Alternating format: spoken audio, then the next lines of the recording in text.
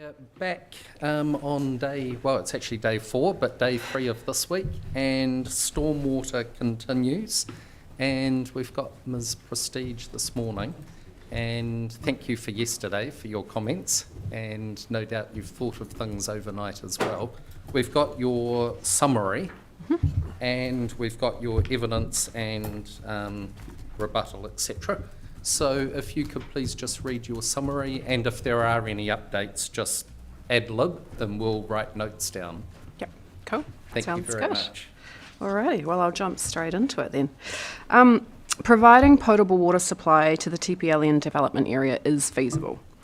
New reticulation from the Shotover Country water treatment plant and bore fields will be necessary once demand exceeds what the existing DN150 water pipe is able to convey.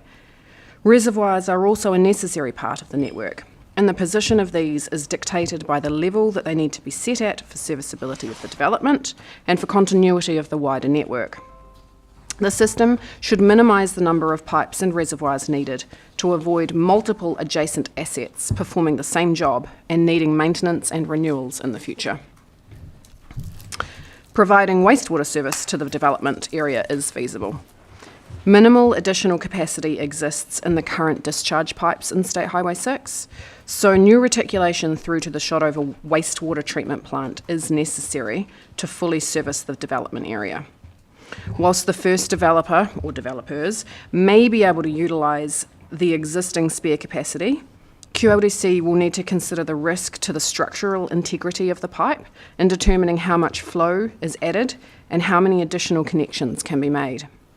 However, there is the ability to stage the construction from west to east and use temporary pump stations within each development until such time as the terminal pump station and internal gravity reticulation is in place.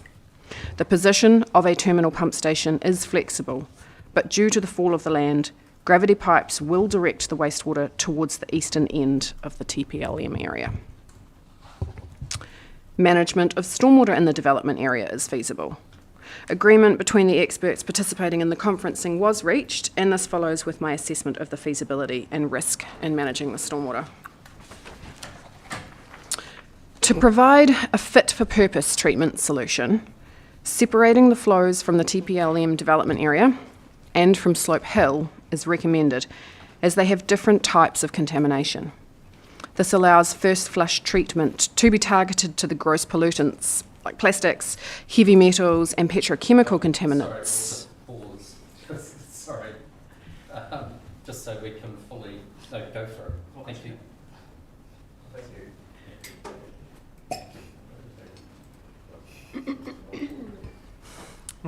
Sorry, I was looking. No, it's fine. I didn't even realise that.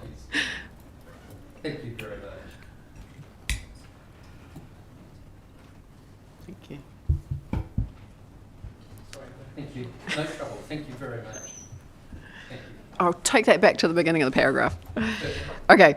To provide a fit-for-purpose treatment solution, separating the flows from the TPLM development area and from Slope Hill is recommended, as they have different types of contamination. This allows first flush treatment to be targeted to the gross pollutants like plastics, the heavy metals and the petrochemical contaminants found in urban environments, and it also allows for a more natural method of extracting fine sediments from the Slope Hill runoff. To reduce the possibility of stormwater discharging towards Lake Hayes, the TPLM development area is proposed to soak to ground all stormwater up to and including the 1% AEP event. This exceeds the current QLDC Code of Practice requirements, but is considered a feasible solution to mitigate concerns around the health of the lake through contaminated stormwater discharges. This is considered possible through the high infiltration rates documented in the TPLM land, especially towards the southern extent of that land. Slope Hill is a significant source of the stormwater that flows across the TPLM area. Capturing this flow into a swale or similar at the base of the hill would allow the two areas to be managed separately and with a specific appropriate solution. Testing indicated that infiltration rates near Slope Hill are lower than seen elsewhere, and so soaking all rainfall up to and including the 1% AEP event may not be possible. This means that there needs to be flexibility to allow some flows to pass overland to the east. This would involve development engineers working with QLDC in detailed design to confirm the extent of flow able to be discharged to ground and to agree the extent to which overland flows are released. Regardless, the design is restricted by the requirement to only discharge up to the pre-development flows by QLDC's Code of Practice. Further hydraulic modelling for the whole TPLM area is necessary to accurately benchmark this and provide clear guidance to the development engineers, and I have recommended some further amendments to the provisions to address this. The provisions require an integrated catchment-wide approach to stormwater. In order to enable this, a working hydraulic model using QLDC's modelling specification would be required to fully capture the Ladies Mile catchment. It would be beneficial for the model to then sit with QLDC for use across the catchment. This means that overland flow towards Lake Hayes will potentially occur, but only from Slope Hill for rainfall events under the 1% AEP event. It should be noted that flows from Slope Hill in a 1% AEP event will need to be soaked to ground unless this is not feasible. Developers will be required to apply best endeavours to achieve soakage of the 1% event. If this threshold cannot be met, developers will be required to achieve as close as possible to the 1% AEP, with a 5% AEP event being the absolute minimum threshold. There is potential for sediments in the overland flow water because it is very difficult to treat for sediment with large volumes and velocities of flow. It should also be noted that for the whole area, it is not feasible to prevent overland flows above the 1% AEP event. So very infrequently, there will be flows towards Lake Hayes. Even if reticulation to convey flows into Hayes Creek were installed, the limit of the design is still the 1% AEP event. It would not be possible to prevent all overland flow from ever entering Lake Hayes, but by soaking as much stormwater as possible, the frequency of the discharge towards the lake is reduced to levels only ever seen in decades rather than yearly. Right, Appendix A. So, are there sufficient policies, rules and objectives for stormwater and erosion and sediment control to avoid additional adverse effects on Lake Hayes? It is not anticipated that there will be additional adverse effects from the current situation.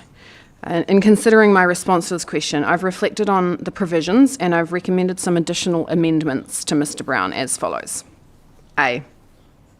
Rule 27.7.28 be amended to require flows from Slope Hill to be soaked to ground for the 1% AEP event, or if not possible, as close to 1% as is possible, down to an absolute minimum soakage requirement of the 5% AEP event, rather than the rebuttal version, which simply required the 5% to be soaked to ground if a 1% was not feasible. B. Information Requirement 9 also requires the climate change adjusted rainfall to use the RCP 8.5 for 2081 to 2100 values for all post-development analysis, as recommended in the Stormwater Joint Witness Statement. C. I also recommend that a new information requirement be included to require that a single pre-development full catchment hydraulic model encompassing Slope Hill and the full TPLM variation area for all critical design storms up to and including the 1% AEP event be prepared so that a baseline discharge to Lake Hayes can be measured. In addition to the above changes, I also note that the QLDC Code of Practice already has clear requirements around restricting post-development outflows to the pre-development levels in terms of flow rates, which would apply even if the TPLM variation provisions did not exist. The new draft Code of Practice is due for issue in early 2024 and includes design requirements such as low impact design, which would limit conveyance via pipes. It would encourage soakage to ground and consequently reduce silts, suspended solids and pollutants into receiving waters. Water quality design, which would require a best practical options approach, which would include requirements for devices to treat first flush of 20 mils of rainfall runoff and soak to ground a minimum of 5 mils of rainfall runoff. This treatment is already required for all commercial or industrial developments, greater than 2,000 AADT roads, and greater than 10 car parks. In addition, under the Code of Practice, digital twin models are already required to be used for analysis of larger catchments, with QLDC able to request copies for their review and/or records. So the requirement for a pre-development full catchment hydraulic model already reflects existing requirements. For question 1.29, I refer to Mr. Gardner's response for both aspects of that question. 1.30, the Candor 3 report comments that the magnitude of the rainfall event that will generate surface flows from the master plan area is unknown, and has further work been done to quantify the event size? No. Specific surface infiltration testing, which measures how fast the topsoil will accept water through it, is needed to calibrate hydraulic models to show at what point stormwater flow will start flowing over the land and towards Lake Hayes. It should be noted that if the land is fully saturated, and I'd like to add, or frozen, prior to a 1% AEP event, such as what we've been seeing in the North Island in the past couple of years, flooding would look similar to what's showing in the model included in my report attached to my evidence in chief, dated the 29th of September, page 29, figure 6-1. And then, of course, Mr. Gardner has provided further commentary with which I agree. Question 1.31, if the development in TPLM increases the risk of surface water runoff to Lake Hayes, what could be done to avoid increased sediment and other contaminants entering the lake? There should be no increase in water discharging to Lake Hayes, and therefore there is less opportunity for increased sediments and other contaminants entering the lake. In addition, all stormwater should be collected into devices such as soak pits, swales, basins, storm filters, etc., to allow sediments and contaminants to be settled out or to go to ground. This would allow for the more heavily sediment-laden water to be collected in the initial stages of a rain event, and if there continues to be rainfall that turns to overland flow, the water is no longer collecting as much sediment and contaminants from surfaces such as roofs, roads, paved areas, etc. But once very large storm events are underway, there is the possibility that reanimation of materials from elements such as swales and basins may occur and be carried downstream. And just to clarify on that one, that's because they don't hold the contaminant in the same way as a proprietary device would. So if things were quite turbulent, it could stir up anything that was sitting on the top of the basin. Question 1.32. Are potential overland flow paths and treatment systems sufficiently provided for, including for first flush events, in particular towards Lake Hayes? And is there sufficient provision to keep the overland flow from Slope Hill away from TPLM? It should be noted that any first flush events are not allowed to flow overland. They must be captured and treated. The QLDC Code of Practice specifies stormwater capture and treatment for pavements and elements of private property, and for specific overland flow paths to be constructed above both the first flush storm and the maximum design storm, which is the 5% AEP, the 20-year. The new requirement to manage the full 1% AEP event stormwater means that the TPLM development area would not be releasing stormwater overland in anything less than a 1% AEP event. The topography of the area will assist with overland flow from Slope Hill, where if swales are installed, the normal fall will be to the east and therefore less likely to overtop towards the south in the TPLM. And I'd just like to clarify around what we were discussing about yesterday.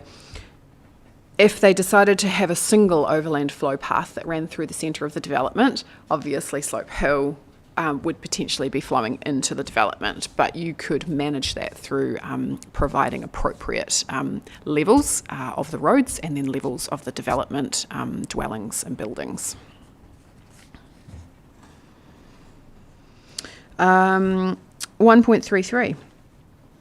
Would further investigation as to priority of flows east-west to avoid impacts on Lake Hayes be beneficial? There's no feasible option to pass the stormwater east to west due to the fall of the land. Any reticulation would be infeasibly deep to install. Question 1.34. Given the reliance on multiple landowners, what is the risk of a non-integrated stormwater system? Okay, cool. I do consider that there are risks to achieving an integrated system. This is why having guidance for both developers and council consenting staff, such as through the guidelines, to indicate acceptable solutions and methods of integration, which potentially can't be easily translated into plan provisions, are preferable. To facilitate the coordination of the developers, a method such as a stakeholder's deed, adopting a no better, no worse off approach, could be utilised to set out expectations and limitations for the staged construction approach.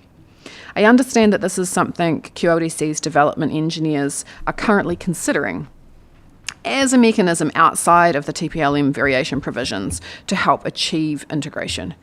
However, there is a risk that it may not follow through with all landowners signing up.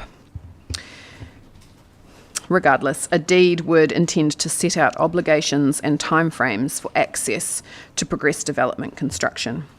It would set out easements, access rights, and as-of-right provisions that enable dependent developers to step in and construct at their own cost the required parts of the whole integrated system, but at no financial consequence to the offending landowner. So as long as the system completed is in accordance with the set-up plans, so long as the system completed is in accordance with the set-up plans, provisions and parameters agreed up front as part of the stakeholder deed, there will need to be a surveyed plan as scheduled to the deed. In effect, no developer can single-handedly stall the overall development of the required stormwater systems needed to allow Ladies Mile, and those having to enforce the conditions of the deed may need to cover the costs of the work, but would not be prevented from developing. Therefore, no better off, but no worse off. I note that such an approach is not required by the TPLM variation provisions, but it is one way in which the council and developers could better work together. And of course, I agree with the additional commentary from Mr. Gardner on that question. Question 35, how could it be staged to deliver an integrated approach? I just refer to Mr. Gardner's response on that. And would council-led delivery of the stormwater infrastructure be appropriate? It may provide a faster and more cohesive method to get a complete system designed. It would reduce complexity of many individuals pulling an integrated solution together. However, the costs to commence and complete this work are often large and not provided upfront by developers. This is what is preventing QLDC from assisting in the current situation. Mr. Gardner has addressed the mechanisms further in his response. Thank you very much. That's very helpful. Thank you. And there'll be questions from that. Yesterday we got the provisions. I think it was you who was going, or should we wait for Mr. Moran? No, I did cover some of that in. It would be good just from your perspective, maybe just key changes or additions rather than all. Yes. Just like, for example, is there a deed? I haven't read it last night, but that concept of a deed, is that drafted in or? No, it is completely outside of the provisions. It's simply a mechanism that could be used. Sorry. turn my mic on. And jumping ahead from questions, but just couldn't that be a requirement of a subdivision consent at the start? That you can't subdivide a site? And this is maybe more for Mr. Brown to ponder, but if you could just ponder that, because Lake Hayes is, we all agree, fundamental. We have to protect it. And so it's just giving, again, as we discussed with Mr. Gardner yesterday, there seem to be lots of options, or lots of potential options. It's just with the numbers of landowners, how do we best package it to make sure we protect Lake Hayes? So, Yeah, no, that will be something that requires a little bit more discussion, because as I understand it, we may not be able to enforce all of them to sign up to something. So, yeah, we'll discuss that with Mr. Brown and Council. Yeah. Thank you. So just from your perspective, you've taken us to a few of them and you've alluded to a few of them, and that actually may be enough. Yes, I think that should be everything that is actually changed in the realm of stormwater, in the provisions and in the information requirements. Actually, just on those, and then, sorry, we'll go to questions, but you refer to the new code coming out early next year. Is the new code referenced at all? Is it a document incorporated by reference at all? Not specifically. Or is it generally in Chapter 27, so doesn't need a specific ladies' mile? Yes, requirement? there's assessment matters that are in the rules that reference the code of practice. I just need to double check. I don't think the code of practice as referenced in those provisions has a date. I just need to double check that. So normal way that the code of practice would work is once it has been released, everybody is expected to comply with that particular version. Well, we just need to watch any drafting that we... Don't accidentally do the previous one. Yes. That's what we can deal with. It's a technicality. Sorry, questions now. Can I Gillian? just pick up on that point, and then I'm going to pass to other people and you can come back to me for questions, David. So in the information requirements, it's referenced 10 and 11 where the code of practice is referred to. I guess just another point on there, does it need to be as specific as that, or could it just be a general reference to the code of practice rather than a specific section? That's just a general comment. And I guess the other question I have is really the relationship between all of these moving parts. They're moving parts in my mind because there's reference to the code of practice, the stormwater modelling specification, the stormwater management guidelines / framework, and now you talk about a model.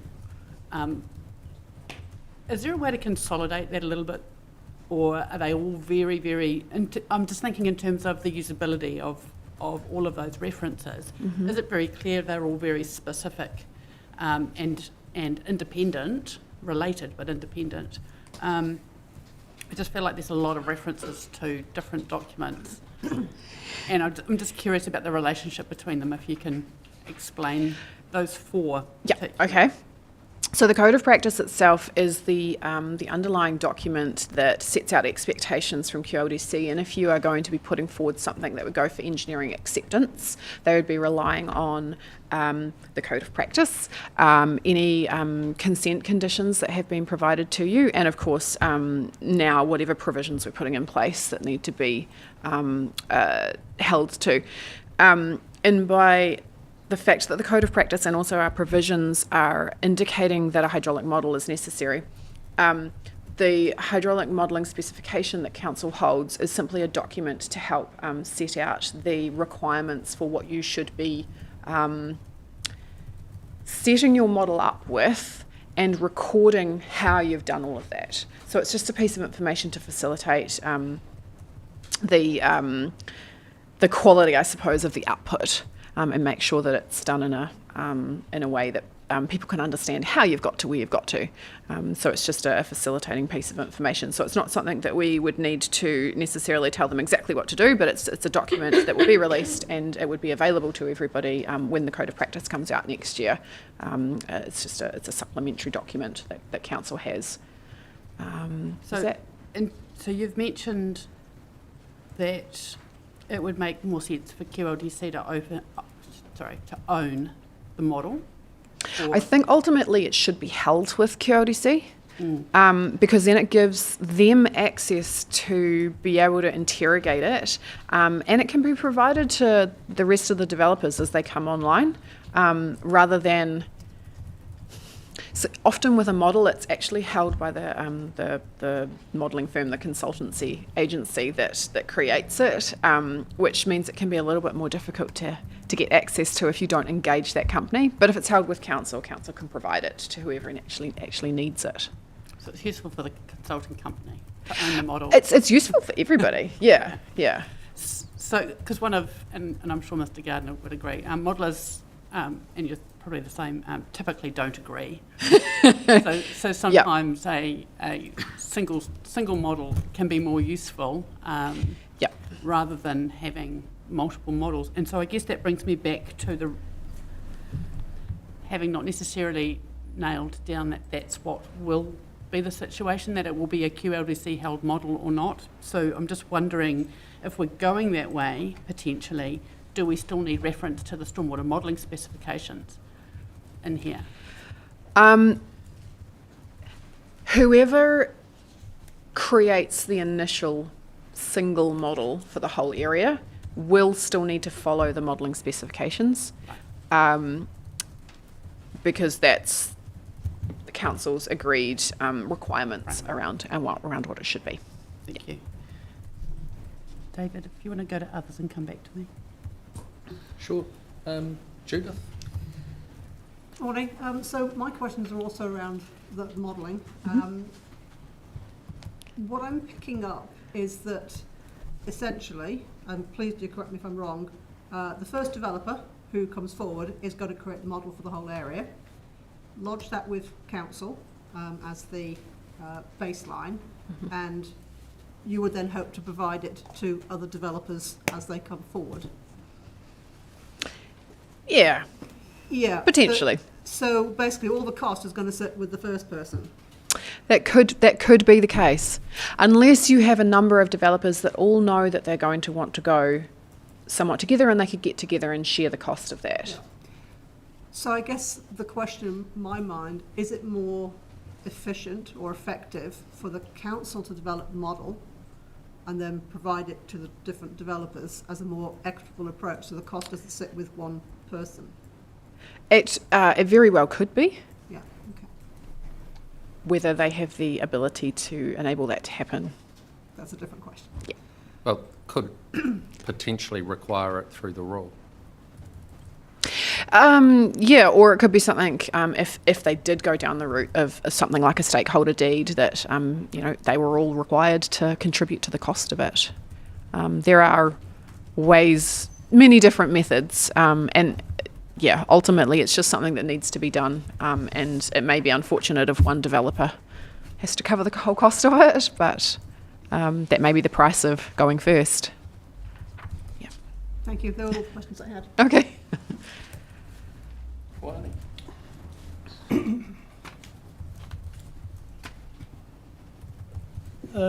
I have one question, and it relates to design type or vegetation type that may minimise reanimation of sediments or contaminants in a large rain event.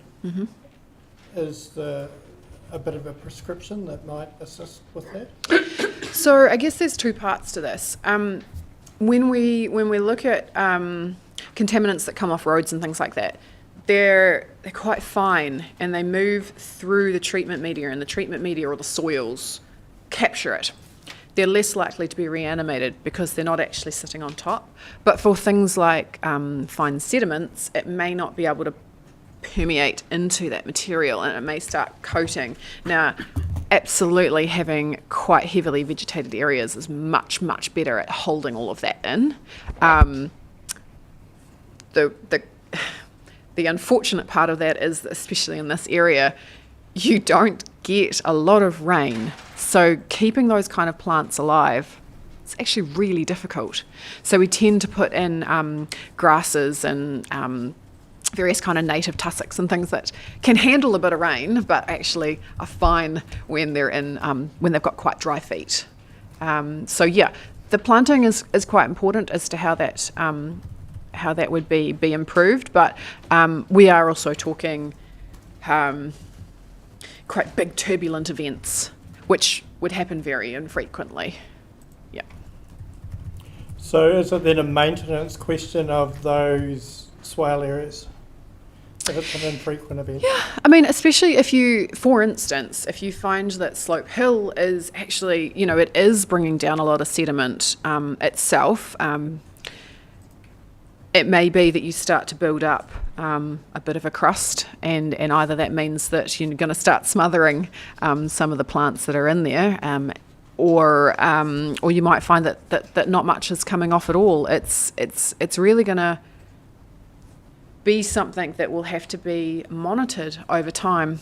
But yeah, it wouldn't be a good thing to see lots of thick laid down areas of silt that could be reanimated. So it may be something that they would want to clear out, or think about changing the type of planting that they have. If I could make a comment, Slope Hill, and I've physically visited and had a look. I think if there was a lot of finer material coming off, it would be evident along the toe, and there's no indication of that I saw. I didn't travel the whole base of it, but we did go up onto Slope Hill itself. A lot of places there's rock exposed. There's not a lot of material there, so I think if you had a real problem, it would be evident currently.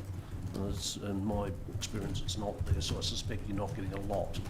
In a big event, you might get, you're probably more likely to get a lot of topsoilers come down as a one event. But And we heard some evidence in the last few days, maybe to change in land use up there, maybe no longer so much grazing and it returning to some form of natural environment, which I would assume would have a better chance at holding the sediments and those sort of things up there, especially if it was tussock and holding it and then slow releasing. Yeah, if you could put things with bigger roots in, that would definitely. I mean, we always like that as a stormwater solution, because it helps to hold on to more water as well.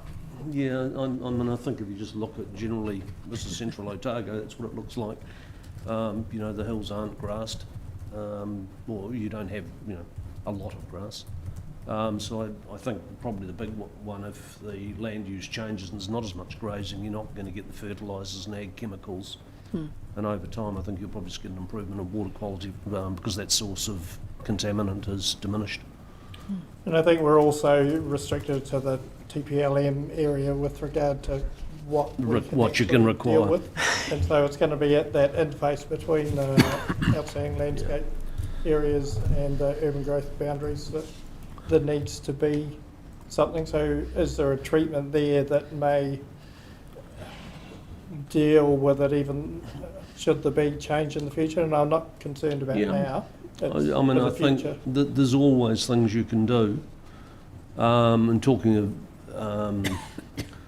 reanimation of sediment, yes, it's a possibility, and I agree with Ms. Prestige, it'll happen in large events. But I'd also make the point, it's not the primary means of stormwater disposal is soakage, so you're getting a drawdown through the base of the pond, which by default is holding or trying to hold that sediment in place. So, I think just it's not a channelized flow where the water's just going to run down a channel and scour out things. That's not the intent of this at all. But you could start looking at pre-treatment and forebays and things before water goes into some of these devices. So I think there's things that either could be done from day one or could alternatively be retrofitted. But it is a possibility, again, we were talking about some sort of toolkit, stormwater management guideline, that you could introduce within those swales some form of pre-treatment. And so that the forebay type nature, that if any sediment is coming in, it's getting trapped in a smaller area before the full utilisation of the. And would something like drilling to increase permeability, like you were doing, to get more water into open space, be something that could deal with that or not? Sorry, in terms of at-source treatment within houses and things? No, I'm thinking through those swale areas as a treatment mechanism. If you go Often. through there Slope hill. and create better soak holes through it, like, I don't know, you were doing a field for rugby or those sort of things, you kind of go through with agricultural equipment and Yeah, make like- sure that those finer sediments, other sediments like- aren't kind of creating a barrier. Like coring a golf course Coring, green? Yeah, well, all of those techniques would be viable. And obviously that depends on how device is treated. If you're talking tussock type things, then what you're talking about is probably not the way to do it. But if it was grass, yeah, sure. Absolutely. No, it's all from me, thanks. Thanks, Juani.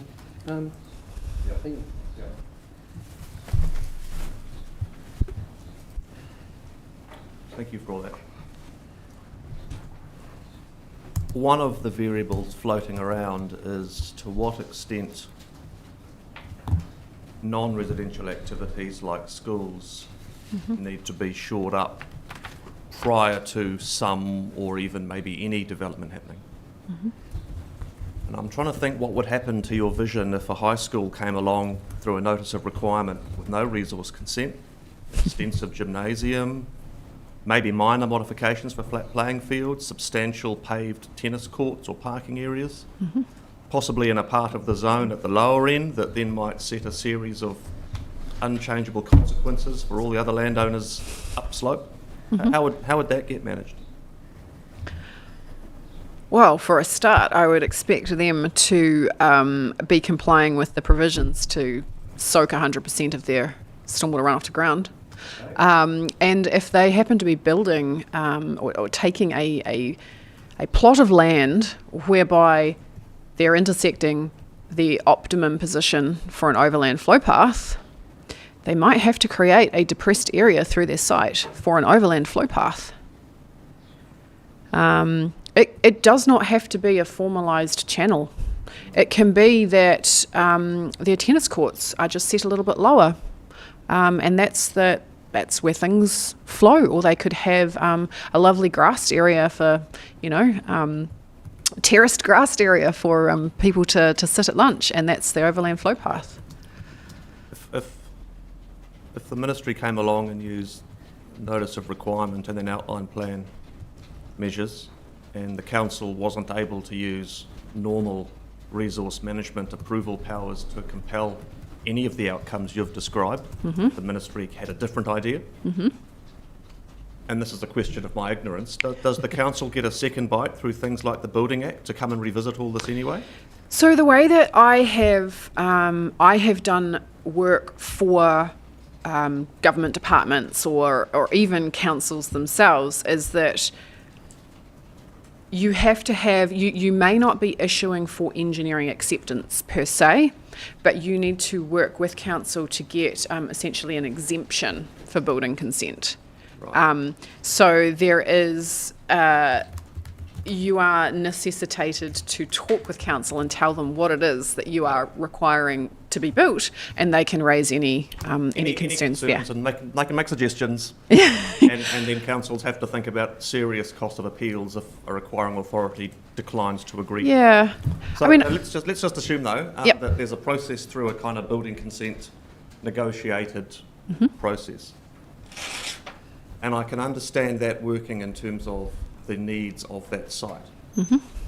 But how does that then leave the idea of some catchment-wide consent requirement on the next actual residential developer? If a big chunk of the land already has been sort of catered to by itself, does that limit the merit of that instrument, or does it still apply just as much for the balance? this might be a question for No, that's fair enough. how much the provisions still have to be required to, because if we have a requirement that they need to provide an integrated approach across the whole, you would expect that the engineers that are being employed by the ministry to do the Well, design. The ministry can't be forced to do a zone-wide stormwater assessment because it doesn't necessarily need a resource consent in the normal sense of the word. So unless you can do it through the building consent steps, there might be a And this is the question of just making sure everything can Yeah. have an unintended Yeah. backfire. Yeah. And it may be that the likelihood of a school coming ahead of anyone is really, really low anyway. So it may become more of just an academic resilience test of the provisions. But we just need to understand if we're asking the first person that comes along to solve the problem, because I've got not a criticism, I don't understand why the guideline hasn't already been produced. We've had a massive master plan exercise that preceded this. There's been ample time for it to be done. And I can only see the council likes the idea of the cost sitting on an applicant, not itself perhaps, but that's what it is. Yep. And so now we're dealing with an uncertainty, and we've got a resource consent pathway that maybe does it all or maybe has a few holes, and then we've got to evaluate how serious the holes are, the obvious one being a school that might be able to bypass a consent pathway. So back to the question, if we have a scenario of a school that's looked after its own needs, and let's assume it's been very collaborative with the council, but only in respect of its site, the first person that then comes to do a residential subdivision or development is then asked to do a site-wide integrated catchment type consent. They don't want to do it because they've got a whole bunch of landowners that are probably going to say we need to be notified and it's going to cost a fortune, and they're all going to fight about who pushes what water where. And they say, why should we do this? Because the school's already taken a chunk out of the catchment, and would it still have merit as a method was the question. I think it would, and I'd be extremely disappointed with my fellow engineers if they came along and just. Look, we can all tell war stories of disappointment with our colleagues from jobs Yep. all over our country. We hope for the best, but that's not Yeah. necessarily Yeah. the right way to write a plan. Yeah. So, I mean, if they don't want to comply, work with and understand how the land should work. your view, then- nonetheless, is that even if something like that happened, the first developer comes along should still be subject to that wider consideration for what's left. Yep, it almost becomes more important. Okay. So we start from the point of view in such a consent. Now let's forget about the school idea. Now let's get back to the basic zone. First person comes along, and there's some step requiring this solution. Whether or not we can entertain a guideline is something we'll reach a view on. The conventional position is not very much weight at this point in time because we don't know what it is. So the starting point for that person who's looking at their site and everyone else's sites is the presumption for their engineers that every site needs to take care of 100% of its own water. So we shouldn't have a scenario of an applicant cunningly trying to engineer a site-wide solution that pushes all their obligations onto all their neighbours. There's a kind of pro rata principle, and that is that built into the district planning rules already? Yeah, Yep. yeah. So that's ideally one way of avoiding a massive barney between all the landowners. And ideally it's just engineers agreeing a series of parameters and a framework for how each landowner still gets lots of options. Or would this actually pin down some serious zone-wide infrastructure like swale locations and that sort of thing? And this is where John may be able to speak to it a little bit more, the intention around guidelines is... Oh, no, don't want to talk about the guideline. I'll talk about the resource consent. Oh, okay. Because what I'm trying to get my head around whether that first landowner does their subdivision and then they propose, say, a swale that then gets put across the whole zone and all the other landowners don't even know what their design will be, but they've now got this fixed element that another person on another site's designed for them. Okay, so at the moment, if somebody in the middle of the zone decided to go ahead, the way that the Code of Practice rules sit, they are The operative existing? Yes, Yep. the existing. The water that they may be receiving from upstream, they actually have to deal with that. Yes. They're not technically allowed to pass it down. Yep. So they have to, at the moment, they have to deal with their own, they have to deal with what's coming in, they have to attenuate, they're only allowed to let out more than the 20% event. We're putting these rules in place to say, whatever you're doing on your site, you do the 100-year. They could theoretically be able to receive that water in, deal with their own water to 100%, and let some of that water out that wasn't 100% going to ground. Because we're not explicit, we're saying the development, the water needs to go to ground. It wouldn't necessarily change much of what their next door neighbour is actually going to be receiving. But does it, I'll put it another way. Let's assume you've got a site that's got the very high soakage and it can deal with everything up to the 1%. So we only have to worry about that 1% overland flow. If they propose to channel that into a designed depression or swale, Yep. surely that will change the way the water flows on their neighbour to a fixed point. The neighbour can't just move the swale 50 metres north and south. No. So they're committing their neighbour, at least the immediate neighbour, who then might be able to do something with it. And so I'm trying to understand how a resource consent works where applicant David comes along and says, I want to do my 100 lots. I'm the next door neighbour saying, I've got no clue what I want to do, but you're now effectively setting in train for me a fixed design. I hope I get notified. I'd probably say I'm affected by that. David's lawyer, David Jr., says this is outrageous. Why should we notify a zone that's about getting on with it? Yep. Probably gets notified. If there isn't a mandatory notification, probably needs to be anyway, but limited notification. I'm trying to get my head around all the other landowners in the queue. Which ones would be notified? Would it just be the one that adjoins, who might be subject to the first fixed consequence, or would it be everyone? And I don't know, and I need to understand that. You might not know, and in fairness, this does start bouncing between... Jeff can tell me the planning answer, but technically, I need to understand what happens to the water and how fixed is it. And so what I'm trying to get my head around is whether this site-wide resource consent actually starts locking down what other landowners can and can't do, even when they maybe haven't thought about doing anything. Or whether it can work in such a way where the guideline you've got in your mind could actually be part of the resource consent decision in terms of parameters, frameworks, options, acceptable solutions that other landowners could say, well, this was dealt with 5 years ago, I've got the resource consent, I'm using condition 3 specifies device 2, and I've still got enough flexibility to do what I want. That's what I'm trying to understand, if that helps give some context to why I'm asking you these questions. Yeah, no, absolutely. No, I think that that is a good idea, because at the end of the day, we want an appropriately defined overland flow path. You're going to be creating one when you do a development. It will have a consequence on your next door neighbour, because where you may have been a bit broader with your overland flow in the greenfield situation, you may be a bit tighter once your upstream neighbour has developed. So yes, it will then mean that that's the path. Ian, can I ask a supplementary on that? Say, following that scenario, there was one, and I keep looking at these drawings from yesterday, magnificent they were.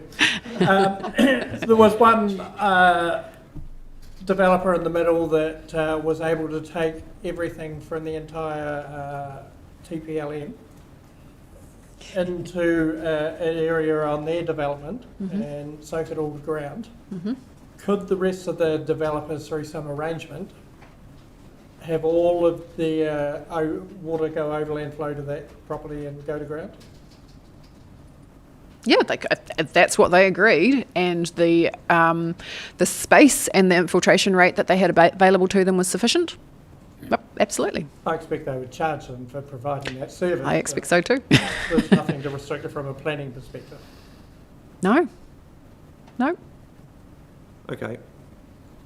Do you have available to you the Jeff Brown rebuttal version, which was the latest version of the plan change, which includes the structure plan? Matt? Probably.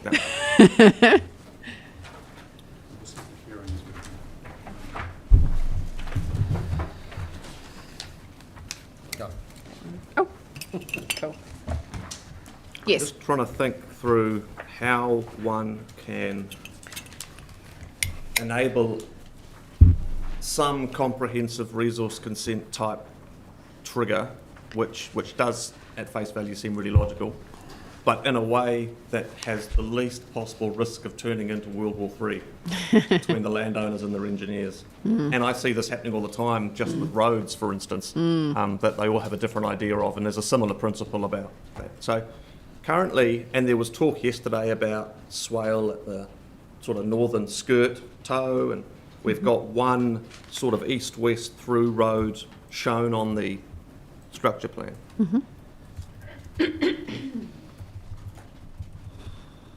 At the moment, the same sort of east-west transmission of that 1% water within the zone is completely up in the air. And as much as everyone wants to give developers as much flexibility as possible, at what point do you just show a second east-west road through the middle of what's left and say, and if nothing else, that's the default stormwater 1% conveyance? And it just gives all the landowners a starting point of, if they can think of something different, great. If they can't agree, there's at least something in the plan that sets some starting point so that that first developer doesn't spend $300,000 fighting a massive stormwater problem when all they really care about is their own site anyway. And I don't want to start making suggestions as if we're trying to take over the plan change. It's just making sure the solution for the stormwater conundrum is geared up to succeed. Do you have any thoughts on that? No, I agree that, I mean, in my opinion, you should always have a road at the most optimum position for overland flow. Yeah. But that's because I'm a stormwater engineer. So no, I think it would be very handy to have potentially a couple of options that are available. All right. And- I can't take that any further with you. Just explore Yeah. things at this point. But as has been the case with many of the other witnesses, just the candid way you've engaged with us has been really good. And you too, Mr. Governor, even though I have no questions. Thank you. Just going firstly to the provisions, and with the policies, we have a policy, and we'll come to it in terms of what direct engineered means, but in terms of 27.3, 24.7 on page, well, it's page 11, but it's the second page of the latest one. And so we've got that relates to Lake Hayes, but that's the only policy within the subdivision and development that relates to Lake Hayes, as I read it. And what I was wondering is, do we need a policy for the protection of water quality in Lake Hayes from any direct flow below the 1% AEP? So there's actually a policy direction that we're protecting, or is it already, in your view, adequately there? And I might have missed something.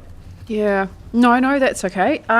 So I think that what we have written should be coverage enough, because of the fact that we are requiring all of the developed area to be soaked to ground up to the 1%, and including the 1% AEP. That takes a certain level of risk away from Lake Hayes.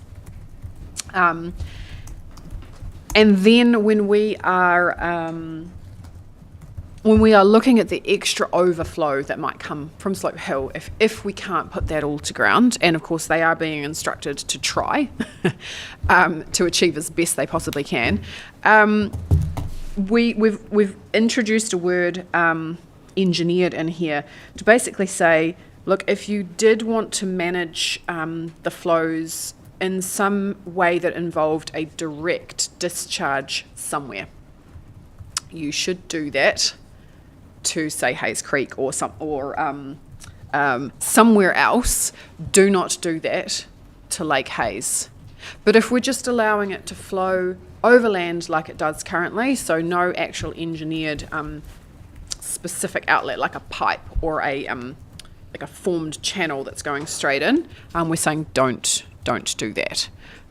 So I think that is a reasonable level to hold them to. And this is where it's really important for us to understand how the whole area operates now, in terms of what level you are currently seeing discharges happen into Lake Hayes, because the code of practice, and this is standard best practice across the country, is that you don't let out more flow than you currently let out.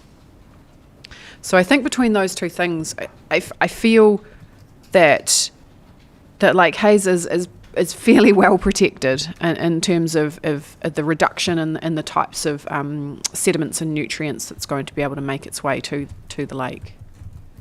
The reason for the question is the policy starts in, you're a stormwater engineer, but it makes complete sense, from stormwater management, or for stormwater management require. Mm-hmm. To my mind, the policy is to protect Lake Hayes, then you require those things in order to protect it. So I'm just wondering whether we have enough recognition of why we are doing this, okay. so that in the future for the resource consent assessments, it's got more not just context. an engineer rocking on in. Yeah.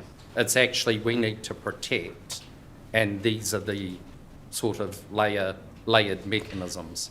Okay. Because otherwise I could see, and it then especially applies to Ian's discussion about the schools, at least with a designation you've got to have regard to the policies. It's at least something there telling MOE, well, you've got to have regard to this policy, and gives the council something Yep. to come back to. Yep. Then is it intended with the A, B and C, and this may well just be the speed it was presented, A and B are and C is standalone? So could you avoid A and B and say, yes, I'm doing C? No, we'll put an and in there.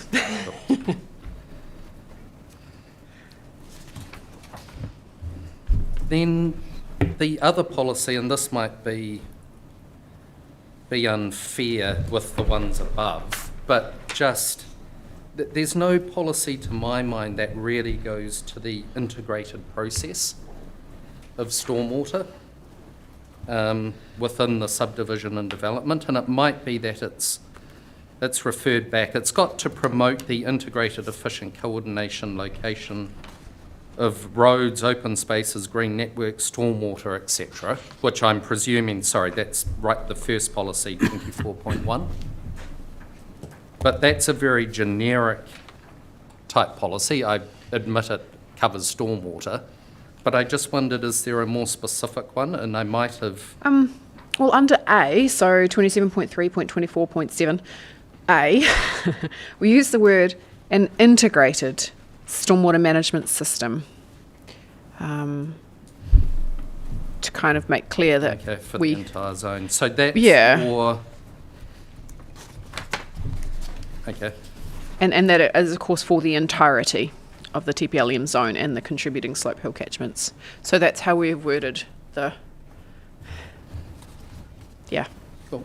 Okay. Again, just maybe consider, especially for like Ian's example, whether that's going to give in the future the council the policy driver, and it may be the answer's yes, but to my mind you, I've been reading it, you could do A and B or C. Yeah.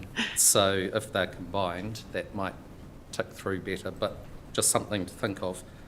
So within C then, we've got the... Within B, we've got as close as possible to the 1%. Mm-hmm. Then we've got, and I won't get all of them, within the information requirement, I think it is an information requirement. Sorry, I'm on page 15 at 6. We've got, if this is proven infeasible, and that then goes down to the 5%. And then we've got back at 27.9 as close as possible. And in your summary, you mentioned yes. best endeavours. Yeah. Best endeavours, possible and infeasible, and where Yep. practicable are all slightly different. I know. So number 6, the wording didn't, apologies, the wording hasn't been quite updated to specify that we are going to be aiming for as high towards 1 as possible with an absolute minimum of 5. So we'll get that update. Cool. Yeah, that was my next question on the 5% and how Yeah. are we actually getting some Yep. lock-in Yep. for that as being actually, to my mind, a limit. Yep. That has to be that. Yep. Absolutely. Yep. And, And it has to be that anyway because of what the Code of Practice requires. So that makes it easy. So it's in 2 places. yep. Yep. And then just be clear which word the council wants and then consistently use it. Yep. Otherwise people will unpick that one. So the 5% won't just be an information requirement, or will it stay only as an information requirement?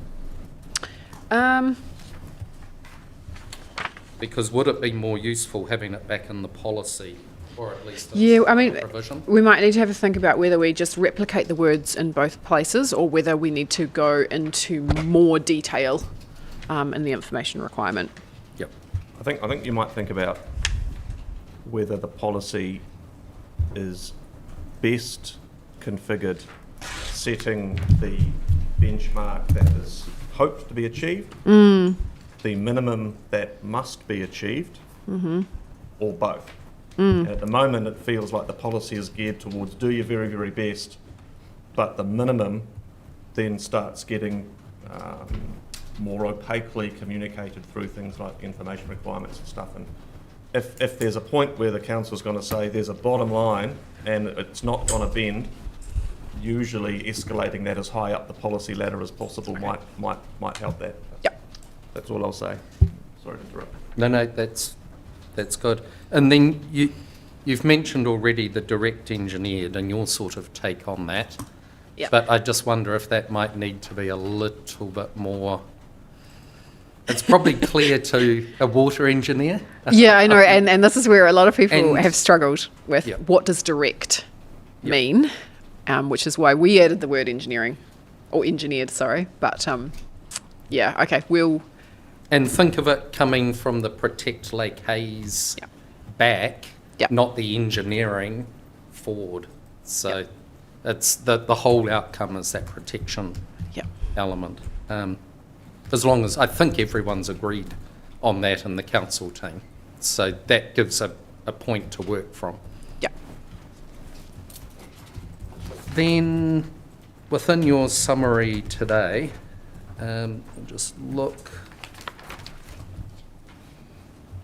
So we've talked already, and I won't go through there, about the tow and separation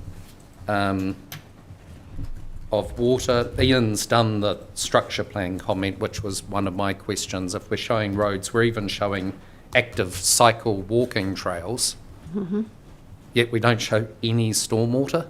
And it seems to me interesting if Protect Lake Hayes is so important. I realise mode shift is important too, but there's no policy for mode shift, or there may be soon. Just making sure that really this is thought through. What are the fundamental issues? And this isn't, sorry, for you per se, but what are the fundamental issues of concern, having the policies there for them, and then why, especially from a Section 32 perspective, are some then in the structure plan and some not, especially now the structure plan has the asterisks, which does allow some flexibility. So yes, the tow's being done. You've discussed the modelling. We've discussed best endeavours. We've discussed 5%.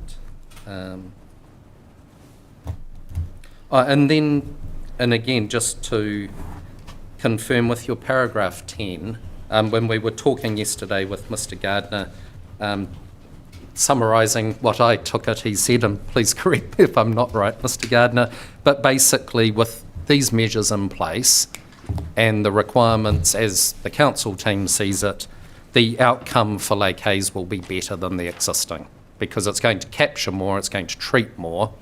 Do you agree with that? Yep. Cool, thank you. Excellent. Any other questions for either? Oh, sorry, that's right. You paused. Back to Julia. Pause. I did pause, and there's not too many from me because some of them have already been covered. Mine just comes back to fine details. In terms of rain harvesting, so for reuse, without having read the plan at the moment, are there any restrictions for that in an urban environment? No. No restrictions No. on? Okay, No, highly encouraged. right. Yep. I'm thinking particularly in the, probably in the commercial areas where there's real opportunity for reuse of captured water. Yep. Okay.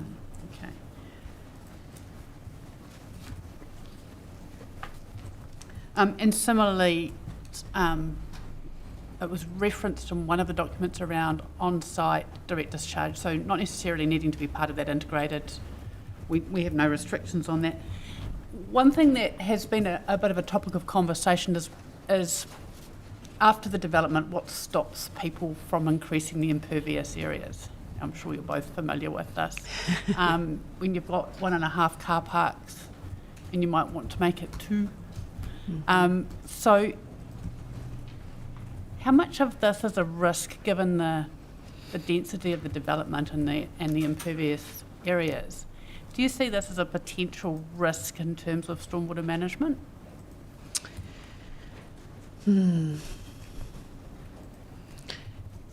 Yes and no. So I completely agree that individuals often change what happens in their own property.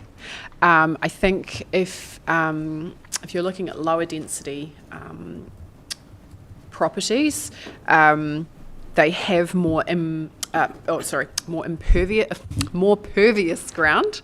And so it would have a greater effect if you made it impervious, and you don't necessarily have to get a consent. Often the rules around the type of property you have say that there is a certain minimum square meterage or percentage of your land that should be pervious. So technically you're not supposed to, but I do know that it happens. My expectation for how the developments would be dealing with all of the stormwater is either they're going to reticulate everything and let a property discharge into a pipe, and then that would go to the soakage, the central soakage system, or they would actually be putting in soakage on every site, and that happens very, very, very frequently in Queenstown. Is that everybody would have their own soak pit. They may get overwhelmed if it goes crazy. But if we're looking at houses that are a lot sort of more medium density, you're not going to be having a hell of a lot of pervious area because you don't have big gardens and things like that. So the percentage of increase there would be hopefully able to be taken into the stormwater system, because obviously we have factors of safety to handle fluctuations. So it's something that's likely to happen. Whether it would be of a concerning level, I suspect probably not. I asked the question, opinion. having lived in Auckland a long time and understanding that through a lot of the Auckland Council work that's been done post the flooding earlier this year, there's the recognition that irrespective of any rules and plans, people do it anyway. And you find out after the fact that it's been a contributing factor to the system. Now, admittedly, it's a different system in Auckland. So, Did you want to comment on that? If I can make a comment. While acknowledging what you've said, and Ms Prestige is correct, in this case, we are designing the primary network for the 1% AEP. So we've sort of lifted the bar, so the devices by themselves are going to be significantly greater. The margin, or the safety margin, the freeboard that you're going to provide in those devices is of necessity going to be quite high too. And so while individuals may go and add an extra car park or half a car park or whatever they do, and increase the imperviousness, I actually think you've got a lot of headroom in this case because we've set the bar very high in the first place. And where you may see it is in very extreme events, but it is at that point it'll be such a minuscule percentage of what's happening in the global sense that as long as your flow paths operate properly, no one will notice. It might make 1 or 2 mil difference to the depth of your flow path, but that'll be it. Thank you. I think that was all from me. Could I ask a follow-on for that one? And I'm thinking kind of rain gardens, those sort of things. Could the hard stand areas be required to be permeable, so then on those developments in their driveways and all those sort of things, provide that opportunity for the precipitation to go to ground? Yep, we have a development at the moment that I've been working on that I think 20% of the paved areas must be permeable paving. That's an absolute minimum that was imposed upon them by their consent. So, yep, It's can be done. Yep. Well, Mr. Prestige made reference to the new QLDC standard that's coming out early next year, moving very much to water-sensitive urban designs. All of those principles are enshrined in those standards and encouraged. So I think the bar's going up everywhere, just collectively. Actually, sorry, can I just ask a question on that? So you made a comment earlier about the code of practice and the reference to it, and there's a new version coming out.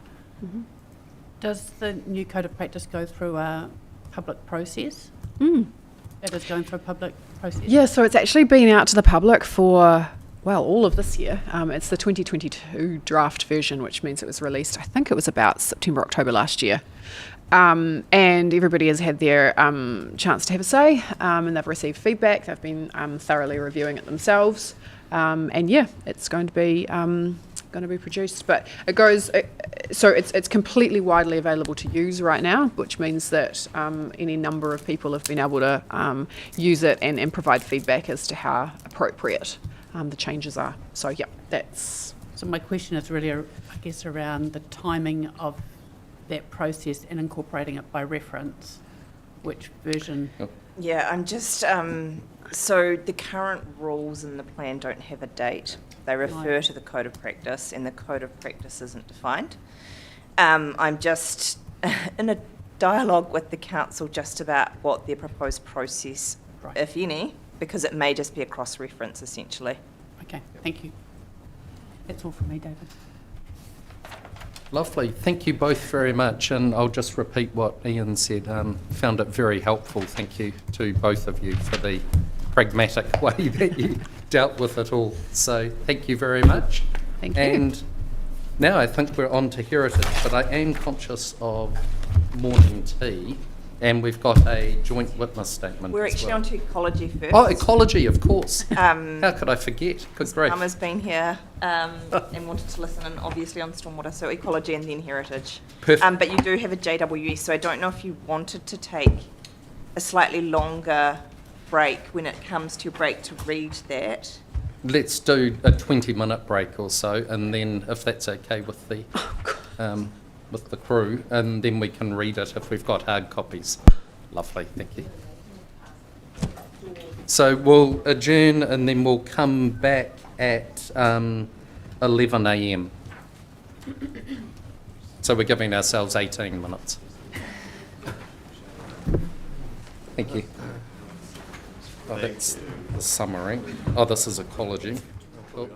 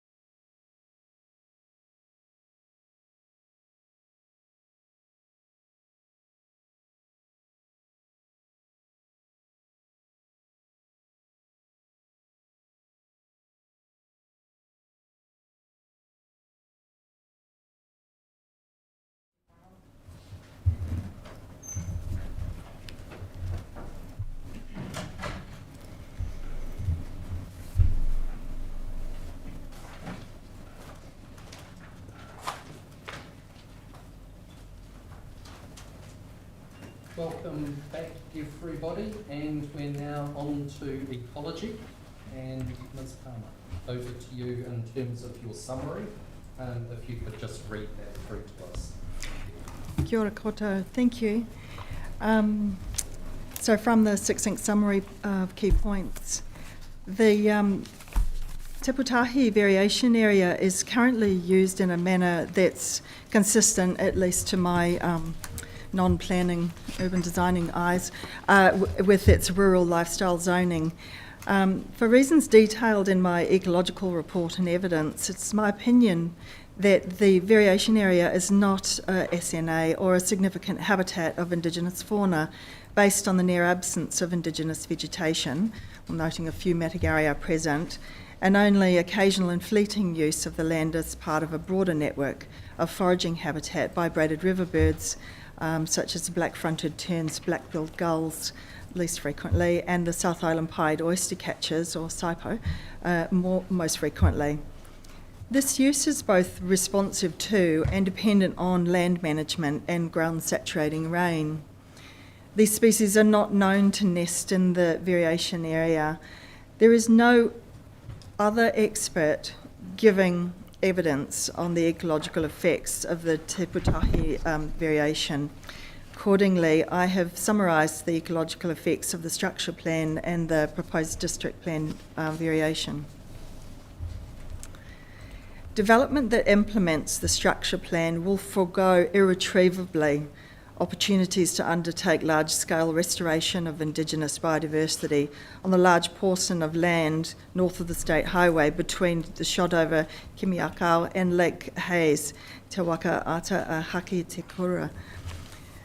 The development of the Te Pūtahi variation area will reduce the remaining network of potential foraging habitat for braided river birds in the Wakatipu Basin. Existing land uses in the variation area already limit use. However, foraging opportunities for seasonal migrants, braided river birds, will be retained in the open space precinct in 516 Ladies Mile.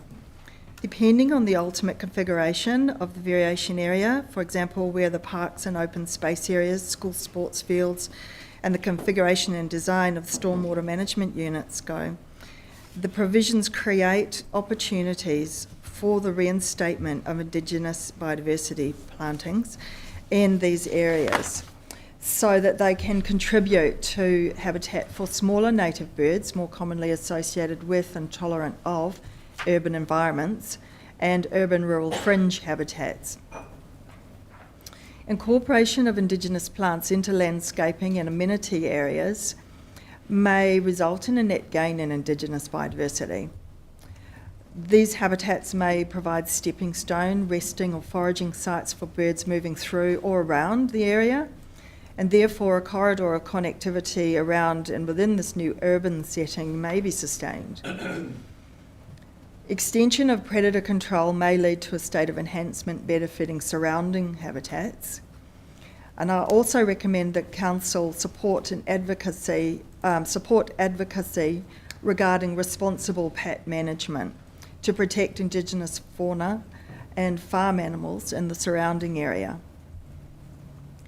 The provisions of the variation 27.9.8.1.c, and the guiding principles for stormwater management to the extent that they're incorporated, require solutions that do not degrade the receiving environment of Lake Hayes. The system or series of stormwater systems should mimic ephemeral wetlands, supporting the site's contribution to surrounding habitats by providing stepping stone habitats between the Shodover and the Kaua rivers, the Shodover wetland and Lake Hayes. These should be designed to reduce the risk of pollutants and rubbish discharges into the Lake Hayes environment. The provisions in Chapter 33 of the proposed district plan, and I've listed 33.2.1.6, and actually it really just runs through to 33.2.110, so those 6, 7, 8, 9 and 10, will apply to the considerations of any development within and the indirect or off-site impacts arising from development of the variation area. The stormwater designs will require an integrated approach. Provisions also provide for incorporation and enhancement of ecological processes and Indigenous biodiversity within the context of the development of that zone. It's my opinion, based on my observations of the land values managed under the current land uses, that residual loss of habitat for Indigenous birds, including the braided river birds, resulting from the Te Pūtahi Lady Smile Variation Structure Plan and provisions will be less than minor or minor. I reiterate that research is required to understand how to manage for the long-term retention of the full suite of local biodiversity and specified highly mobile species that are identified in the National Policy Statement for Indigenous Biodiversity Appendix 2. And I recommend a coordinated multi-agency investigation into the use and importance of the broader network of habitats and the incorporation of outcomes from that research into other future planning processes. Thank you very much. Now, questions from the panel. Gillian? Well, yes, Gillian first. Thanks, David. Mine's really a side issue, and you may have covered this already, so I apologise if you have. In terms of some of these species, what about the urban lighting effect on some of these birds? Is that a risk for any of these birds that are listed in the DOC threat listing?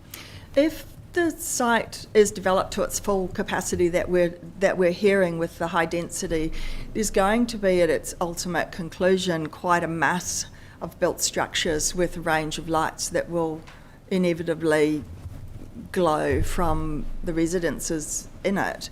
Will birds be attracted to those lights? Will they be attracted to the windows? Will they be threatened by hitting glass? Or is that the question you have? It's more the night, so I'm not sure about the behaviour of some of these birds, whether they are, I think one of them, was it the plovers, was it? They're a night bird. Spur-wing plovers, yes. So I'm thinking of those birds in particular, or any other birds that are night birds, and whether there's a lighting effect on them in terms of navigation.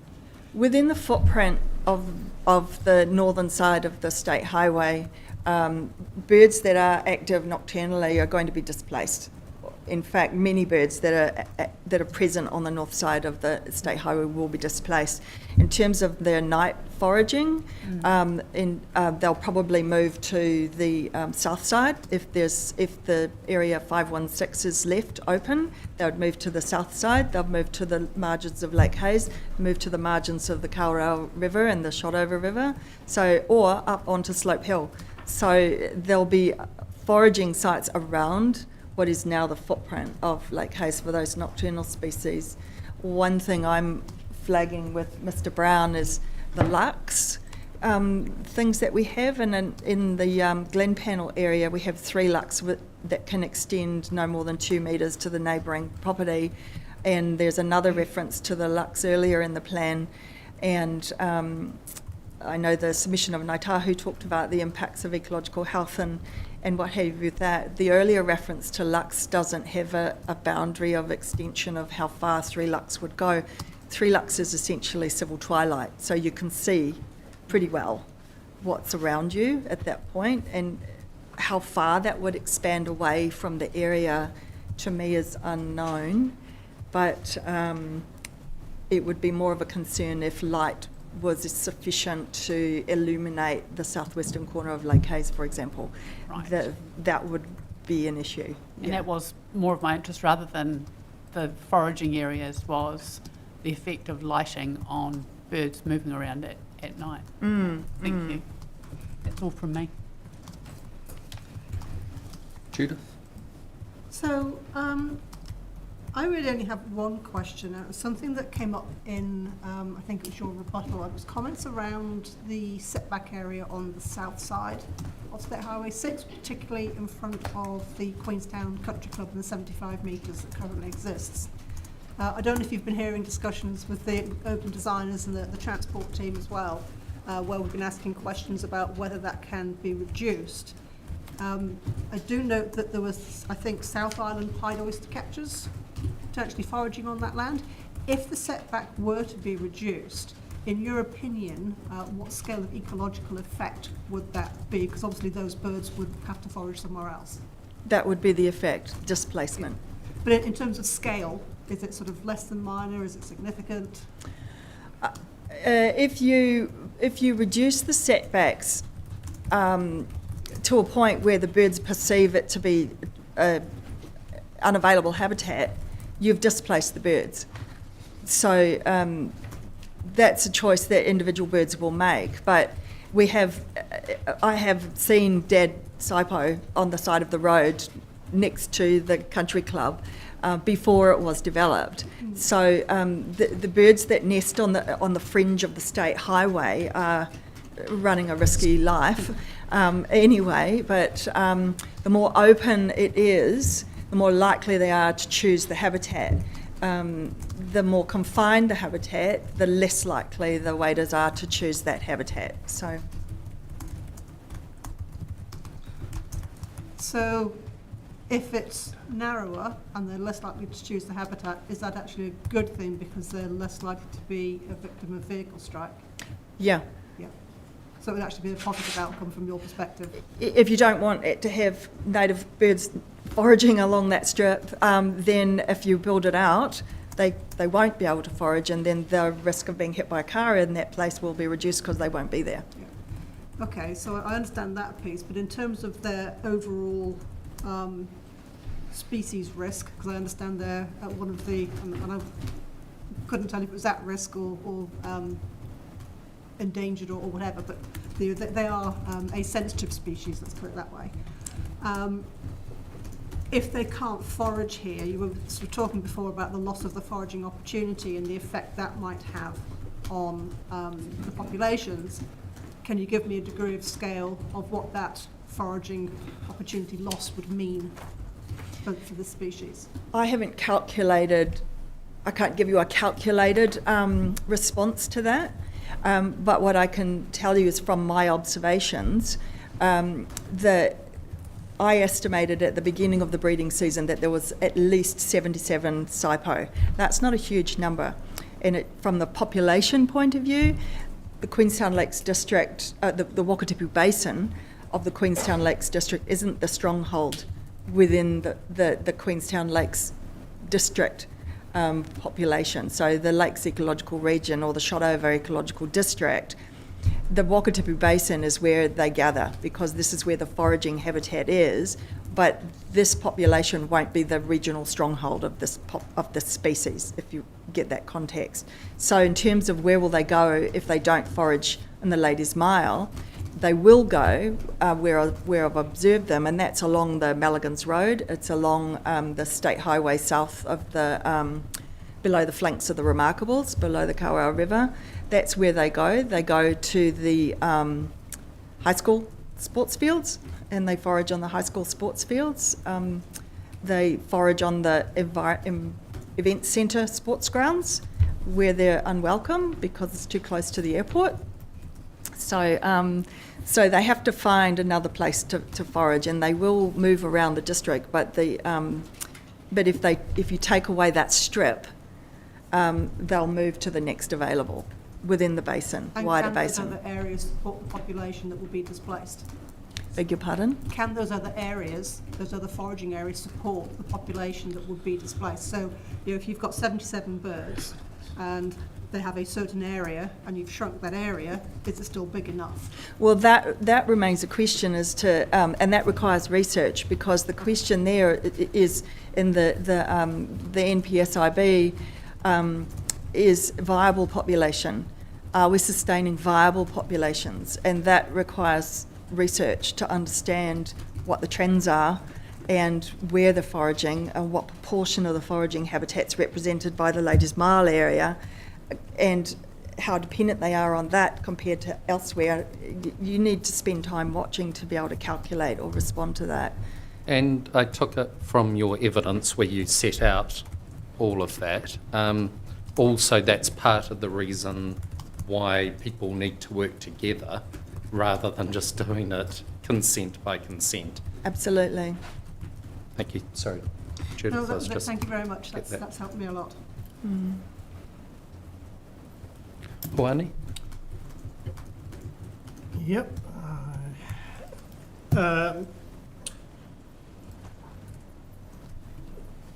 Presently, the area that we're considering as kind of open space or greenfields development, it'll be, and talking potentially up to 2,400 dwellings going in there that possibly won't follow your recommended palette of native species, and will start planting exotic plants. I'm just wondering what level of issue that might be from the point of view of a seed source and those potentially unwanted or invasives getting into the natural environment close to this development. Whether that's a concern or whether there's anything we could be considering. I haven't given input into the planting list for the landscape design, but there's obviously input, especially from the Ngaitahu submission, for Indigenous species to be incorporated into the landscaping designs and treatments within the area.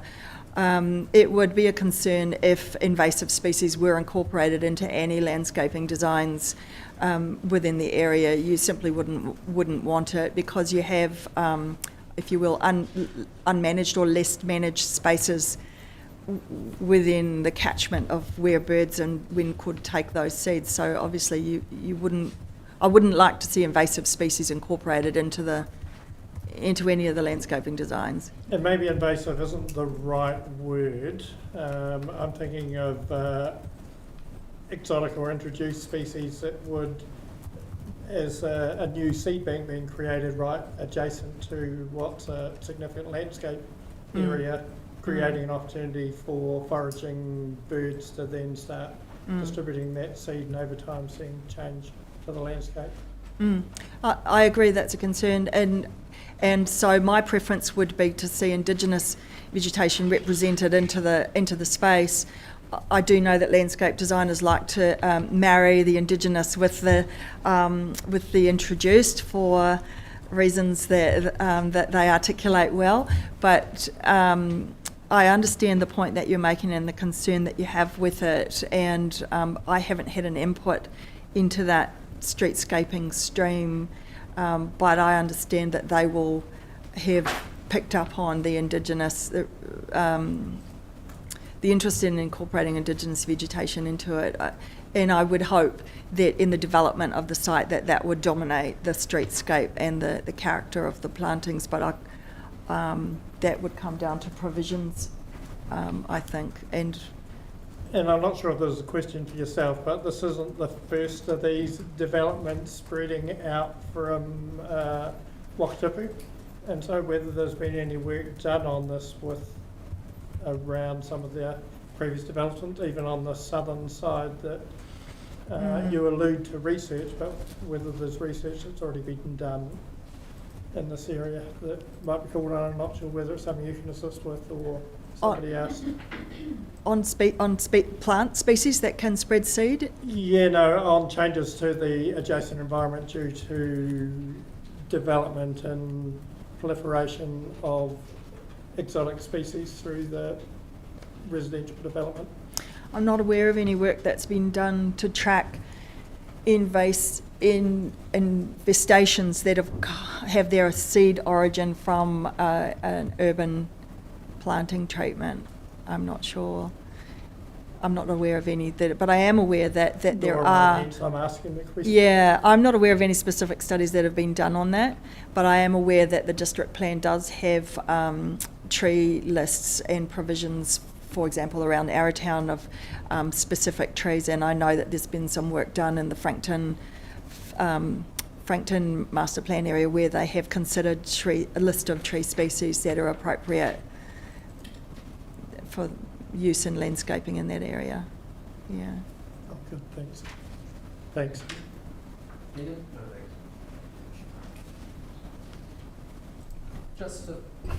Just a few questions from me, and the first one relates to your evidence in chief in figure 1 on page 9, which is the extent of the E3 ecological assessment. And it relates to the western side and a proposal by the Anna Hutchinson Family Trust or Trust in relation to an extension area.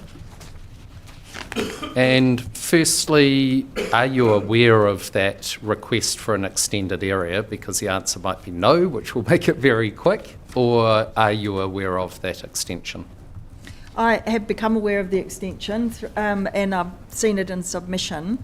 The figure that you're referring to in the E3 report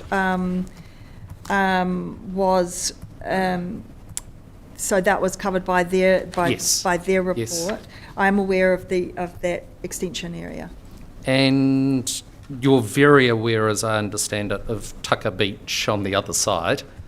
I'm just interested from an ecological point of view. There are 2 terraces there, and we've seen them. We're going to visit them again this afternoon. But just whether, from an ecological perspective, there's anything different or unusual or whatever of interest on those terraces, or whether basically what you've said for the rest of the variation area would apply pretty much equally to them. What I would take from that is the Hutchinson land has mature invasive shelter belts on it, so we'll be contributing a seed source to unmanaged spaces, unmanicured, unmown spaces along the river corridor. But it is, again, like the Ladies' Mile, paddocks and exotics. It's shelter belts surrounding them mostly.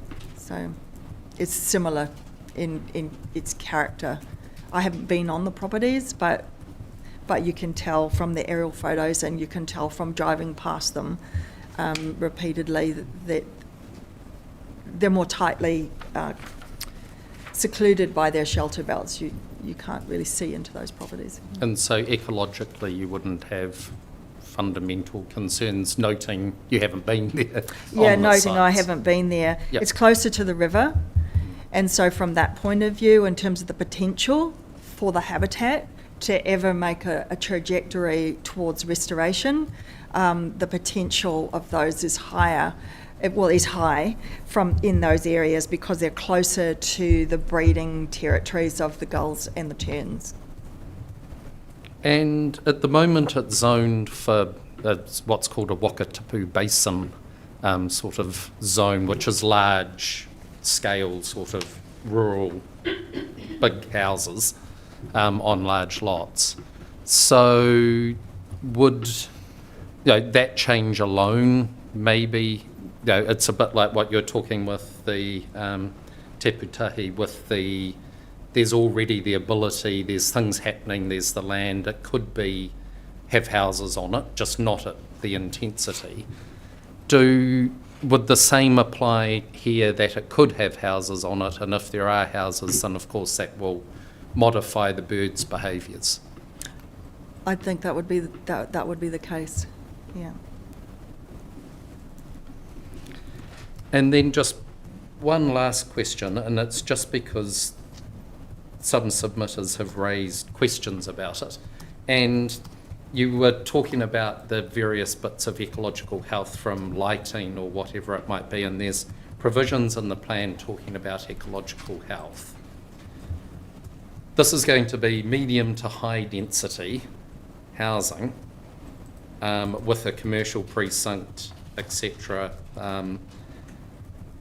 The submission, and I'm just interested on your view, just so we have it in response, is really should ecological health, and I'm paraphrasing it, but should ecological health actually be fitting here, or we're in a medium high density zone and there's the compromise to be made?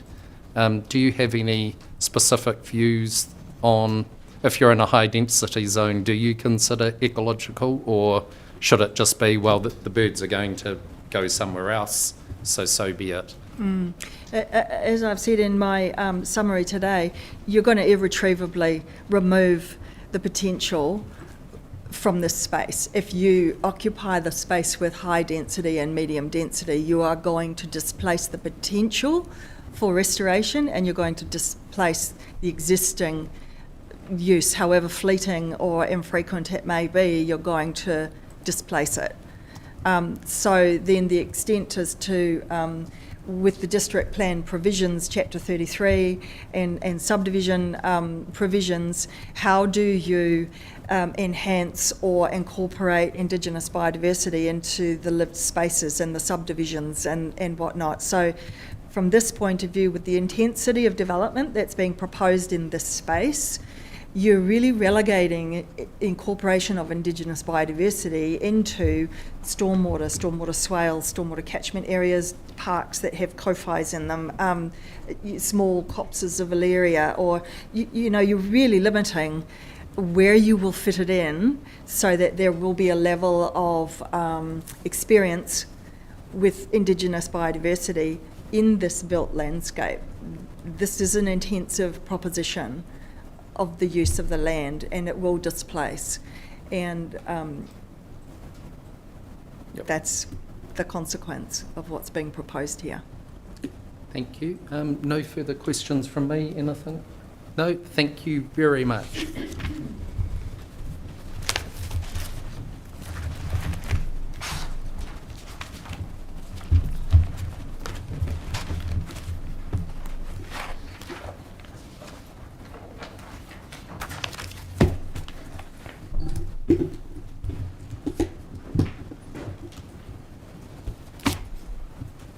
Okay.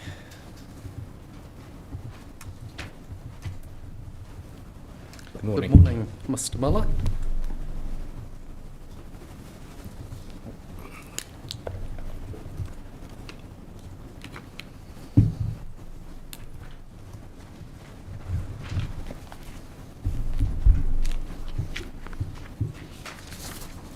And thank you for your various materials this morning. So we'll just go straight to your statement, and then we'll go into questions to the degree we have them, noting you're the only, a bit like ecology, you're the only heritage expert that we're hearing from. So there may be some wider questions from the panel, I don't know, but it's great to have you here, so thank you. Thank you. Okay, the TPLM variation area has a long agricultural history dating back to the initial European settlement of the Wakatipu Basin. The Glen Panel Homestead, or Homestead as it's generally known as, is the primary built heritage feature within the TPLM variation area and is a remaining manifestation of this agricultural association and one of the limited remnants of the farming hamlet between the Shotover River and Lake Hayes. The size and scale of the homestead reflect the importance and success of the farm. The homestead is one of the few remaining timber villas of this scale and age in the district, and is unusual in the district for its slate-clad roof. The TPLM variation will significantly change the current rural/open context of the homestead, which is representative of the historic land use, or the use of land, and the density of the surrounding development creates the potential for the homestead to be subsumed. The effects of these changes need to be mitigated to protect the heritage values of the homestead. Heritage matters are assessed in the TPLM variation. I support the mitigation measures employed in the updated provisions of the TPLM variation, including A, the establishment of Glen Panel Precinct and enabling the adaptive reuse of the homestead has the potential to result in a positive outcome for the listed heritage feature. B, the retention of trees in the Glen Panel Precinct retains some sense of place in the immediate vicinity of the homestead. C, the introduction of a building setback buffer, referred to in the structure plan as the building restriction area around the homestead, to protect the immediate setting of homestead from adverse development. And D, references have now been added to effects on heritage values as an assessment matter, including where standards are breached. This should assist in considering impacts on the homestead where relevant, for example, at the interface of the precinct and the adjacent residential areas. My outstanding concern is that there is limited impetus to create a precinctal and unified development within the Glen Panel precinct that references the homestead. The height, proximity and design of the new development in the Glen Panel precinct are factors that contribute to potential effects on the heritage values of the homestead. Ideally, the built form and materials of new development within the Glen Panel precinct should be controlled.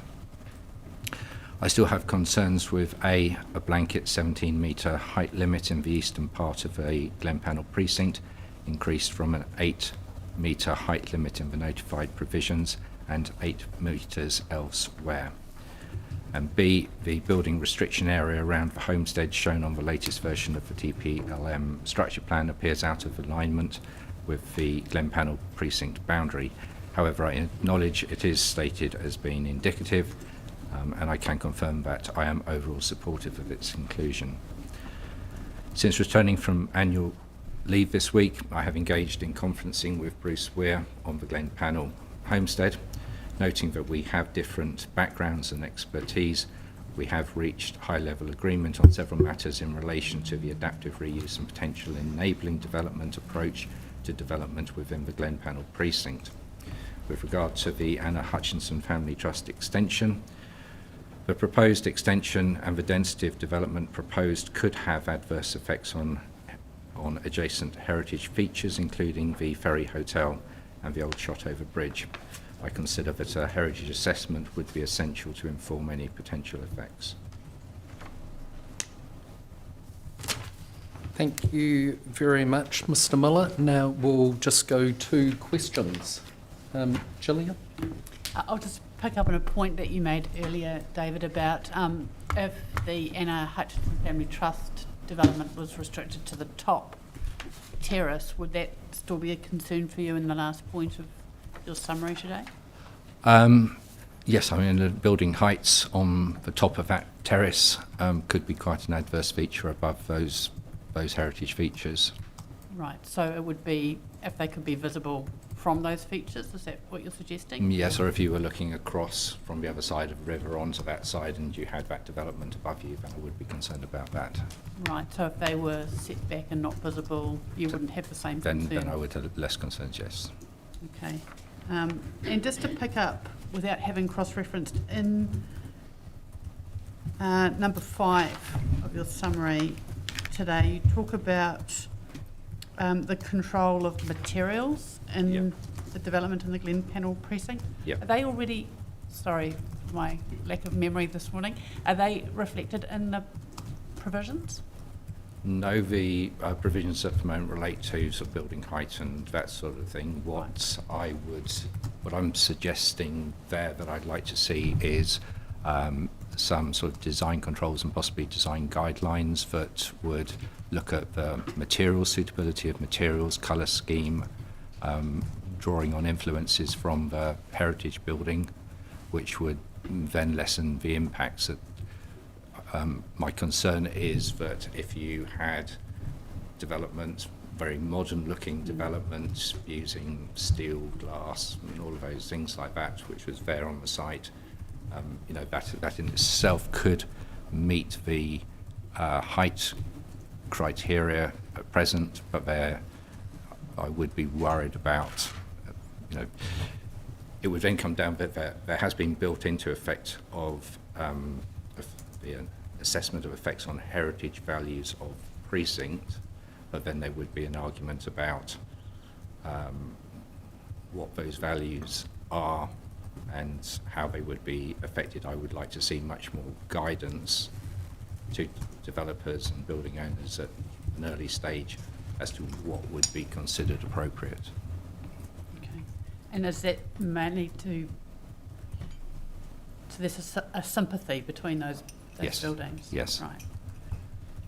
So I again, my lack of, this is not my area of expertise, so given what the homestead looks like visually, I understand colour and Yes. sympathetic. I'm assuming, having not actually seen it, it's a timber It's villa, isn't it? timber clad, yeah, slate roof. So just give me an idea It's- of what that might look like, given what's proposed for that precinct. How, in terms of materials, how that's reflected in the new building. So I think, use of, say, timber weatherboards as cladding, the use of heritage colours from, say, one of the Resine Heritage Chart or something like that, and also, perhaps more importantly, the materials which are not going to be suitable in terms of steel, glass, reflectivity, and all of those sorts of things. Okay, now I understand. Thank you. That's all from me. Thanks, Gillian. Judith? Good morning. Morning. I had one question, and it was around something that came up in your joint witness statement Okay. with Mr. Weir, where I think you were discussing the reuse of the existing driveway out to Yes. State Highway 6 as a potential walking, cycling connection. Yeah. It's a very simple question. Do you think it's important enough to include it on the structure plan? Yes, I do. Thank you. That was it. Thank you. Oane? No questions. No, thank you.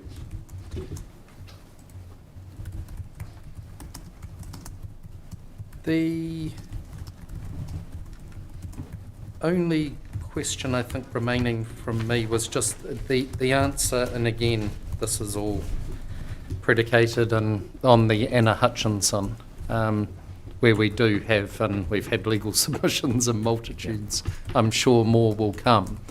But we've done one site visit and we're going back there this afternoon. There certainly within the site there's lots of trees and there's some very significant terraces that sort of, if you were down at the Ferry Hotel looking up, Yeah. there's not much you can see. When you go across the river, there's also a lot of planting, setting aside some of it might be invasive and you don't want it. Yeah. And there is this Wakatipu Basin zone running through there, allowing much less than potential. But it's just how much out of place would the proposal be? Oh, and firstly, obviously you're familiar with the proposal in high level terms. Yeah. But I haven't, the Gone through site and wasn't assessed it. part of our original assessment site, so I haven't looked at it in any detail. I have been to the Ferry Hotel many, many years ago. I have been across the bridge. Yep. But really, an assessment of effect should start with a heritage assessment, and I'm not aware that there is a heritage assessment on them at the moment. And you phrase it perfectly because you say it could have, so that fits in. Yeah. Thank you. It's something I'd be very pleased to look at, but obviously that's been outside of the scope of what our assessment was originally. Thank you very much, Mr. Miller. Just with those sort of discussions you've had on the different guidelines or standards as you see them, please, within the council team, keep having that discussion to see where the council position will land on it. Yes. That would be great, thank you. Yep. Just so that the package comes together with the right requirements in it. Oh, actually, that reminds me, one of the comments, and this is more legal, of course, all through the drafting, the latest version from Mr. Brown, is there's the comments, of course, of scope beside all the heritage ones. So we will have to have that discussion. It's more with council. And see whether there's scope within the submissions that talk about heritage and Glen Panel especially, that actually allows us to come through, especially given it's a Section 6 matter and we're dealing with an important site. So, But yes, so it was more just that general discussion to Yeah. have then. Can I just add something which sort Sure. of occurred to me overnight and is part and parcel of sort of also the first question that I was asked about the precinct guidelines or plan, that sort of thing. At the moment, the assessment matter is written down as being against the Glen Panel precinct heritage values. So my first sort of question of something that might be missing there is what are those values?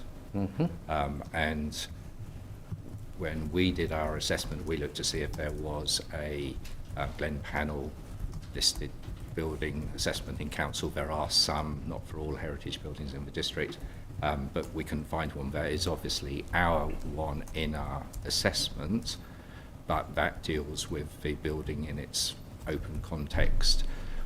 When all these changes occur, it will be quite a different beast. And so that's just something else that I think would be very good to build in, which would be helpful to a processing planner in the future, and possibly a panel, would be to actually set those, and that would come down to as part of what I've suggested as a precinctal plan, which might deal with colours, materials, and also set out those values. And I think it's a bit like the discussion earlier today with stormwater. The more specificity can avoid arguments Yes, later on, exactly. where different experts will have a different list of Yeah. values, Yeah. and then you'll just argue them. Get out. So, and to the degree, and thank you for doing the conferencing, etc., all of that will hopefully help in your mind shape what those values might be. Yep. And talk with the team, and also encourage just that ongoing dialogue with Glen Panel. Yep. And they may not be able to be agreed, but if it can, that obviously helps. Yes. And yes, definitely leaving things to values just leaves an argument into the future unless you give guidance as to what those key values are. Yes. So no, that would be helpful. Thank you. Thank you very much, and thank you too, coming back from holiday and Well, my catching up. Yeah, apologies for the late arrival of. No, no. It's at the 11th hour. No, no, we knew, I'm pretty sure, yeah, we knew you were on holiday, so that was all good. Yeah, great. Thanks Thank very you. much.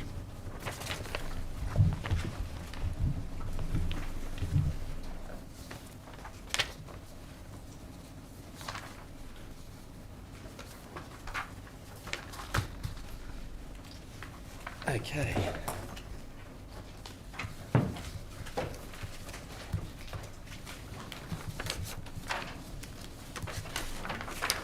Sorry, this is where with paper again I fall behind.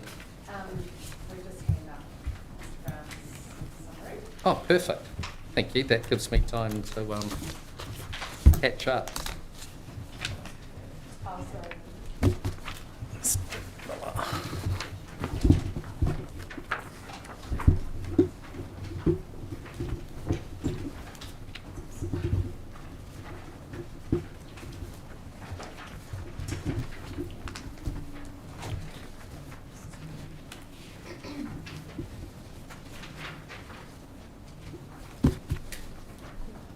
Lovely, thank you.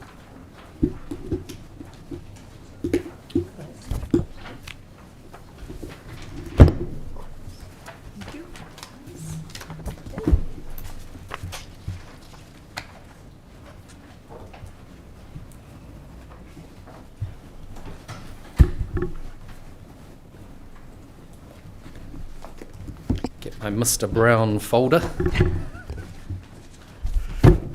Just maybe in terms of plan drafting bits of paper, it might be worth me clarifying exactly where we are at and what we have handed up. So we've got another version of the density rule, 3.0, I think. Thank you. And then previously, during the course of the other experts' witnesses, we've obviously given chapter 27, but we're doing some more thinking with respect to the stormwater provisions. And then there was the chapter 4 insert as well. Thank you. Yes, I've got all of those in here. So this one replaces the earlier density one. Yes. Yes, thank you.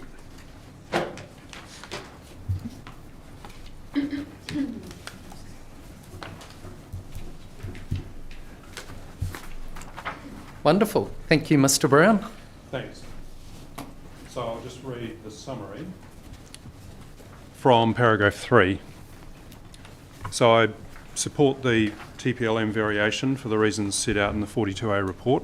I consider that the variation provisions subject to finalisation of some matters fulfils the various statutory tests for rezonings, and I address those in detail in sections 7 and 14 of the section 42A report. The latest position on various matters, and there's a number of them, and we've been considering them as a team and against provisions for the last week, and particularly since Monday. So, Thank you very much. And we mentioned it last week, and you've gone away, and then you've had this week. So, as the whole team, just thank you very much for the effort that you've put into it. so as mentioned earlier by Ms. Wood, we'll endeavour to get a complete sort of council version of provisions by Friday, so that the parties next week, particularly all of the expert witnesses, can reflect on those over the weekend and give you their views next week. Yep, that'd be great. So, Thank you. paragraph 4, density. I've updated the standard for density in the high density residential precinct, and there's a separate sheet that's been handed out following feedback from the other planners and in further discussions with Ms. Fairgrave and Mr. Lowe. The rule still enables a choice for the developer, and one of the choices contains an averaging mechanism whereby the lower density development down to 40 dwellings per hectare can be established in the short term, provided that there is a mechanism to preserve the opportunity for higher density later. Stormwater. I've updated the stormwater management provisions. You heard a lot about those this morning, to reflect the need for a catchment-wide hydraulic model and to achieve as close as possible the need for soakage to ground for a 1% AEP storm event.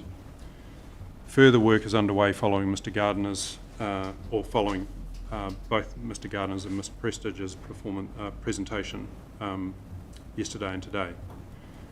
One quick side note on the catchment-wide hydraulic model. You mentioned to me last week about the Plimmerton Farm example, which I went away and did a bit of research on. And what I thought you were meaning, which is I think the only part of that variation or those current plan provisions, was a requirement in the subdivision provisions that for any subdivision, the first subdivision off the block had to contain a zone-wide assessment of indigenous biodiversity and ecological corridors and basically anything to do with ecology. And so we reflected on that and thought that's a good idea. Just get it all up front once, and you heard all about it this morning. So that was kind of the genesis of the catchment-wide hydraulic model provision. Further to that, though, I understand that Plimmerton Farm was a single landowner. That Right. was why I went like that because I also reflected on it and reread it, and that is the issue again. We're captured by the land ownership Yes. regime. Yes. So that brings us back to the notification clause that we currently have in the subdivision chapter, which would capture the situation where your subdivision might affect the upstream or the downstream, and how is that all going to pan out? So, I mean, under the RMA, the typical mechanism is just that there's a clause in there that would require neighbour approvals or notification or limited notification, so that all of the views can be captured. There was the discussion there about, and we've talked more this morning, just about that mechanism in terms of whether it can be used against a potential developer in the future to try and slow or change development. If you've already been, Mm. so just reflect on that too, which I'm sure you've done. with that mechanism. Yes, yes, indeed. The amenity access area, so the provisions set out policies and rules for this area. Can I take you to the provisions just to Absolutely. identify those? And I've got the hearings version here.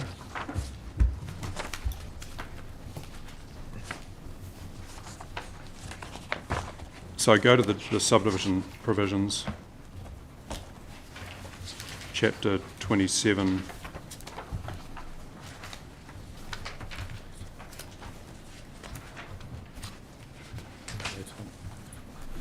So there's the objective 27.3.24,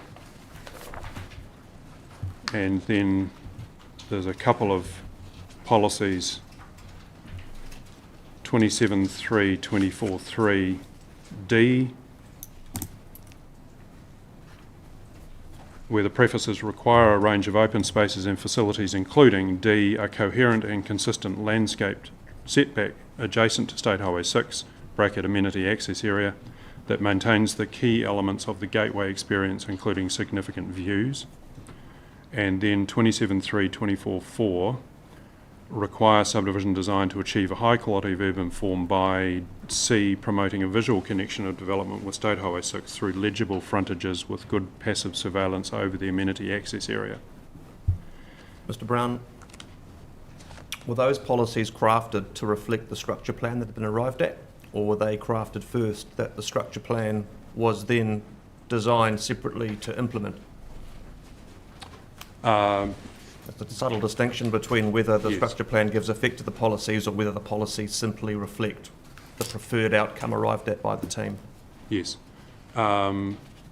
The structure plan reflects the master plan, And that included, and that included, so the sorts policies of things. may not be something that is superior to, in the sense of the genesis of these strips. They've effectively just reflected what was arrived at. Is that fair? well, So if the master plan didn't include those strips, these policies you've referred to presumably wouldn't have been added to the proposal. no, they wouldn't have if we weren't going to have an amenity access area. But Yes, there's a circle there's here a of circle, yeah, because to what extent the policies really drive the need for this issue rather than simply reflect.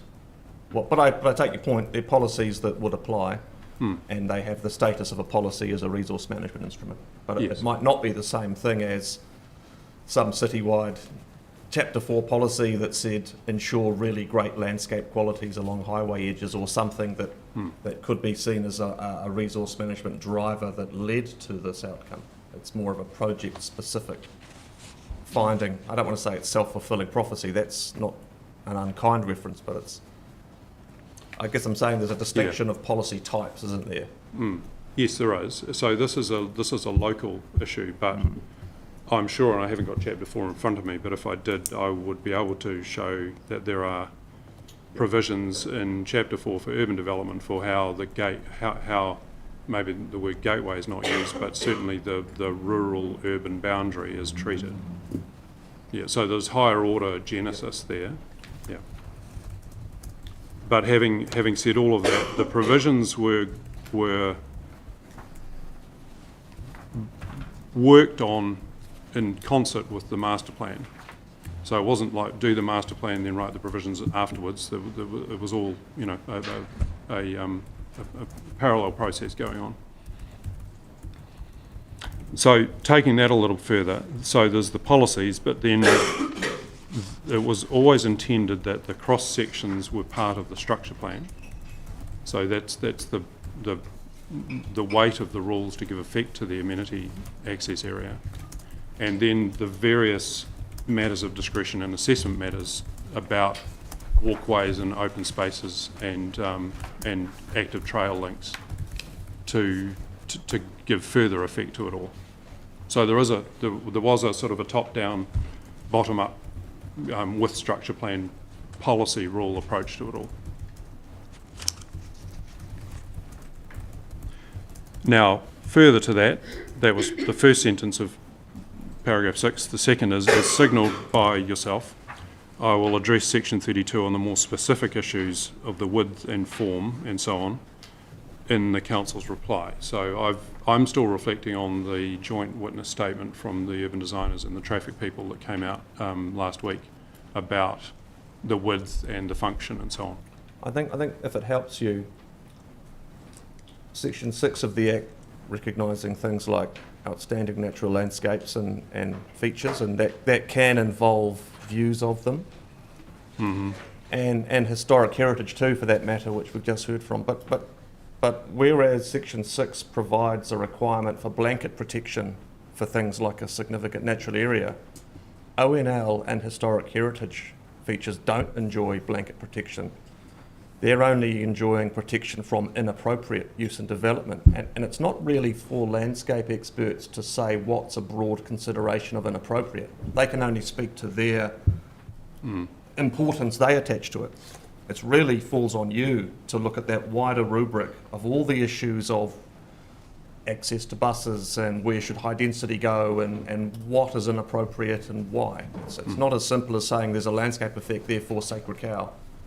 And I think in your 32AA, that's what I'm really looking for, is that evaluation of what might be competing interests and your view of the overriding resource management outcome. It may be there's a happy balance. It may be, to be crude, you have to pick a winner. I'm particularly interested in the follow-on we had yesterday about the landscape justification of the tallest heights as far away from the bus routes as possible.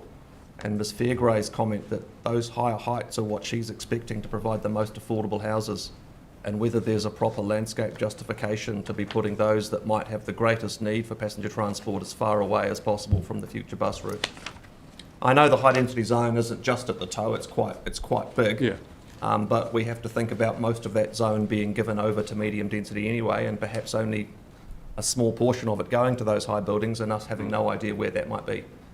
So I think just this is all just to help inform your judgment. Those are the kind of questions that are swirling in my mind around those issues. And as I say, I think it does fall to you to do that evaluation of what is inappropriate in terms of those identified landscape. And it might be that a similar question does arise for historic heritage in terms of things like the Hutchinson land, and if that was found to be at scope in some form or another. We just heard there were some concerns about what impact that might have even at the upper terrace on that precinct. It's the same thing, it's the inappropriate trigger is what's mostly important to us. Yep. I hope that gives us some context and it's not adding to the shopping list. Oh, it is. Yeah. Well, That's all right, though. well, it is what it is. Yep, yep. No, fully expected. So, moving on. Gateway. So, I reflected on that, talked about it with the urban designers, and amended the Chapter 4 Policy 42221C to enhance the policy framework for this aspect of the variation, and you've got that in front of you.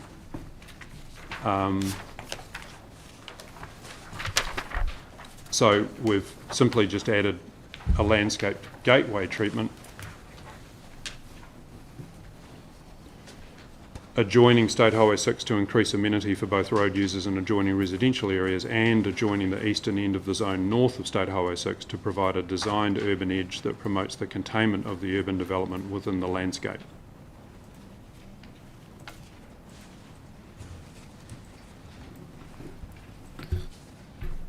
Just on that, where to increase amenity, increase from what? The existing, or Oh, yep, good point. or is it that you're not wanting to increase amenity, you're wanting to provide a high quality, I think, or something might have been used, or is it actually now that with the roading and the discussions it's something different and it's a managed amenity or commensurate to the discussion about setbacks and etc. Yes. It's just I'm not sure what it's increased from. No, I understand.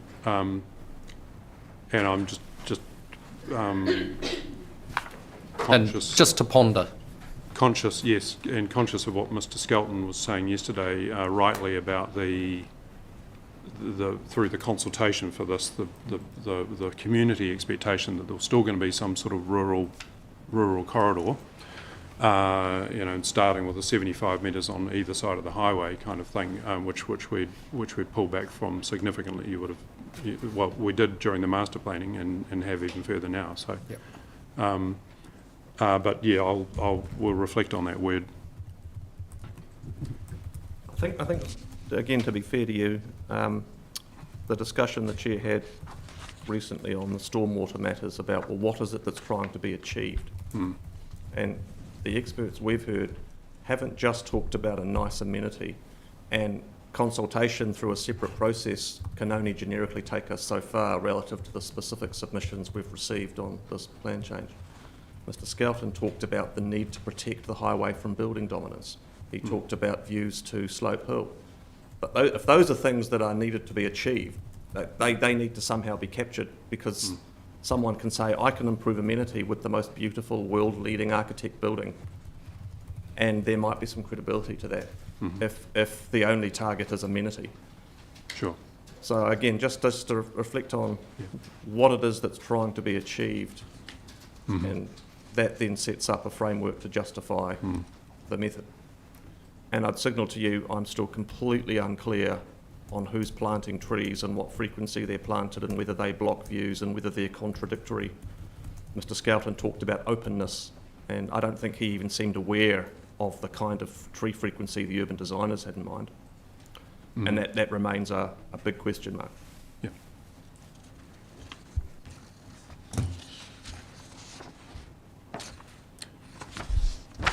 Number 8, subdivision and ensuring new sites are capable of land use as anticipated by the zone.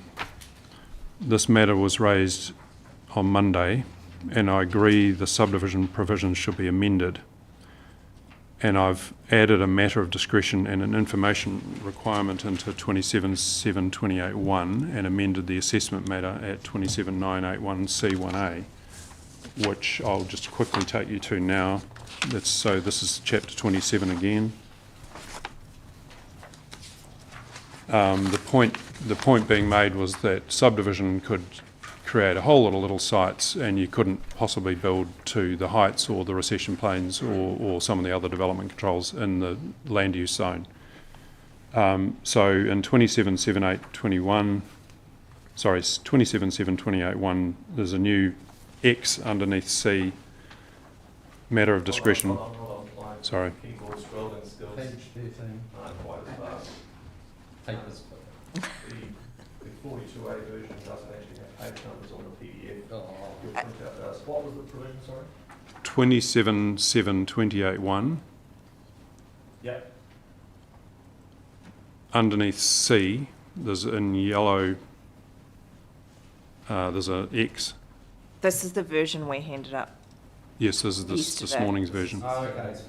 Thank you. Sorry. Sorry, we've got the rebuttal, the bits we're getting handed up as well. Yes. And then Yes. comments in response to questions. Yep. I'll just share with the chair this one down at the bottom of my table.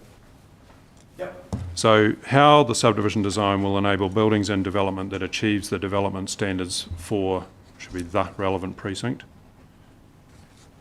That's the matter of discretion. The information requirement over the page, number A, Roman 3, buildings and development that will achieve the development standards for the relevant precinct. And then over a few pages to the assessment matters.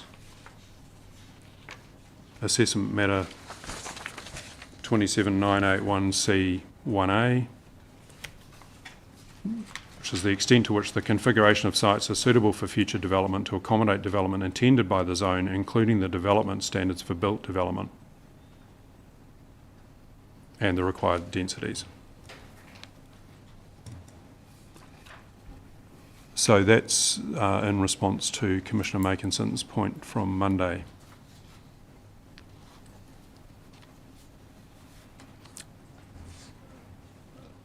Paragraph 9, the Hutchison extension. I maintain my view as set out in my rebuttal and in the questions from submitters that the Hutchison land is generally appropriate for urbanisation, but there are factors that still need to be resolved. They are the location of the urban development, i.e. which terrace. Relatedly, the boundary location, the urban growth boundary location and its treatment. Landscape impacts, there's possibly height limits, building restriction areas and design controls. Roading and active travel links and integration with the Ladies Mile Zone.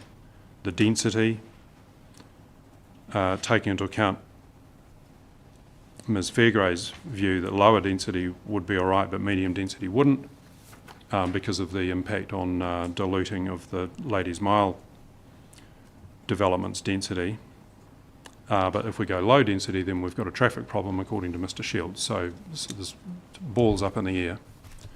The commercial node at the western end of the Ladies Mile structure plan, would there be one, I guess, and size and location? Public transport linkages and walkability, and the inclusion of other land on the northeast side of Lower Shotover Road, north of the Ladies Mile Zone. They're all things that I have still questions about. And in paragraph 10, I say, currently my view is that a future master planning or zone change process will be necessary to address those matters. And then just from this morning, potentially heritage to that list as well? Oh, yes, indeed. Yeah. Just saying that if people are listening, they might want a fuller list. Mr Brown, just to round out your 9 and 10, it's your view that the evidence provided to date by the submitter doesn't sufficiently address any of those. It's not the case that you just don't agree with them. You're telling us they haven't provided sufficient evidence or analysis that we could prefer. What are you saying? Yes, true, but also the fact that there's council witnesses who have got issues with these things as well. Urban design, traffic density and so on. I think it's important that we understand where there's a sufficiency of evidence but a difference of expert opinion, and where your argument is that there just isn't a sufficiency of evidence in terms of a competent, reasonable decision being made. That might be something you just think a little bit further about, but it's important for us to know precisely where you sit. Yes. On those, and I'm particularly interested in your paragraph 10, and in real terms what the options are, because if the question of the Hutchinson land can't just be a discrete question of its own land, it starts reconsidering transport networks in the Ladies Mile structure plan, it starts reconsidering commercial centres and the nature of centres across the whole zone. What you're actually recommending is a replan change of this entire area as well as the Hutchinson land, which might be difficult to plausibly say would ever be an effective and efficient project. It might be that if it falls outside of this process, it might be that the consequence is some of these things just can't ever be in practice reconsidered. I can't imagine there'd be much appetite for any of the submitters that are involved in this process at their cost to come back next year and do it all over again on the basis of starting to tweak things around for the Hutchinson out. You know what I'm saying? It might be that 10 actually leads to an 11, which is 10 could only really reasonably occur in a limited way, and it might mean that some of these factors can't actually be reasonably or efficiently and effectively reconsidered. And the extent to which that might not change any of your positions, I'd suggest it wouldn't of itself, but I think it's probably just a dotting of the I and crossing of the T of that line of thinking about what the consequences of land that might be appropriate for rezoning but needs a separate plan change, what does that mean for this current plan change? And as I said, no one, I'm sure the council included, wants to look at a rezoning of a rezoning in maybe a short period of time. Yes, and certainly the western end of the Ladies Mile Zone, if it's going to integrate roading-wise, there's been a number of different little plans put forward by the urban designers for that. it wouldn't be the whole of the Ladies Mile zone, but certainly, you know, what's going to happen at the western end, how is it going to integrate properly? And for instance, would any addition of the Hutchinson land, possibly not, depending on how the land starts to drop away in a different direction, but does that have a stormwater consequence for this integrated stormwater idea? Again, it may not be as simple as just a discrete rezoning. Even if it may be that it just has lost its chance and it's doomed, and it in practice doesn't ever really get a rezoning because it either has to be part of the, you know, it has to catch the bus, pardon the PT pun, or it's left at the stop. And if that's the consequence, I just think it's just think it through, and wherever you land, just let us know. And it's, as I said, it's just, what does it mean? Just picking up on that, the insufficiency versus argument part is important from a legal perspective as well, in terms of the idea of the Section 32 within the legal framework. So very interested to know what in your mind is insufficient and would relate to should have been done through a Section 32, rather than where there's a dispute over whether, you know, two landscape experts or whatever. Yes. Sorry, we're putting more on, but that's a longer run matter to dwell on and to listen to the submitter as well. Yeah. But certainly, just thinking now, it's both. You know, it's the information we've got, but it's also the doubt about that because it's been reviewed by other experts in the same fields. So I'll think about that. And maybe just have a chat with Council as well, because it ties into the opening submissions. Yes. Thank you. So other location-specific matters, the water tanks, urban growth boundary and Slope Hill O&F, there's no change. Sorry, Mr. Brown. I don't want to keep doing this to you, but if the position is that there is an area of land adjoining the proposed rezoning that could warrant some form of urban rezoning, but was excluded from the council's rezoning, but really needs to be coordinated and integrated with it, and the zone itself talks about integrated outcomes, a possible question is that is the council's actual zone sufficiently based to start with? So one outcome might be the Hutchinson land needs another rezoning, but by the same token, the argument might be made, why wasn't it? And maybe it should have been included, and maybe the entirety, if it all has to be done in an integrated, coherent way, does that actually lead to start again and include the Hutchinson land to whatever extent might be proven to be meritorious? I think if the council's uniform view was the land had no merit to be urbanised under any circumstance, that might make it easier. But if the argument is, well, maybe there is a case to be made, that we might find that, well, perhaps the plan change isn't as integrated as it should have been, and how do you account for that missing uncle or relative in the family of suitable land for development? I don't want to signal that's occurred to any of us or that it's been put to us, but if we're working through the consequence of the Hutchinson land and this, that may be a scenario we have to consider, and to the extent that it may be, you should think about it too.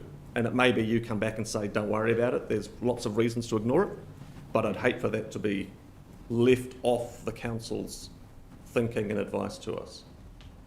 And if that's something you can pass on to the legal counsel, Mr. Brown, then that might be something you do. But it just seems to me we've got to look at this in a really rounded way, and we will land where we land. So just on that point, the western end of the Ladies Mile variation master plan was it was looked from Lake Hayes right through to Shotover River. At the eastern end, there was entertainment of the Threepwood land, discussions with Threepwood owners, and rejected for a number of reasons. The western end was looked at, but really The cemetery was seen as a urban boundary. The road, the topography north of the variation area, which starts to rise fairly quickly, and leaping across the road to take into account some more terraces. It just seemed to be in a different catchment. I'm not just talking about a watershed type catchment, just a different area that was different from the wide expanse of the Ladies Mile land that we were looking at. So it was contemplated and rejected at that point, at the master planning stage. You'll appreciate, though, that councils can't use non-statutory master plan processes to predetermine resource management zones. And to the extent there might have been good reasons for that, if the council's case was to maintain that view and say that land is not suitable, that would be simpler. But you're giving evidence that you think there could be an argument for some urban development on that land, but it would need to have all sorts of integrated questions with the Ladies Mile zone. So respectfully, it's actually you that's put on the table, is there a resource management connection that's meriting some exploration, and then what is the most appropriate way to achieve that? And while we're very respectful of the immense amount of work that went into that master plan, that's not a predetermination of anything. That's what this process is for, and that's why people have submission and appeal rights in this process that they don't have in the master plan process. And so, as I said, I think if your position and the council's position was that the master plan got it right, our analysis is that that land is just not suitable for any urban development. Here's the integrated area of urban zoning. It's been done in a really great package.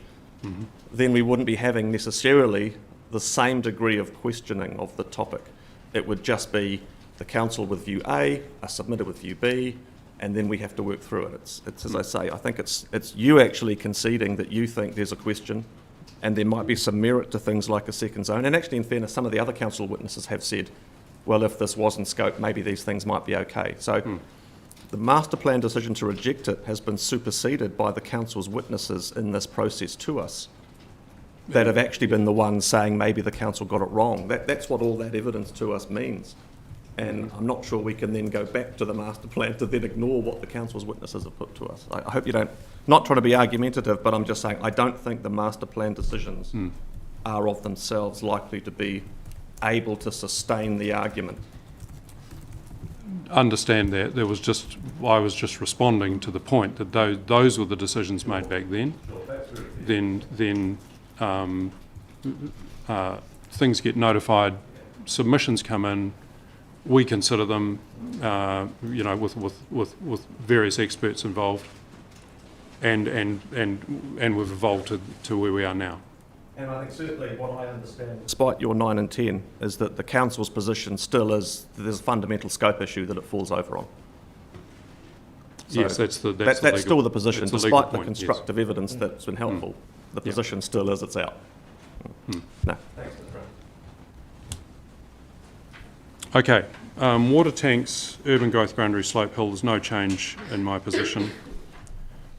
The Dobbs land, no change in my position. And just one additional thing, I think the question came up last week that whether the MPS HPL kicks in, and it doesn't for Dobbs. Thank you.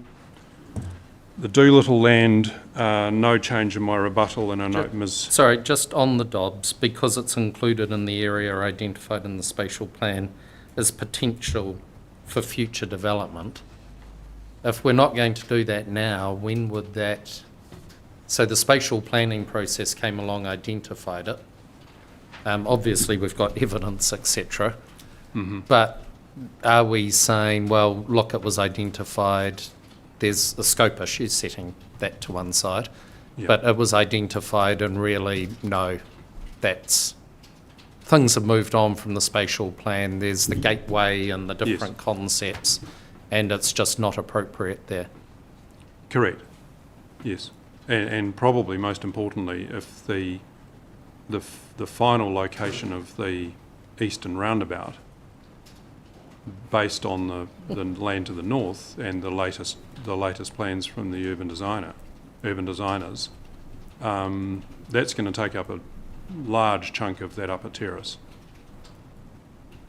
And having a stray house sort of on the eastern side of that wouldn't be the kind of gateway that we're talking about. But that in effect answered, and there is evidence on that, answered my next question, which was going to be, well, to the degree it may be, depending on our decision, locked up, then that would be a potential compensation argument for reasonable use of the land. But if it's going to be acquired for a roundabout, thank you, that's helpful. That helps my understanding. So I was on Doolittle land and I was noting Ms Hampson's satisfied that some higher density residential or live work units could be appropriate on the block. And I expect Alex Dunn will talk about that when he appears next week. The Cocoa Ridge Corona boundary issues, there's no change in my position there, nor for the Queenstown Country Club. Just on the first one, do you know if there was any take-up of your comments last week about maybe sitting down? No, we'll find out tomorrow afternoon. Yeah. Okay, thank you. Supermarket parking, reflected on that with Mr Shields and Ms Hampson, and I agree that allowing for more parking, and it was suggested at 1 per 25, which would be half the rate, or sorry, double the rate, would be appropriate to reduce the regulatory barriers and potentially kick-starting the commercial precincts establishment.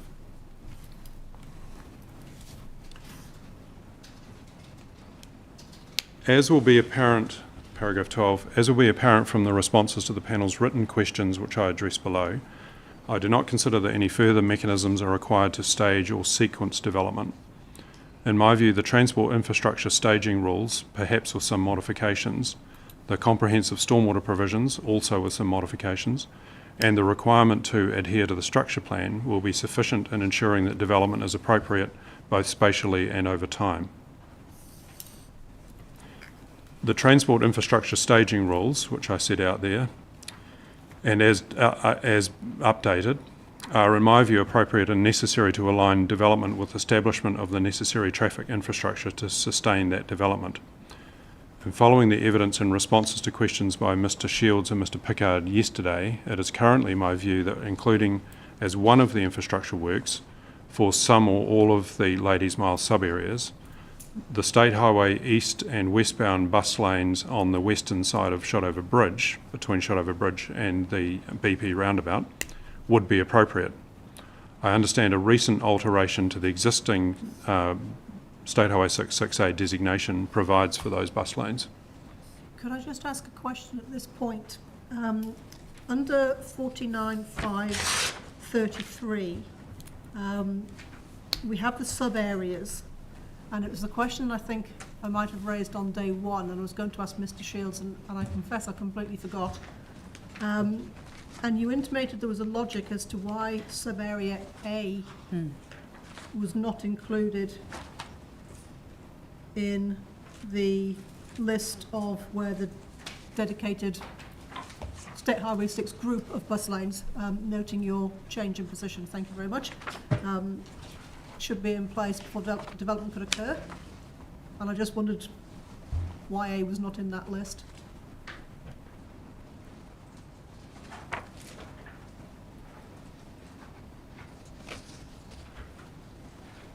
It may be something that you need to touch base with Mr Shields about and come back to me on. Yes.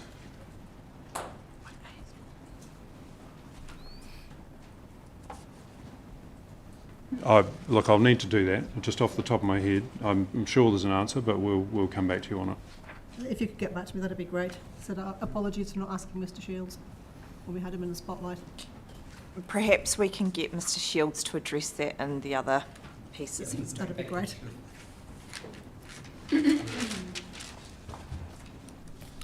Ian's got a question. Before you dive on, Mr Brown, just in terms of your paragraphs 12 and 13, I just want to understand, you've also talked about some kind of reservation or covenanting of the higher density requirement in the high density zone so that any medium density development now doesn't lose that opportunity. Mm-hmm. Is that fully embedded in the rebuttal evidence 42A provisions you added, which would mean I can understand why it's excluded from your comment here about further provisions? Or should that be added somewhere in 12 and 13 as well? And it's just so I understand in my own head what's still coming and what's been done.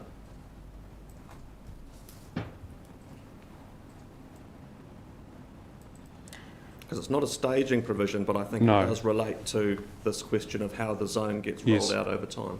Yes, indeed. So, yes, I think, yeah, look, we could include the reference to Rule 49.516 there, because it's kind of a de facto staging mechanism. Thank you.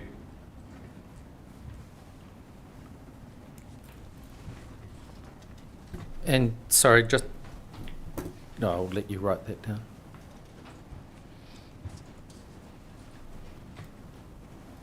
I've got that now. So, just so I'm clear, with the western side of the Shotover River, Waka Pūtahi's very recently obtained designation to allow that. Yes. And then I assume that it now becomes a funding question, and that's part of the funding process. But the RMA part's been done. Yes. Can I just? Thank you. Yes. The appeal period. Oh, of course, is still running. Oh, yesterday. I'm not aware of any appeals, but I realise any appellant would have 5 working days to notify the requiring authorities. So it may be that we have an answer Could you this just, week, or in closing or whatever. Yeah. Yep. Thank you.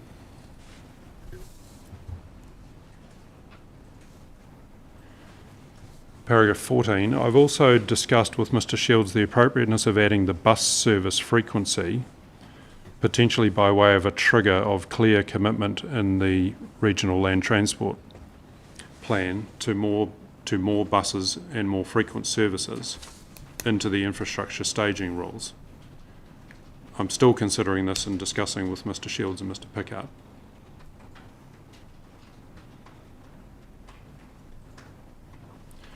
In relation to the transportation uncertainties, I have considered further the Section 32 duty to evaluate the risk of acting or not acting, and bearing in mind the chicken and egg analogy, and probably horse and cart is a better analogy in this transport context. But the risk of not proceeding with the variation is that the impetus for the infrastructure to be established through business cases through to funding is weakened or lost because the pressure on the infrastructure providers to undertake the works required and to provide the more frequent bus services would be released.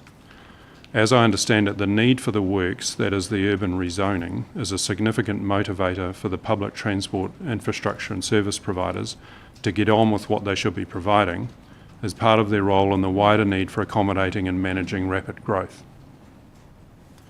And the risk of proceeding with the variation, I acknowledge, is that some further adverse traffic effects could potentially arise while the various pieces of the jigsaw come together, particularly while the existing bus services transition to more frequent services as the population establishes and grows, and the other components of the zone, that is the commercial precinct development and schools, are established over time.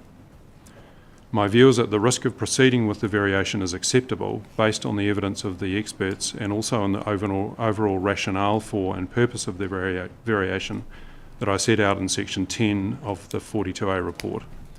In implementing the spatial plan, ensuring the efficient use of the very finite land availability for large-scale urban growth, and achieving an integrated, well-functioning and more self-sustaining urban community inclusive of the nearby communities. That's the summary. Yes. Could I ask your comment, just building on that? And I want to choose my words carefully so as to not raise local eyebrows. One of the things Mr. Shields talked about yesterday was his experience as a resident in Auckland. And he gave his broader perspective views on the severity of the traffic issue here. and he was very careful, and I hope we were in our questions too, to recognise that the reality for locals here is that there's a serious problem getting seriously worse. Mm-hmm.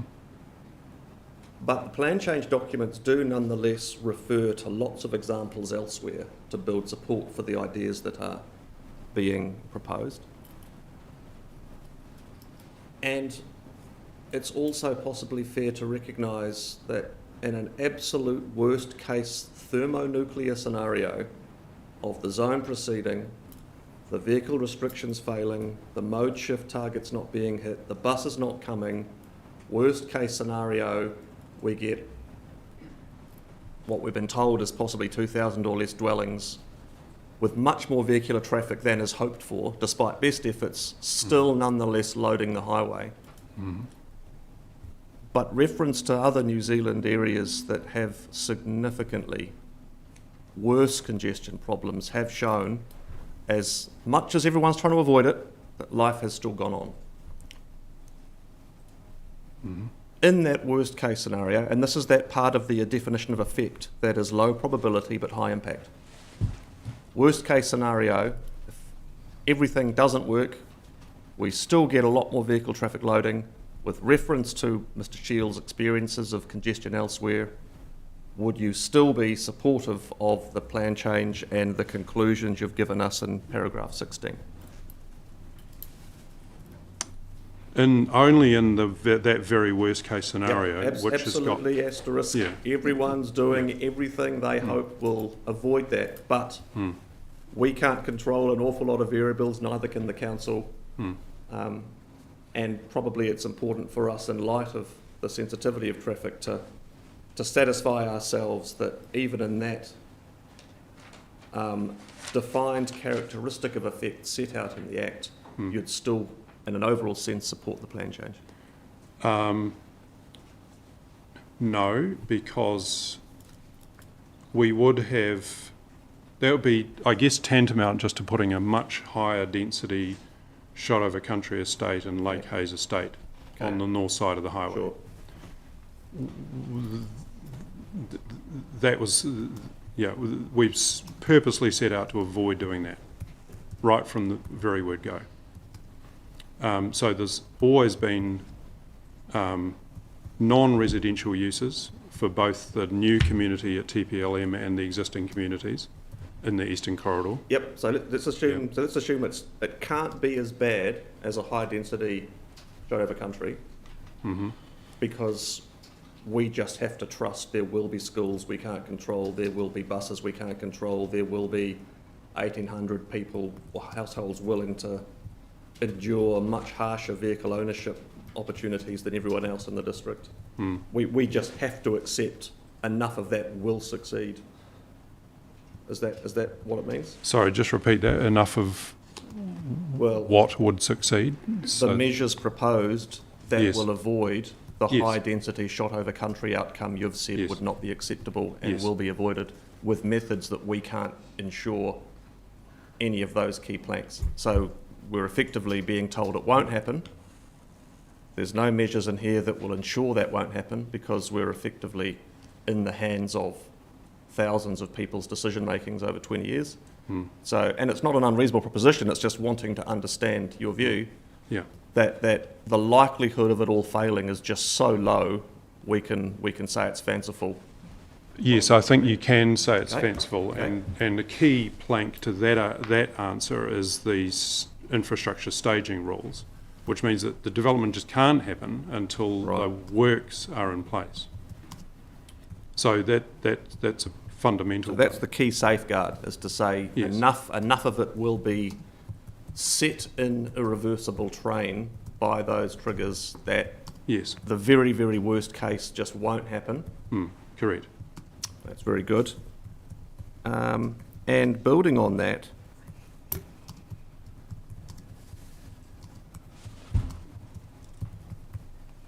notwithstanding it's your view that it's not necessary, would that argument nonetheless be strengthened if we were to include in those triggers some certainty of provision of schools? I.e., a committed resolution of MOE to X or something that could, again, create that absolutely definitive benchmark that we could say every reasonable person can have total confidence this will not be just a high-density shot over country of commuter-based suburbanism, I suppose. Yes.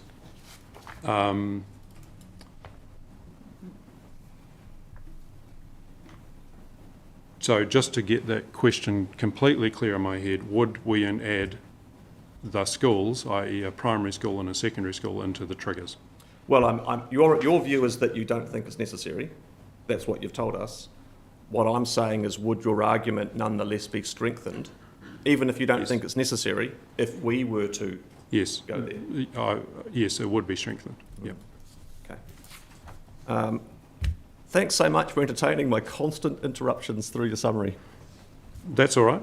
Well, we've finished the summary, but then there's a whole lot of questions that I've answered, and we can go to those. I'm just wondering timing for lunch, because we're 12:30. I just need to check. Let's just stop. Oh, yes, it's lunchtime, so we might adjourn, but we might have a bit quicker lunch. And what I'm thinking as well is tomorrow there's going to be some rejuggling of timing. So we may, because we're hoping to do a site visit, well, we will be doing a site visit again this afternoon. We will, if needed, which I suspect we will, have Mr. Brown back on between morning tea and lunchtime tomorrow. Wonderful. So we might just take 45 minutes if that's okay, and come back at 1:15. So see everyone back here at 1:15. Thank you very much. Oh. And my mic was not on for any of that. Sorry. It picks up very well from the other side. Yes. They're probably using your aggressive tone. I can probably hear you on the other side.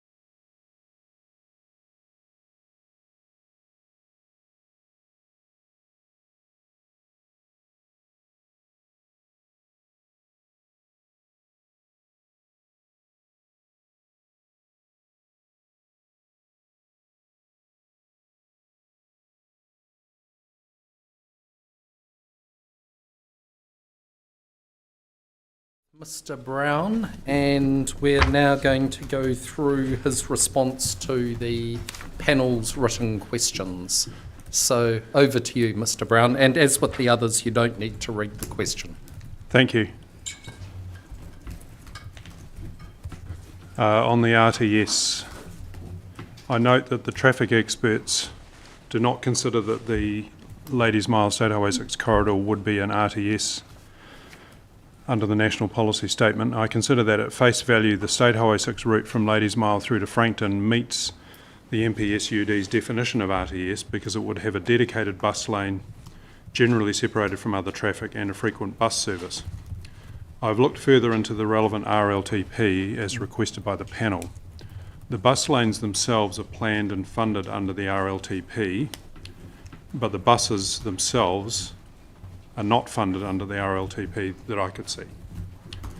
I therefore do not consider the LM State Highway 6 corridor would be a formal feature of transport fully anticipated within the RLTP. But I'll continue to confer with the other planners on that point just to see if there's other points of view. Thank you. And thank you for finding out that planned and funded part for the lanes. Yes. That's helpful, thank you. 1.5D, the answer to that question about effects, efficiency and effectiveness regarding passenger transport services, the answer is no. The zone has always been premised on the necessary passenger transport services eventuating. And 2 points are relevant. The transport infrastructure staging rules have been crafted to ensure that at least the westbound bus lane and bus stops are in place prior to the effects on the transport network arising. The Stalker Road bus lane is not currently included in transport infrastructure staging rules, but will be included in the Council's reply version. The consultation with the Way to Go partners, particularly Whakakatahi and the community and the landowners throughout this process, has been aimed at ensuring that all the relevant key stakeholders are aware of the intent to and necessity of transitioning the State Highway 6 corridor from a higher speed rural highway to an urban street, with a frequent service public transport as a key feature.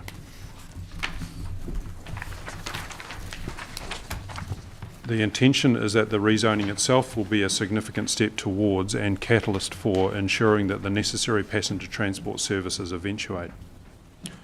Following on from Mr. Shields' responses to the panel's question, if the public transport services do not eventuate, the outcome would be more traffic demand on State Highway 6 and exacerbation of the existing problems. 1.5E, I indicated verbally last week that no such staging rules are proposed. I thought any such rules would be inequitable given some landowners and developers are ready to go now and others may not wish to get underway for a long time. Provided everyone develops as required by the structure plan, then the various pieces of the jigsaw would all come together in time.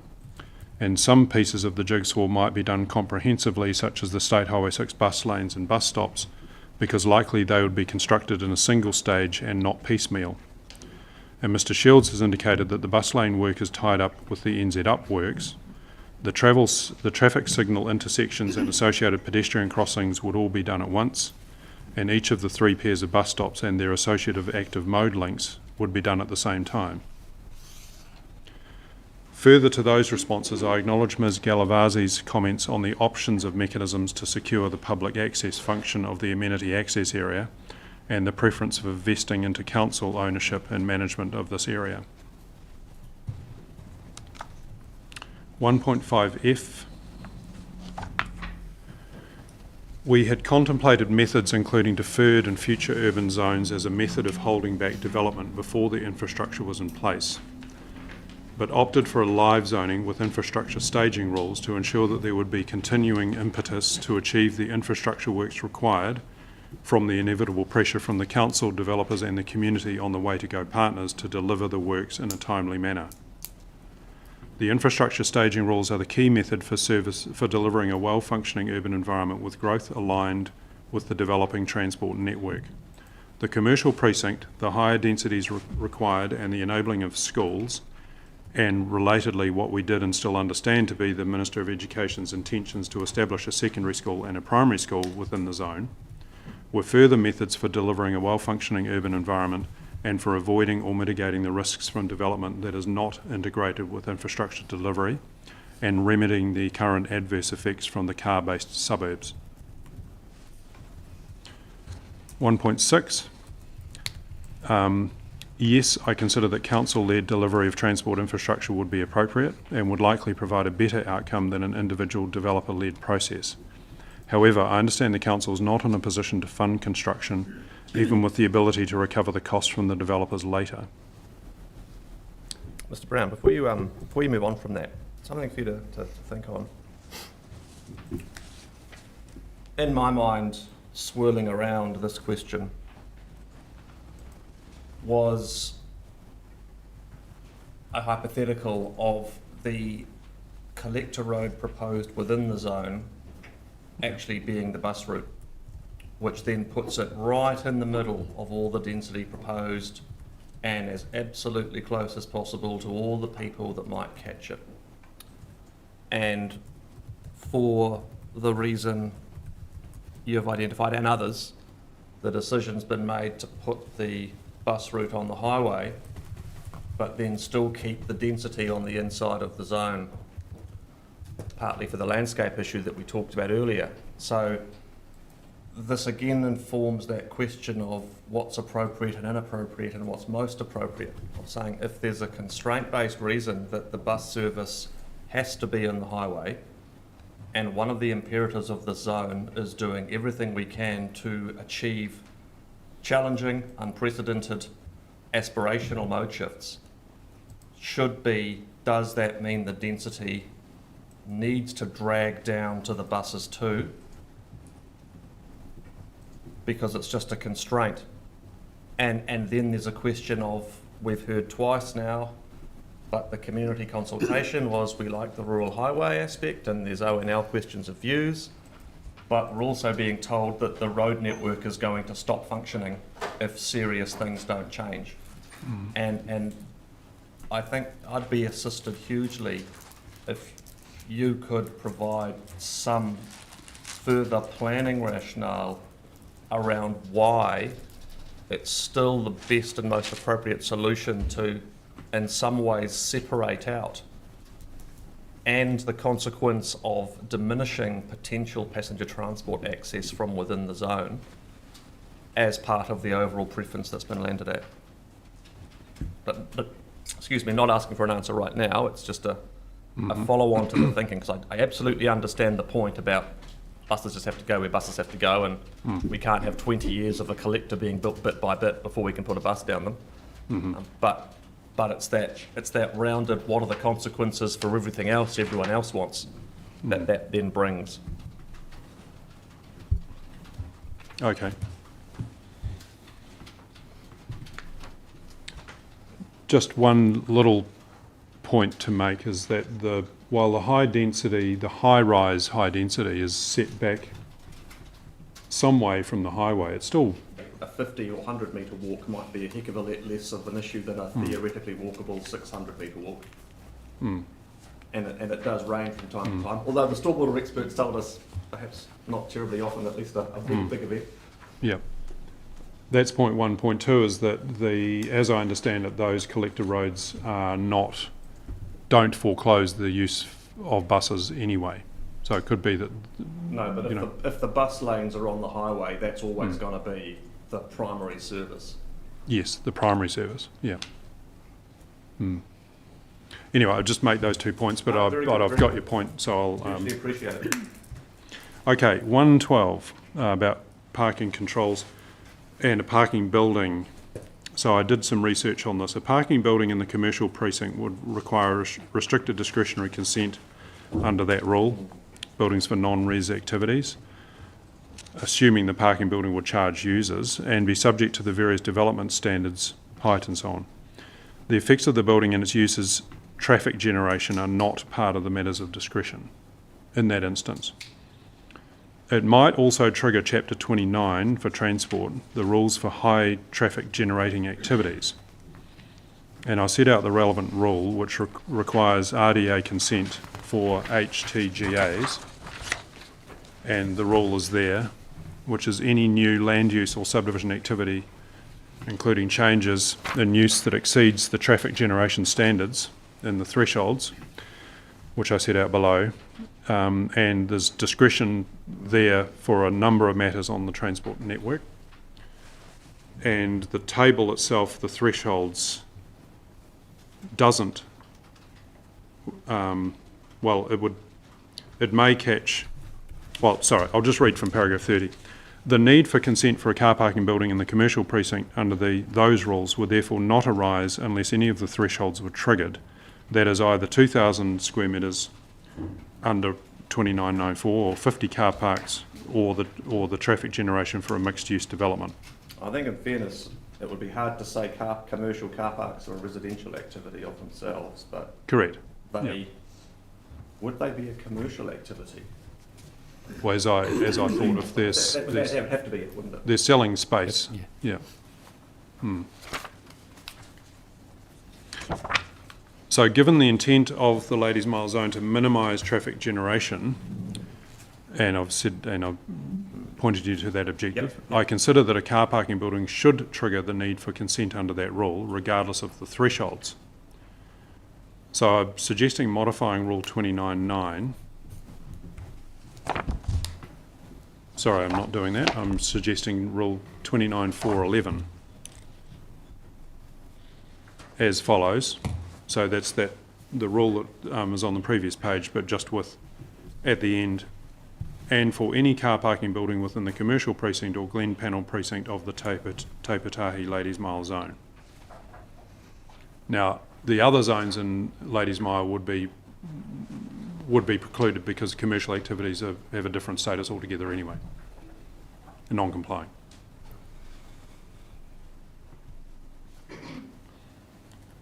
Note that non-residential activities are, with some exceptions, non-complying activities in the other precincts. Sorry, as I just said. An application for a car parking building at Hawthorne and Glenda Drive area, which was also asked, which is in the Industrial A zone and the Frankton Flats B zone in the operative plan, would be a controlled activity under that rule and under the rule in the Industrial A zone, or rules, and I've given the numbers, for buildings in various activity areas in the Frankton Flats B zone. So we're talking about controlled or restricted discretionary type. Consent will be required for car park buildings in those zones.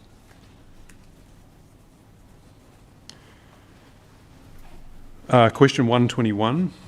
As per... Sorry, Mr. Brown, Yes. just for my clarification, just because car parking and we've had all the discussions about the importance of cars.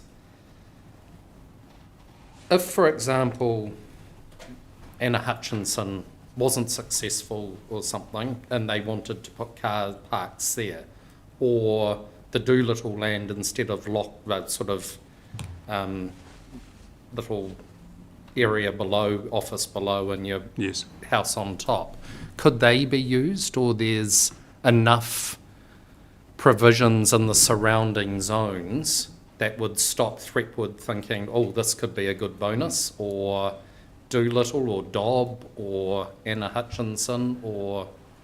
moving I around assume those, there probably is, yes, but it just could be worth... There certainly would be. So Threepwood's Wakatipu Basin Rural Amenity Zone, there's provisions there that would require a fairly stringent consenting pathway for that, for a commercial car park.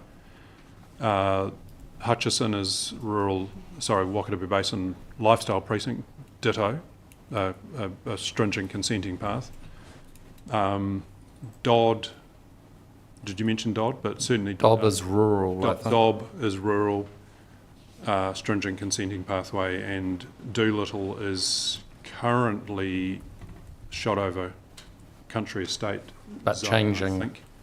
Pardon? But changing. But changing to low density residential or a zone that we've promoted.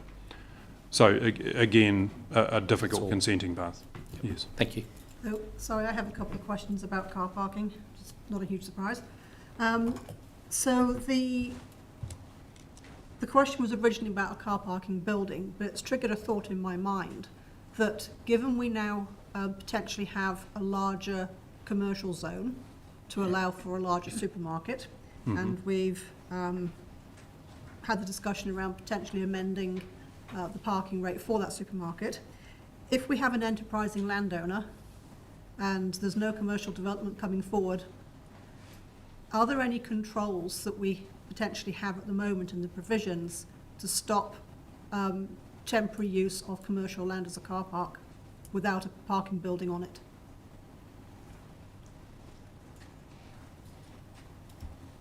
Need to look. Yeah, okay. Yeah, I will do so.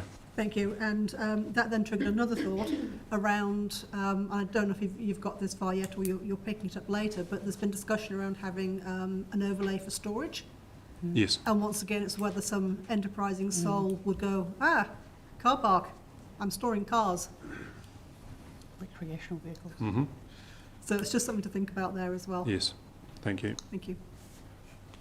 Brown,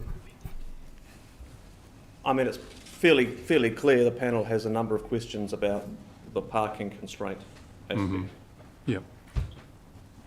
And part of that, I think it's fair to say, stems from our inability to constrain people's legal right to own as many vehicles as they want, their legal right to use them on any legal road the same way anyone else can. And the fact that whereas commuting to a fixed place of work in the weekdays or catching a bus to school in a consistent, predictable way in weekdays lends itself to the passenger transport conversion, this district does have a pretty well-established tradition of people going to a winery in the weekend, or teenage friends getting together for parties from all over the place. And the promotion of passenger transport by constraining provision of car parking rather than trying to promote PT as a superior choice. Well, it's a bit of both, to be fair. But in terms of the potential risk of trying to restrict what people might otherwise want to do in a framework whereby after resource consent, councils don't typically have squads of enforcement officers patrolling around. There's a real Section 32 effectiveness question, which is not about the merit of the idea, it's about, in reality, will it actually work? And the answers you've given are incredibly helpful at informing part of it. But at a global level, I go back to the discussion we had before lunch and this question of those key safeguards that will mean whatever happens from best case to worst case, it'll be acceptable. And we talked about the infrastructure provisions. I mentioned we may be thinking about schools too. We've talked about, from The Economist, the desirability of the supermarket early on.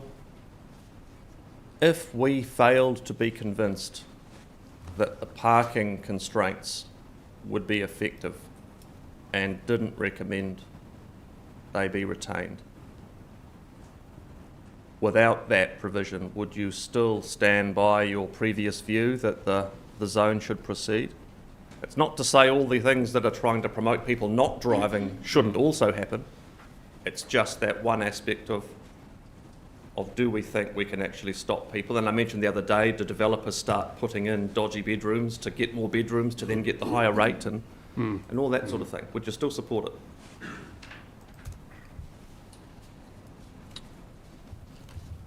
Yes, I would still support it.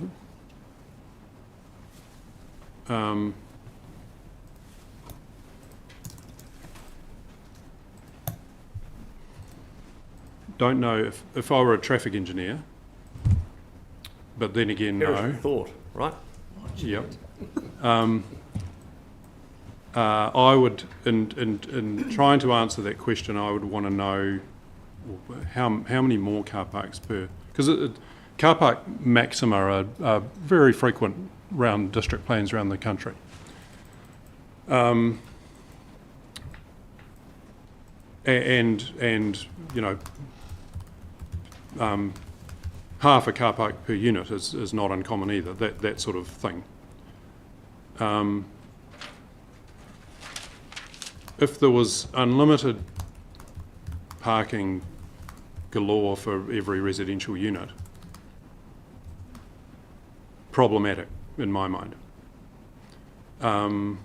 If you were thinking of a smidgen of an increase, or you know, just max it out. You know, every house has a double garage and a double carport in front of that, and so on. Well, the so it's minimum, going to be a question of scale. The minimum density requirement, to a degree, regulates that because it avoids detached houses on 600-metre sites with space for 10 cars. Yes.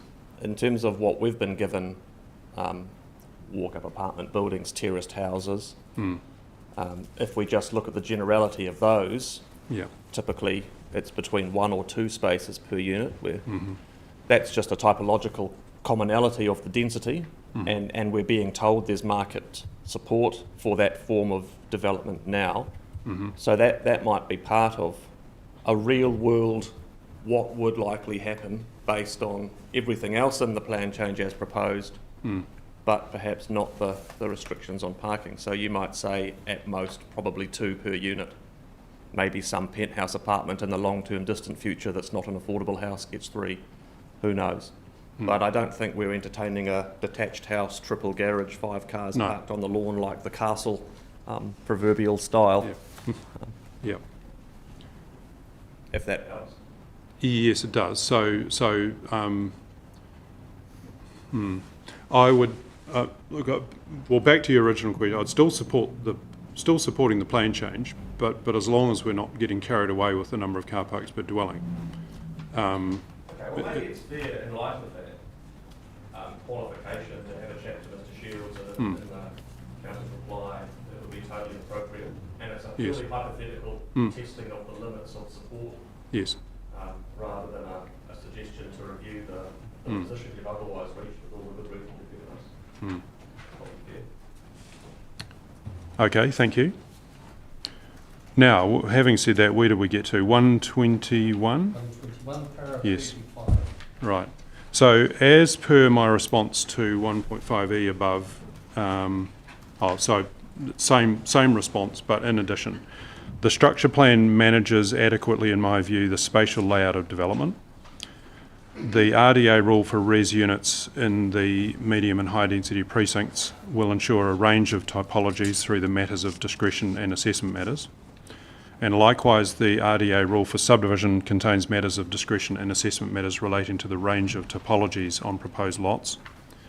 And the transport infrastructure staging rules will manage effects on and from infrastructure. In my view, these mechanisms will ensure that development is sufficiently coordinated and efficient to the extent possible, taking into account the likely lag time before the market is ready for the high density development, but noting that this only affects a small percentage, around 10%, of the high density residential precinct. Ms. Hampson's response noting that staging would be unusual. Yes. Sorry, I'm just registering her response there. And I consider that with the further amendment proposed by Mr. Gardner, staging as in coordination of stormwater infrastructure can be appropriately dealt with. So that Mr. Gardner and Ms. Prestige on that stormwater matter. So just for clarity, which particular amendment were you looking at there? Or is that the ongoing discussion following on from this morning? It's the ongoing discussion, but it's this catchment-wide approach and then the subsequent layering in of consents after that. Thank you. So 122. The residential development will occur in a piecemeal way over time as landowners and developers organise themselves according to their various agendas. No further regulation is required to manage where or how development occurs, provided that it complies with the zone provisions. I consider that any further regulation, such as further spatial staging over time, would be a regulatory intervention too far. Similarly, given the original retail demand report submitted with the variation request and Ms. Hampson's assessment of the commercial precinct's viability over time, I consider that no further intervention is necessary vis-à-vis managing residential and commercial development. And I note Ms. Hampson's view in her response to this question that in these circumstances the market should be left to take up the zone opportunity, provided that development is within the parameters set. In her view, anything that delays establishing a critical mass of new residents and/or visitors within the zone may delay or slow the development of the commercial precinct in the short to medium term.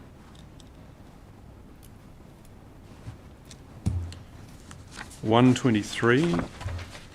In response to this question, Mr. Shields has explained that the 2,400 dwellings is the maximum number based on the transport modelling assessment. Mr. Lowe considers that the zone could incorporate more housing and density if this transport constraint was resolved, and Ms. Fairgrave considers that the actual number of dwellings would be less than 2,400 because of the market factors affecting high density. The density ranges in Rule 49.5.16 would ensure that development does not exceed 2,400 units across the zone, assuming the schools take up a chunk of the land available. Therefore, I consider there is worth in retaining the upper limits in the rules, just in case there is any significant market shift favouring higher densities in the short to medium term, and the possibility of a market player such as Kāinga Ora taking a role in the zone. If the schools do not arise, then there is a need for a cap. I am working with the council team and can discuss with the other planners on the mechanism for and implications of this. Commissioners, just add to that, Commissioner Monroe's suggestion of adding the schools into the triggers would solve that problem. 124.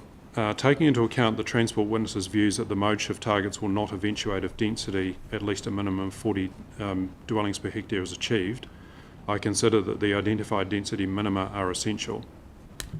The variation can only do what it can do for itself and the eastern corridor, and it cannot address every other part of the passenger transport and traffic management solution. 127.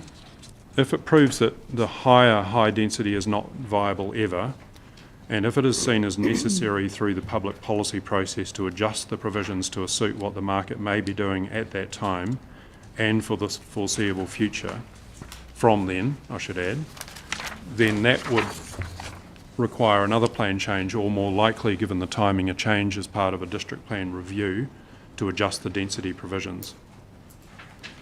I do not consider that the plan provisions need to contain any trade-off provisions that anticipate and enable every outcome. With the changes we've made to the high density rule, and current set of provisions, the current set of provisions will or should, as anticipated by most, if not all, of the economics witnesses, be enabling of a significant amount of development over the short and medium term. If in, say, 10 to 15 years or more or less there is clear evidence that the zone provisions are stifling further development, because, for example, there is no market for the high densities, or are otherwise failing, then plan changes can address it at the time. On stormwater, the stormwater provisions have been updated, and I probably don't need to discuss the current version because they were well canvassed this morning. Questions 134 and 135, I deal with these together. Mr. Gardner and Ms. Prestige have considered these questions in their summaries and presentations, and I rely on their views and consider that the introduction of the requirement for the catchment-wide hydraulic model and other measures will be sufficient. I concur with Mr. Gardner's response to this question, which is that staging would be problematic because of the variation in developers' timeframes and the equity issue arising from regulation that would or could force some developers to proceed early or late in the staging. I consider that the mechanisms imposed by the provisions will oppose an adequate level of intervention, even if they may present some inefficiencies from notified or limited notified consents to achieve the desired stormwater outcomes. The potential additional mechanisms discussed in question 136 below, that is funding and developer agreements, would also play a role, but I note I'd see those sitting outside the district plan. 136, in line with Ms. Prestige's and Mr. Gardner's views, a council-led scenario would be better, but as I understand it, this would require significant upfront funding, which is likely problematic for the council, even in the situation where development contributions would recompense the council. However, I defer to Mr. Gardner's discussion of the potential for central government funding under the Infrastructure Funding and Financing Act, which could deliver the works with repayment of the loan by way of a special rate. Mr Gardner also discusses the use of developer agreements to secure commitment and funding. In relation to Section 32, the stormwater options would address generally in the Section 32 evaluation submitted with the application, and more specifically in the Candor 3 report about stormwater management, and that was set out in the Section 32. And the options were then further evaluated in Mr Gardner's evidence in chief. Those were the... Just one question on that, and that was when you were talking again about development contributions. If you rezone land, one assumes your rating base changes, or is that not the case in Queenstown? Like, do you have, if you're commercial, you just have a uniform flat rate, so if you're currently low density residential or rural, you'll pay the same rate as someone in the middle of Queenstown? No, I think there's a differential rating system, but I'm certainly not an expert on that. I'm just wondering whether that too could be, this might provide different mechanisms to stimulate development, but also to recompense the council for the cost. Indeed. We'll make a note of that because there'll be a council. There are council experts who know all about that sort of thing that we'd need to confer with. It was just a thought when I read that. I thought maybe there's actually another mechanism there too to add to the pot. And also, it might be a mechanism for the council if it wants to speed things up. Yes. I know some councils do it. Okay, we'll talk to the right people.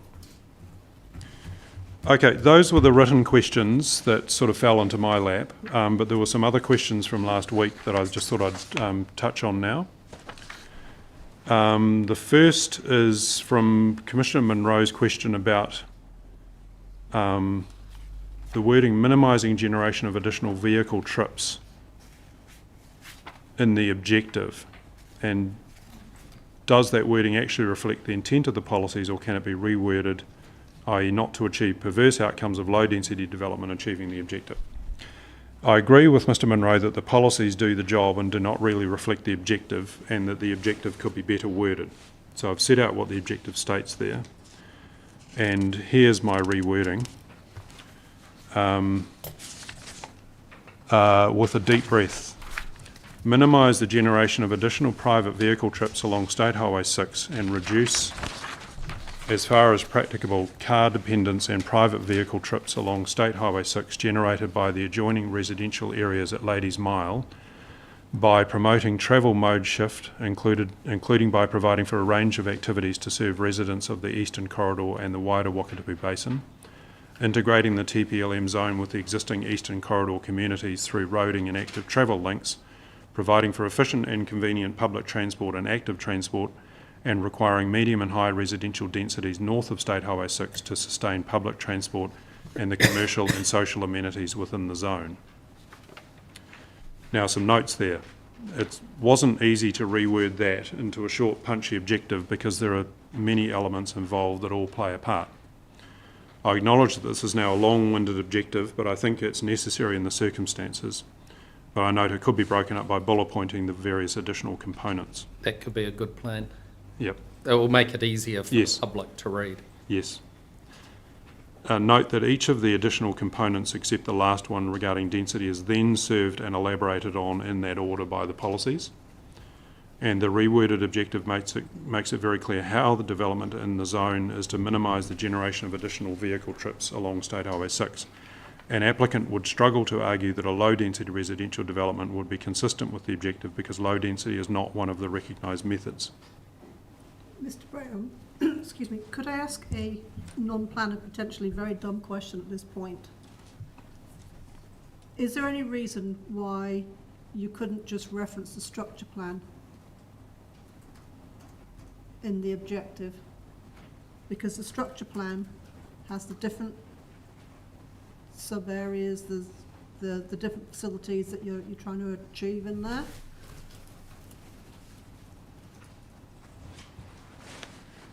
along with all of these other things, or purely? Or just thinking about trying to sort of address your first point, that it was difficult to reword and it's now, say, a little long-winded. Yep. And looking for ways to potentially make it punchier and easier to comprehend, rather than having all your track change blue text after the reference to adjoining residential areas of Ladies Mile. Yeah. Could you just sort of say by responding appropriately to the structure plan, or delivering as per the structure plan? We could say that, but the structure plan in and of itself, if I just look at it now with the key, doesn't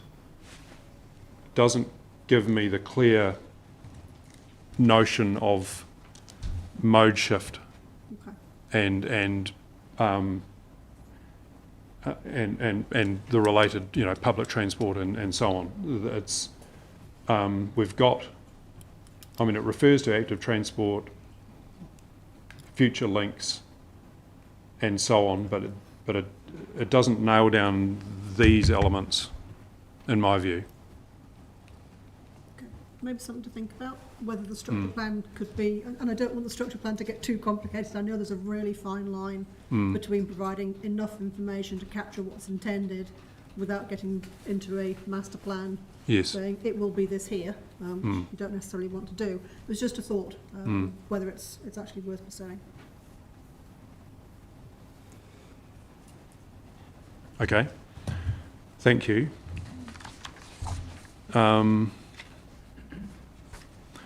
There was a discussion yesterday about, I'll just go off piece slightly, about the fact that, or the thought that mode shift wasn't well carried into the objectives and policies. It appears in the word mode shift, or I think appears in the zone purpose, but doesn't specifically appear in the objective, but the whole intent. I think the change you introduced just now started to go somewhere. Yes. But I'm just actually sort of doing a slight rebuttal, if I can, because that objective and the policies were all geared towards mode shift. We just didn't use the word mode shift in the anywhere in it.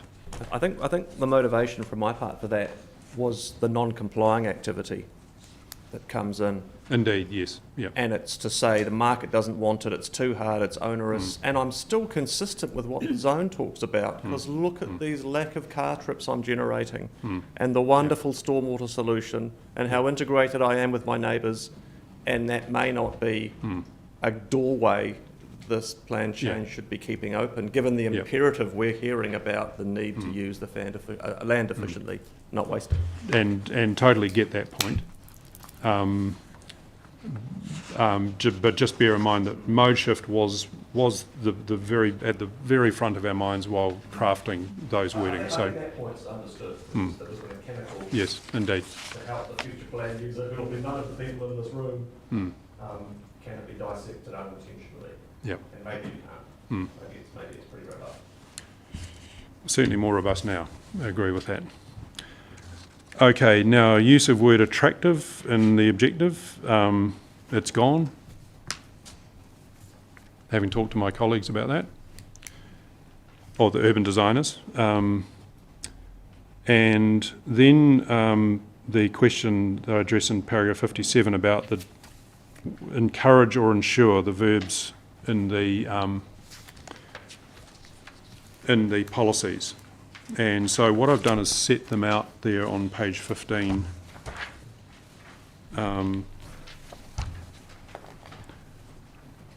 And the question was, some use encourage, some use minimise, some use ensure. What's the difference, and why is there a difference? So in the table I've highlighted the verb and then just set out what the policy is intending to do. And for example, 49271 is an encourage policy, and when we then work through in the cascade of provisions that follow, it's that policy is governed, or the method to achieve that policy is matters of discretion and assessment matters, which I think encourages an appropriate word. Ditto for minimise in 49272. Ditto for 49273, where acknowledge and celebrate are the verbs. A must do or get consent for it, but the acknowledge are governed by matters of discretion and assessment matters. They're not specific dimensional parameter type rules. Yeah, look, that strikes me as a very principled and consistent way to do it. The question I still have is about that first one, 49271. Now let's say, for the sake of argument, that for the reasons you've given, that's absolutely the correct position. The question I had really came from the parent objective, 4927, because it uses what I read as quite definitive language around positively responds to streets and open spaces as a statement of what development will do, not something to think about. And so, just in terms of lining up the ducks, it may be that you need to think about the language of the objective so that it's not unintentionally creating a statement of outcome that isn't intended through the policy and methods. But I can very much understand your approach to the policies and the methods. And so the specific words, if you've got that objective there, is that first sentence, a high quality built environment, and then it just says that positively responds to streets and open. I read that as a quite definitive development will do that. I didn't read it as that sometimes positively responds to, which encourage, I think, is we'd like it, but if you've got a nice reason not to, that might be okay too. So I think it's just a question of, in your mind, bringing the objective, but it is just for that one policy. The other policies, I can understand the flow from objective through to methods. Okay.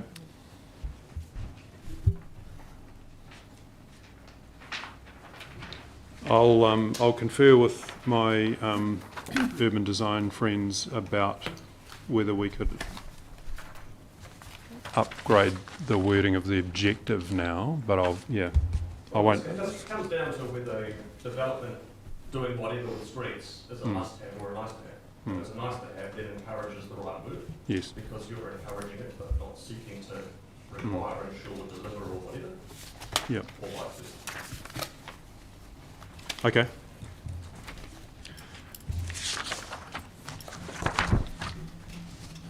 So my conclusion from that analysis is that, in my view, we've landed on the right verb for the right purpose in the policies and don't think any changes are necessary. And I'll just note that the pattern of verbs is consistent with other PDP zones.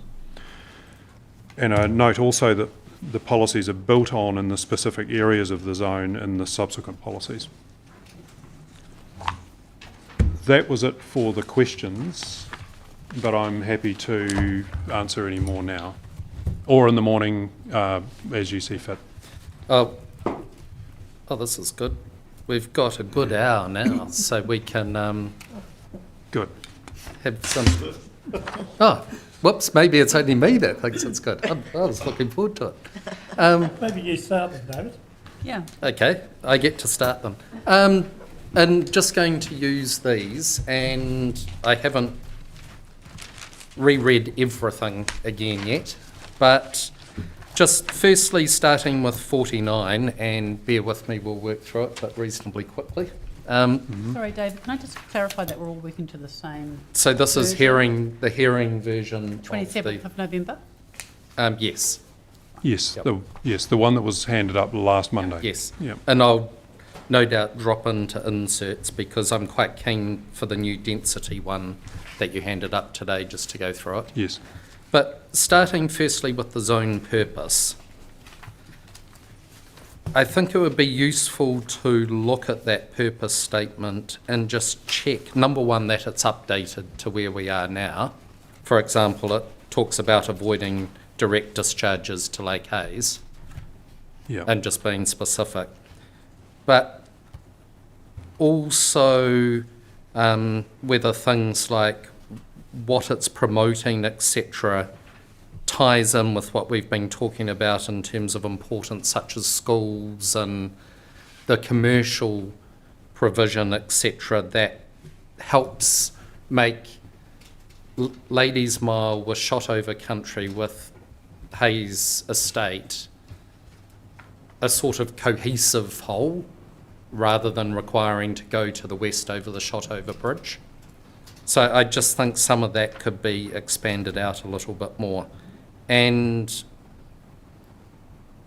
some of it too, in terms of, I mentioned the other day, the self-sustaining of just the day-to-day type thing. But that will have been thought about.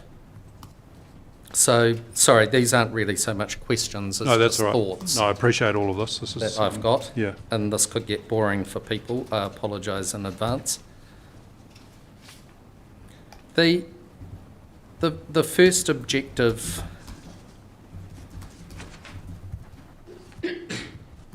in terms of the objective complements and integrates with adjoining urban development and development south of the state highway. And then the policy talks about the structure plan. I read the objective as being outward looking and then the policy as being inward looking, but that I might have just misread it, because the objective's talking about looking out from Ladies Mile, but then the policy is the structure plan which is within it. But that might be deliberate, that the structure plan delivers that outward projection. That's exactly right. Okay, Yes, cool. because it's talking about connections and links and so on. Then down at 49.2.3.2, and sorry, I haven't got too many of these, but next week I think it could be good just to have a or with closing version, have a reread and reply. You've got limit the establishment of service stations. That's potentially okay. And I talked with Ms. Hampson, and I think she said just one. But then over the page where we've got policies 49.255A and 6, they're in red, they've been Yes. added in. Both of them are limit, but one relates to non-complying and one's a permitted activity. And I'm just wondering why you use the same words for very different rule outcomes. Because one's limiting and you're doing a non-complying test against limit, and the other's are permitted. So just wondered if that needs...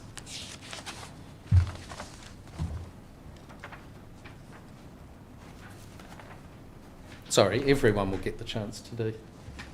No, that's There's- appreciated, thanks. Just down at, staying on the same page that was those policies, but up at 49.242, we've got to manage adverse effects on development on the historic heritage values. I just wonder if manage is right given the section 6 type language, and whether whether the council, it's not we, just whether manage versus protect or provide for or whatever the wording might be. It's just manage, to my mind, as a lower threshold for a section 6 type matter.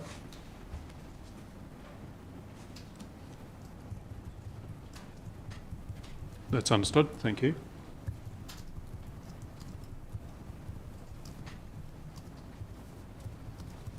Talked about those.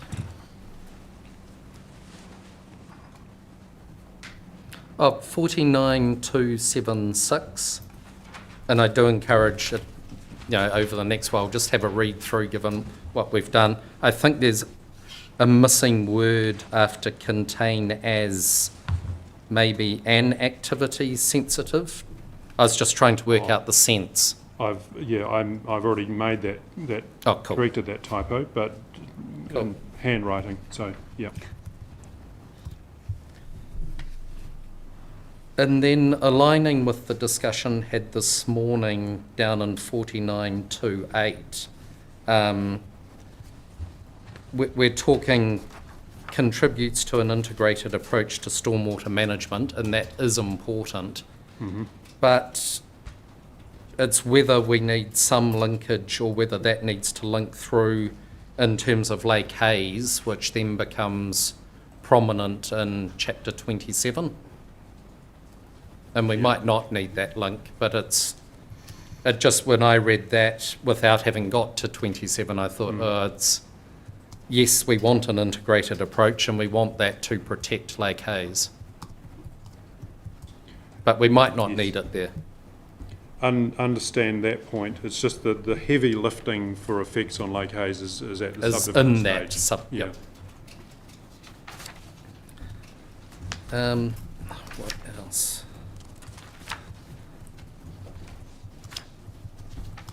So then through to the density rules. Yes. I'm not going to go through all the rules with you, so everyone in the room will be happy.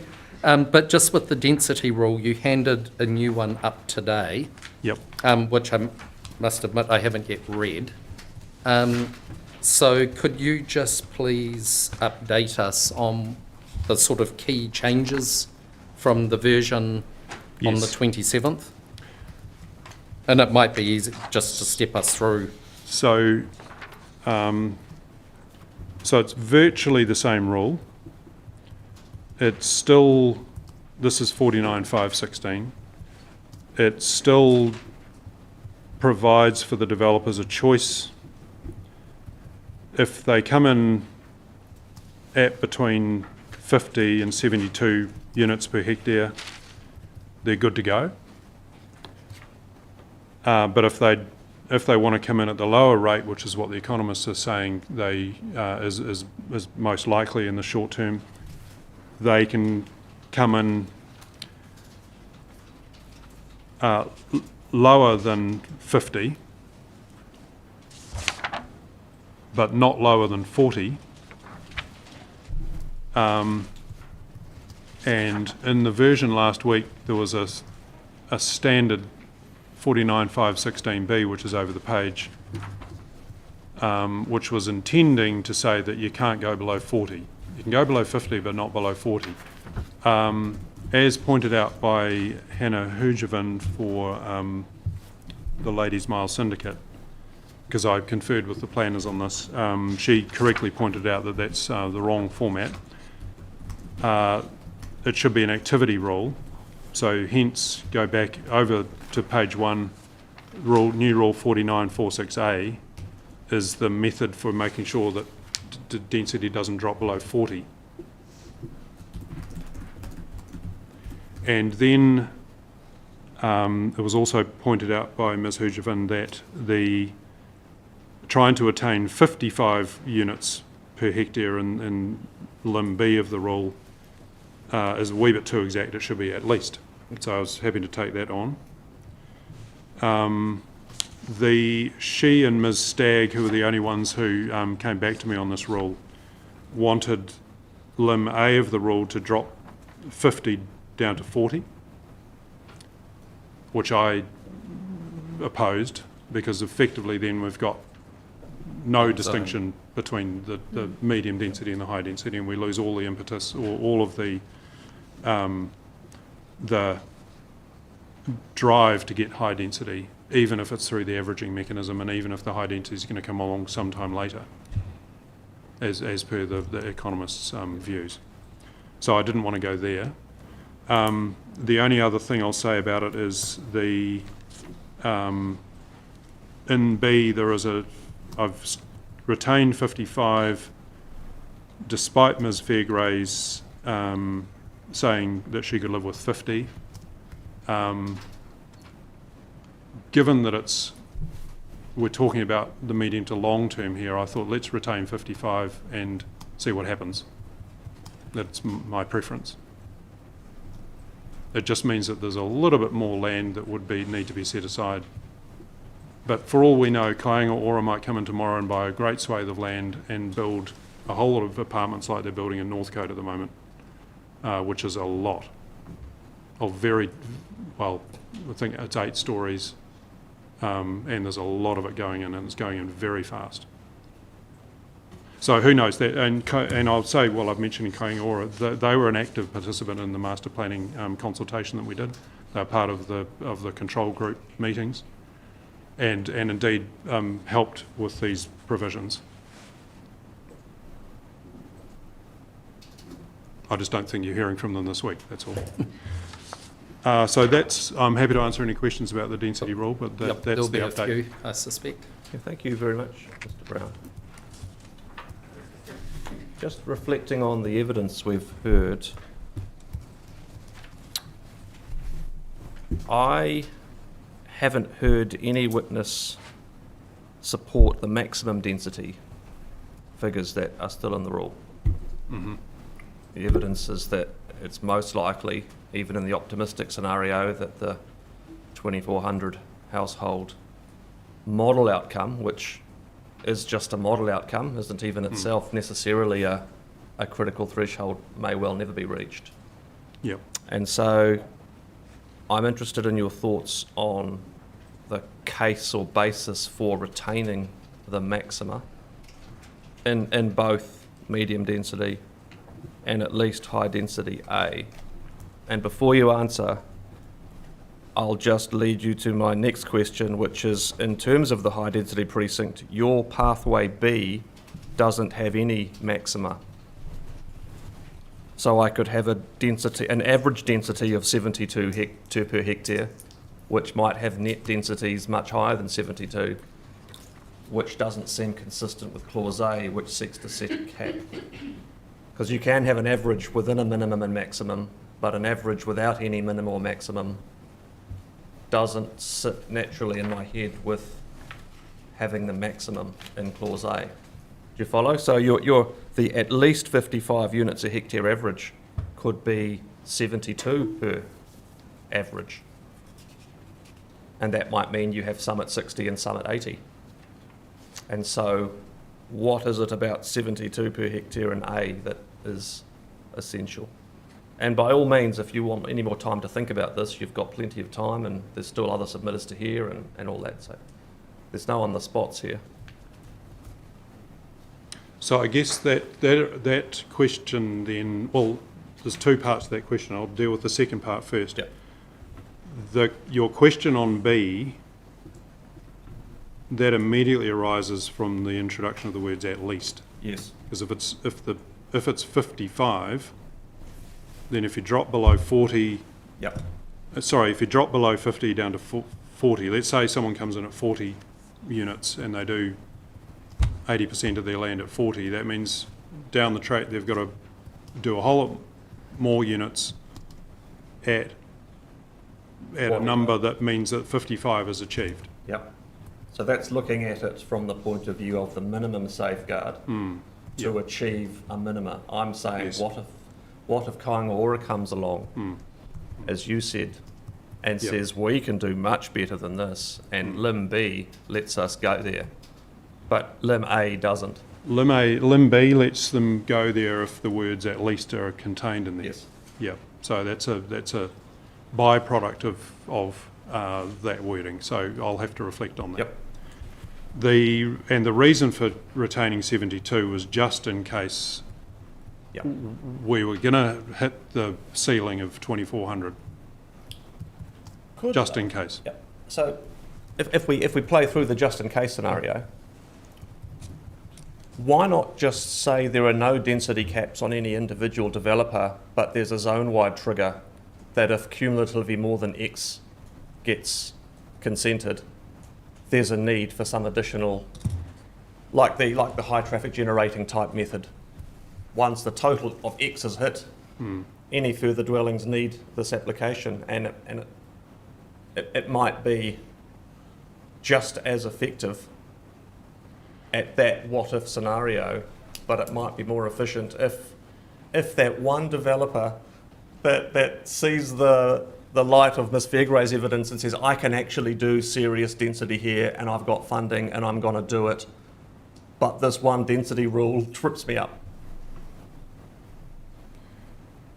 And the fine, but then what if that leaves in 10 years' time a developer who hasn't done anything, all of a sudden is building the 2,398th unit, and they want to Yep. build 10 units? But that's addressing the question of the minimum density and not getting enough. I'm asking you about the rationale for absolute maximum density. No, that's what I'm talking about as well. If anyone can come along and do as many units as they like, Yeah. on the structure plan and the people and sub-areas. And one person's left out because there's no traffic. And then there's capacity left. no more capacity because we've already hit our 2,400. Isn't that a and great we've outcome for still the got- councils? Isn't that way better than any scenario of not getting enough houses? Isn't that a great problem to have? Yes, that's a great problem to have. That would have to be dealt with by some sort of zone change down the end or just a whole lot of consents. But I see the point. Yep. There'd be some authoring to do, crafting to do of a provision just to. But even just Nail it hearing your down. rationale for the maximums itself is really helpful. Right. So it may not be any authoring, but it may just be, there's an issue of under and over development here, which is a bit complicated, and this might be the best way to muddle through. And on that end, Yes. if we're just kind of discussing it, isn't it either going to provide this nice bit of green space, or it's going to motivate developers to get on with it so they don't miss out at the end when the threshold's being achieved? Mm-hmm. Great. Yep. Oh, well, think about it, think about it. Yep. So another question I had for you. Just on that one, because I was thinking too with the 2-4, and it is, and it was your kind of aura or someone comes along. Ms. Hampson said, for the commercial precinct, for getting vibrancy, etc., this high density could be fantastic around the precinct zone. Mm-hmm. They say bring it on. The whole rationale for this is there's a housing problem in Queenstown. Mm-hmm. There's a need for affordable housing. There's the MPS. Yeah. Should we not bring it on? And like what you said in your summary, etc., if in the future there needs to be a plan change for whatever reason, Yeah. there could be a plan change. But if there, and it all depends on how important housing is, and it might be on reflection, actually, there's just really no need for this, and it's not important. Ms. Fairgrade talked about the sort of demand supply. But if this could stimulate it and kickstart it, is it, given what Ms. Hampson was talking about, something, because we're only talking, we're in the high density area here, but Yeah. it's just something to ponder as to whether that might actually be, as was discussed, a good outcome to have. That is a positive problem. Indeed. Okay, we've taken that on board. My last question, and it's a request more than a question. I understand the preferred view and the reasons for it, but I'd still think there's a need to flag the uncertainty of the proposed reserving balanced land for future high density that may never be viable proposition, and whether that may fully survive an effective, a robust effectiveness test. Because any developer can say, on my balanced land, sure, whatever missing number, yeah, tomorrow. And then at the time say, hey, it didn't eventuate, and your own evidence at the time said it might not anyway. So as much as a future plan change could say, well, the demand didn't arrive, so reduce the rule, the opposite could be the case. The plan review could say, well, it hasn't happened over 30 years, but by gosh, maybe it'll happen in the next 10. And we'll just keep it going, and keep it going, and keep it going. When tested, Ms. Fairgrave confirmed her view of that extra high density margin was principally about affordable housing and smaller housing in terms of household variation and variety. Yeah. When we spoke to Mr. Lowe, he talked about the various tests he'd undertaken, and he confirmed that, at least in terms of number of dwellings, the relevant targets that are sought could be achieved within known viable types, heights, mix. But he agreed with Ms. Fairgrave's sentiment that this issue of affordable housing and housing diversity is still an outstanding issue that would lead him to not support it.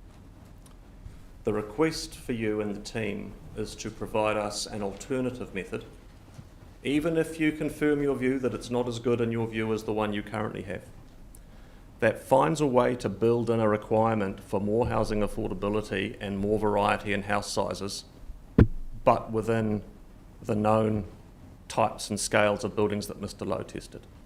Now, I know there's been all sorts of tests about mandating affordable housing and rules, and they haven't always been successful for good reason, and that might be why it just doesn't work. But to the extent you can provide us with an alternative method that doesn't rely on us trying to wind in unknown future viabilities happening that we may be persuaded by, in all fairness to the team, but it's a quite unique proposed rule because it's the only one of all of them proposed that's relying on an admitted uncertainty about what might happen. So if that's something you can accommodate, and it may be you just can't, and you come back and say we just couldn't agree, we couldn't find one that we think is lawful or otherwise, but if you could, for us to evaluate, I would be most appreciative.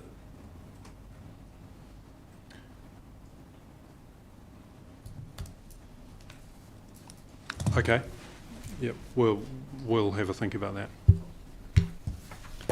And just sticking with this density one, in the non-compliant status column, there's discretion is restricted to the manner by which average residential density will be achieved by future stages. I was reading that and trying to make sense of it. Is it discretion is restricted to achieving the average residential density by future stages? Or is it, I was just trying to work out by the manner by which the average density will be achieved. And that might be the right wording. Then It was what method are they going to give us, Right. or give the council planning officer at the time to demonstrate how they're going to achieve the average. cool. And then that uses achieved.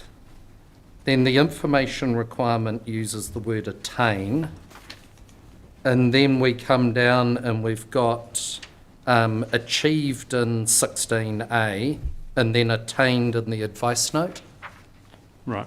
It may be they're deliberately different words, but and it may be actually they mean the same thing, Yeah. but consistency of just the use of achieved or Understand. attained or whatever. Yep. They're my quick thoughts. Did anyone else? Sorry. Oh, Finished. Ian does. I hadn't quite finished. Oh.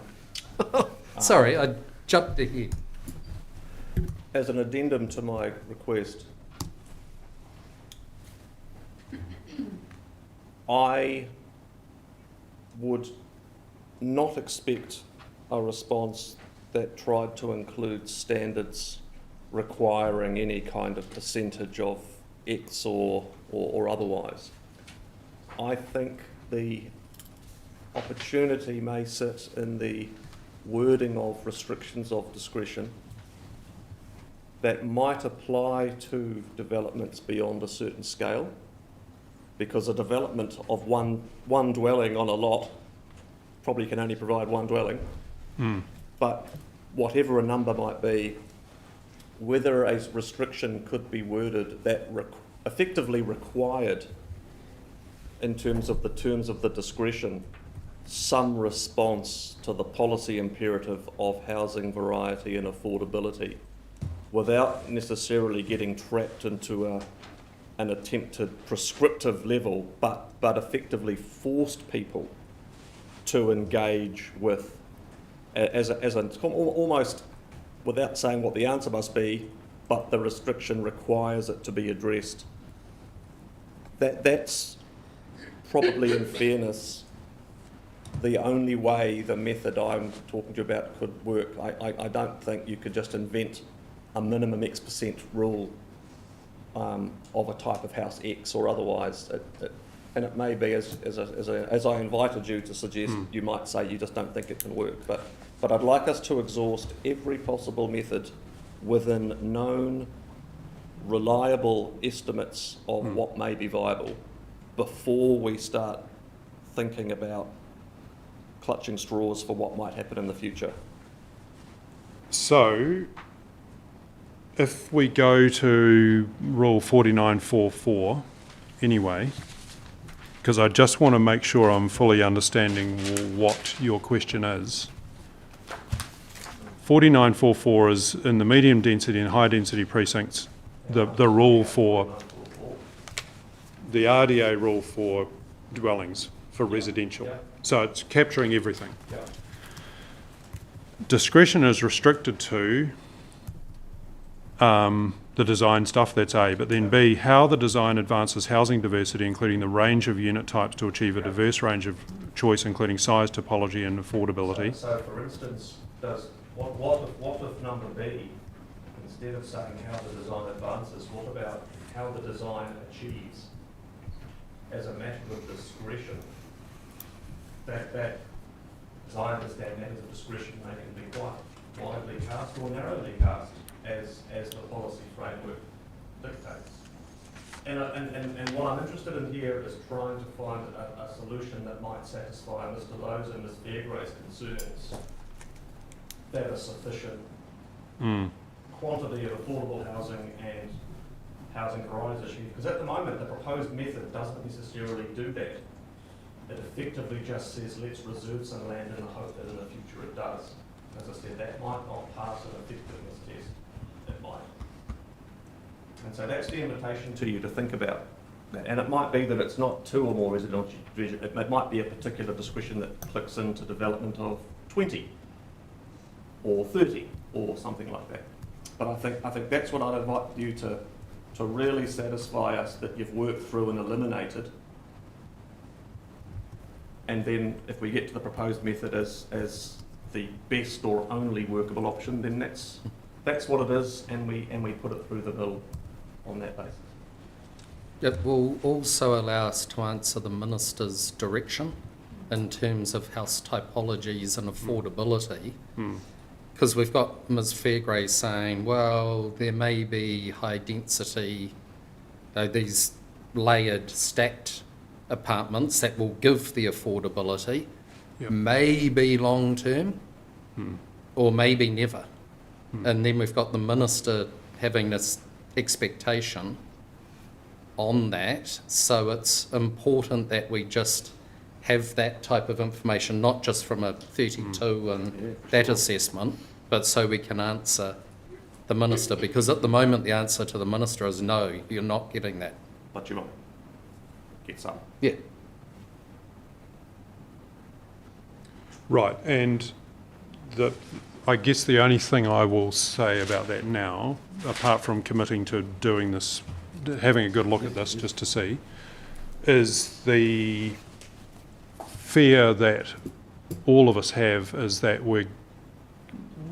a provision is not stringent enough, that we're just going to get a whole lot of medium density stuff that won't then be diverse or affordable. Yes. Yeah, and then the land's all gone and we've lost the opportunity. And to think about, you've proposed a combination of absolute. I've been unplugged. There we go. So I'm re-energised. When it comes to household density, we've got a range of minima, maxima and average. Just in terms of discussing it with you, my recollection is there may have been somewhere some discussion of dwelling sizes for different 1, 2 and 3 bedroom dwellings. Yep. What if the dwelling size was an average? As a standard? If we can have average densities and that gives us a mix and our concern is getting a variety of houses, why can't we have an average household size? Doesn't that help build in a response to your concern of not getting the identikit proverbial cookie cutter that says even if they're 2 bedroom or 3 bedroom or 1 bedroom, there'll be a variety of them. And I'm not suggesting it's a good idea at all. I'm just thinking through the provisions in response to your extremely helpful prompts and It's not a bad idea, though, I have to say. Oh, well, I mean, I don't think I've ever heard you say that to me before, so Don't tell them I'll that. take that as a win and maybe I should stop talking. I'll say it's not a bad idea, but it's not going to get Yes, me maybe. over the line of having a lot of housing in this area and assuring that outcome. Absolutely understand the concern and at face value it's very relevant and valid. So all we can do is identify some things for you and invite you to have a think. No, thank you. And to help us both from section 32 and the expectations side. Yeah. Because then we have the answer rather than trying to work it out ourselves. Yep. Now, there may be some more comments on density. Are you giving us some space? Yes, if you'd like to, just while we're on the... Sorry. I have no questions on density, but I do have questions, so we'll keep it on density. I'm only up to density at the moment. We can carry on through. Well, not only, we've got through a long way. But density specific, anything from No. anyone else? Just cool. Now, that is density. Sorry, I've got different bits put in. We've talked about heritage in the scope comments. And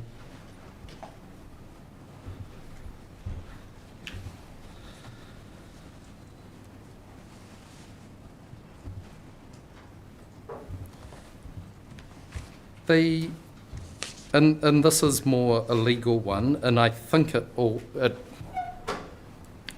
works, though I need to ponder it a bit more. But where we've done the development and we're now at the idea of occupation with the triggers for the sub-areas, number one, that also needs to maybe be thought of in the introduction right up the front.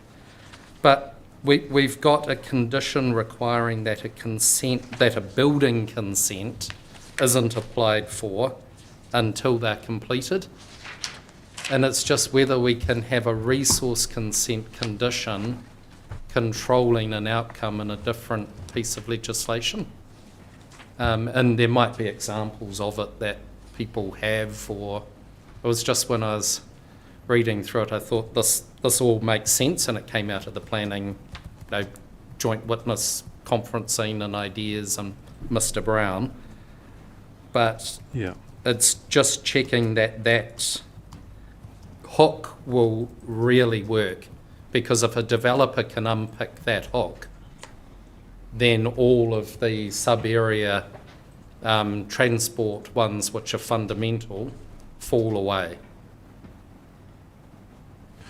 So it's just something to ponder. Yeah, we'll give it some more thought. But I think that there are other examples of conditions. I think it works, but I just want to be sure. The one thing that I have pondered with this previously, given the interplay, is what it means, because there are requirements under the Building Act to get your code of compliances at a certain time. So that is something we've given some thought to, but I'll just, we can address that. Only because it's just such an important hook within the provisions.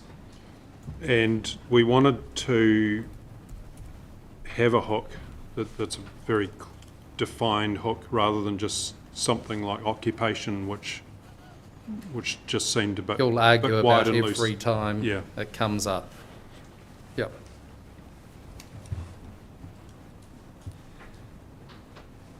given the discussion, sorry, I'm at page 23 now, and this is the different, staying with the transport infrastructure.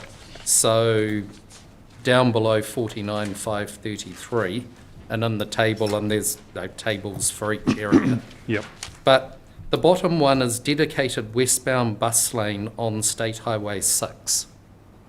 How long is State Highway 6? Cromwell. So you just might want to be a bit more specific. This is within, I guess this is the zone, but okay, so yes. I just good put a point. question where Yeah. for 36. And there's going to be more of these, I won't have, in my flicking over it.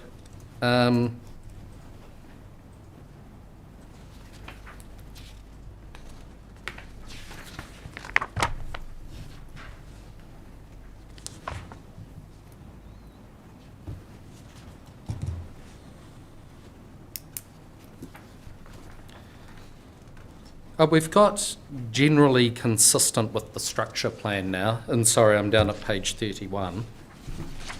And this is the idea of the asterisk one, Yes. so there's some flexibility. Yeah. I think it's okay, but is it sufficiently certain? It's just something to turn your mind to of, there's in general accordance, and it's which one might have case law or might have some history to it that will avoid argument or limit argument in the future. Certainly under consent conditions, the in general accordance with has a sort of history to it, but I can just see people arguing what is generally consistent, and if there's not a sound starting point, that will end up in a hearing potentially. So on that point, two things. One, I did look at all the other zones in the plan, and there is a almost equal distribution, consistent or in general accordance with, or in accordance with. Yep. And that's within the PDP? That's within the PDP. Okay. Well, there's a lot of zones that use it consistent with, and there's a lot of zones that use in accordance with. Also, I asked Mr. Lowe and Mr. Dunn, or Mr. Lowe was the one that put it together in the end. How much, when we're talking about general accordance, how much leeway have we got? Given that we've got a little bit of wriggle room for the fixed ones, how much wriggle room are we talking about for the non-fixed ones? And there is some parameters within which we'd like to see. It's like, for example, the big park adjacent to Slope Hill, it needs to be there for a number of reasons. One reason is back to the O&L question. You can see right through, so there's a nice view shaft because that park's there. If it shifts too far one way or other, we lose that. And it needs to be adjacent to, the swale, and it needs to be adjacent to the collector road. So there's some parameters around that. And there's some parameters around a few of the other things as well that we haven't included in these yet, but we need to ponder that. How much wriggle room are we talking about? What does general mean?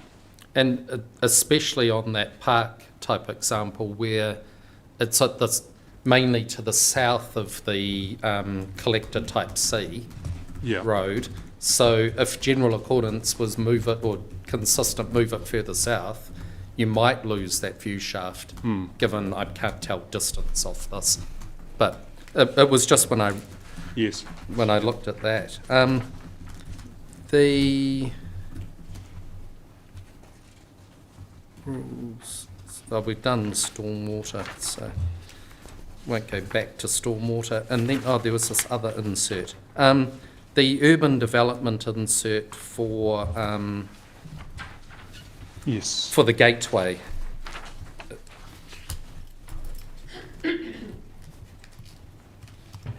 Is one, but actually before we get to there, I'll just check whether I've got, I think we've dealt with.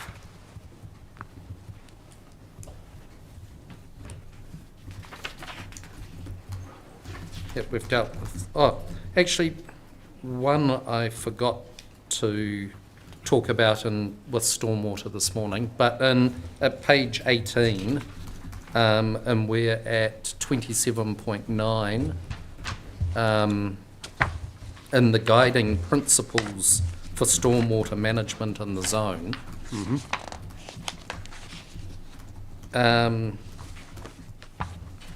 There is again that no direct discharge into Lake Hayes, and it's just making sure we pick up all of those Yeah.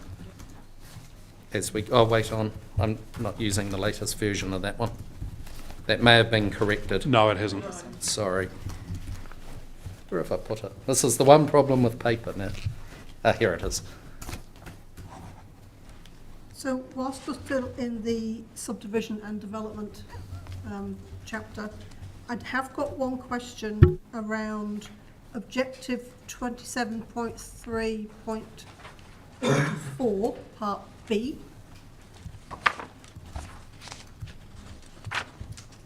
So it's basically saying that urban development comprising a mix of medium and high density housing, etc., brings about a significant modal shift away from reliance on the private car. So that's the objective. And if we then turn to look at policy 27.3.24.5, we're then talking about providing for a safe and efficient transport network that, at part D, ensures that the standard and layout of internal road connections account for long-term traffic demand without the need for subsequent retrofitting and upgrade. So I absolutely agree that you only want to build your roads once. Yeah. It's just the use of the word traffic, and it's whether some thought needs to go around that, because on the one hand, in the objective, we're saying we want mode shift, we don't want traffic, and then in the policy, we're saying, but let's build the roads to account for future traffic. So there's just a little bit of a mismatch there for me.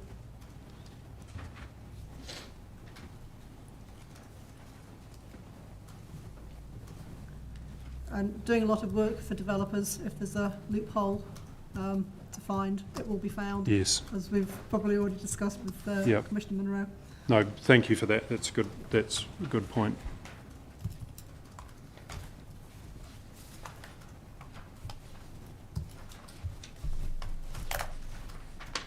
Thank you. That's it.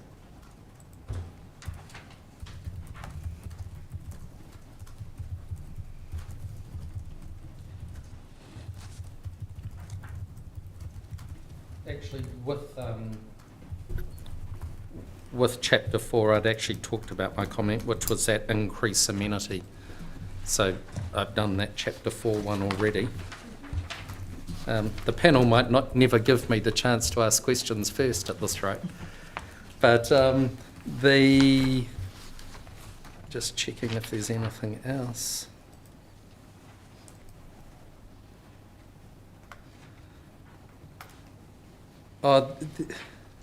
Staying at page 18 where we were, and wait on because I'm using the wrong version again, and it might have been corrected. But it's just checking, I won't try and go to the right version.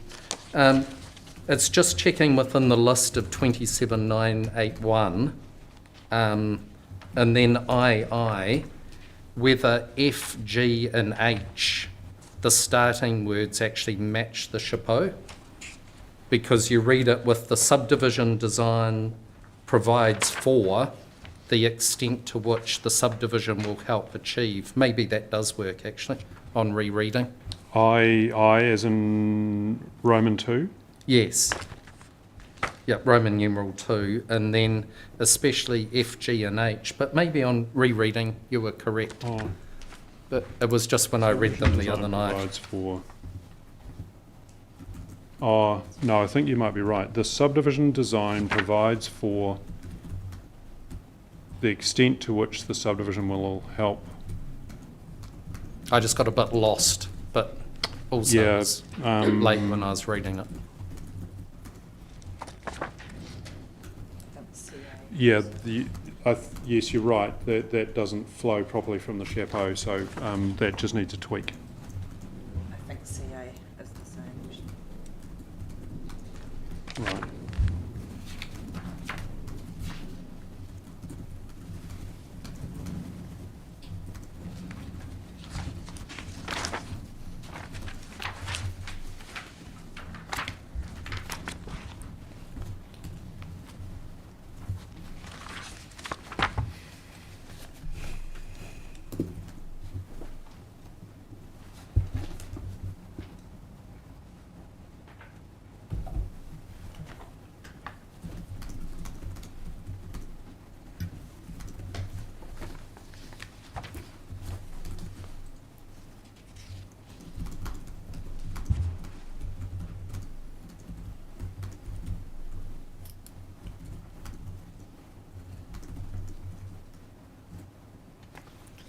Okay, that's me from those provisions. I'm just looking through your reply to questions, but because a number of times you said you'd give updates, and I'm just checking that we've got the updates, but other panel members may wish to ask you some questions.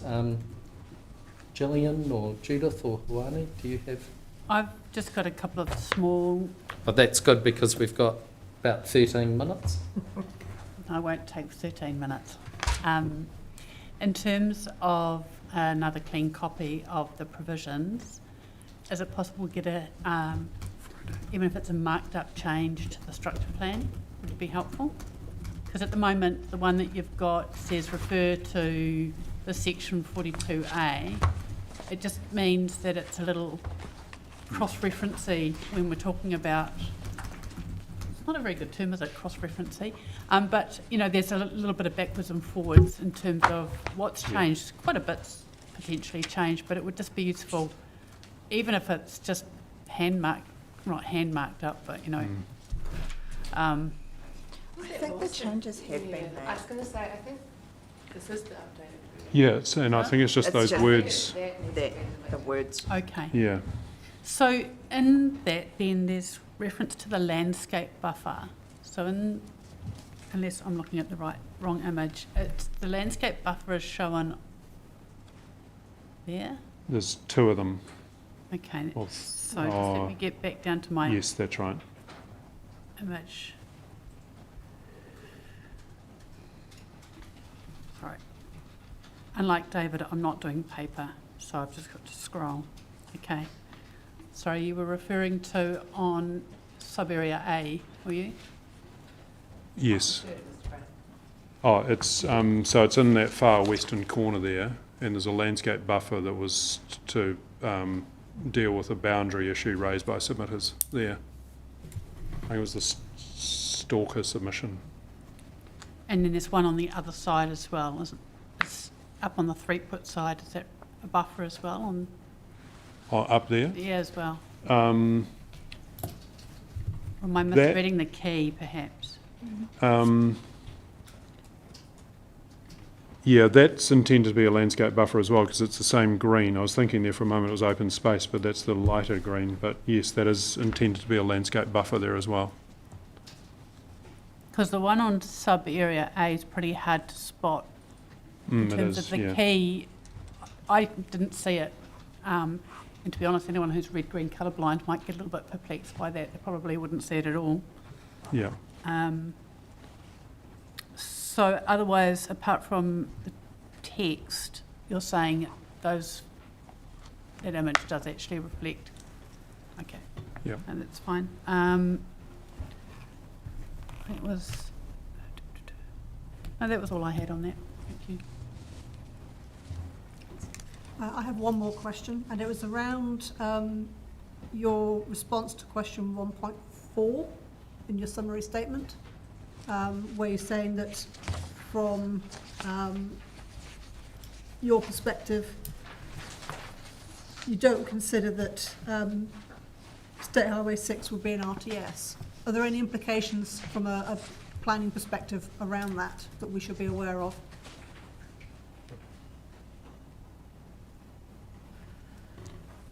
I think the only implication of it being an RTS would then be about, and I think I referred to this in my rebuttal, which I'll just go to, just one moment.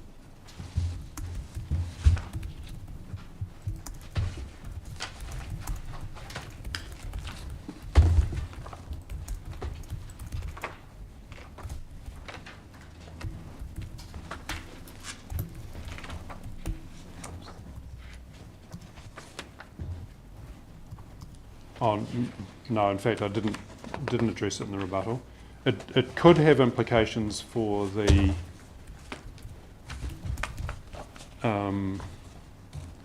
if there's we've got high density close to the Howards Drive intersection, high density near the eastern end, but medium density near the western end. And if it's an RTS as I understand what some of the other planners were talking about, there would need to be then planned density within a walkable distance of the rapid transit service stop. So you'd need high density at the other end? At the western end would be the implication that they saw from that. And then I think there was talk about the implications for the amenity access area as well. So those would be the planning issues that would arise if it's an RTS. So that the fact that it's not an RTS basically maintains the status quo in terms of the assessment that's been undertaken today? Yes, if that's what the panel finds. Okay. Yeah. Thank you. That was it.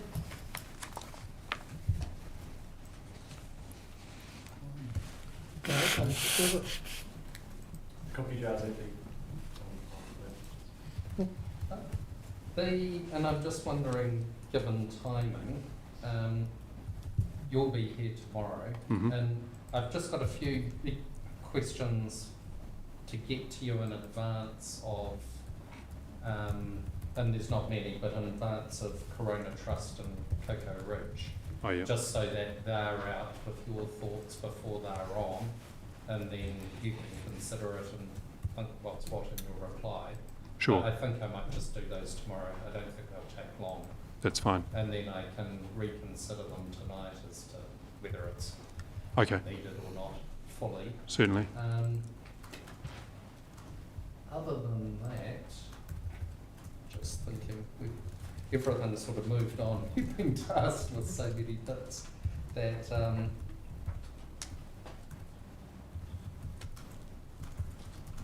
we've done Anna Hutchinson, we've just talked about Cocoa and Corona, we've talked about Dob.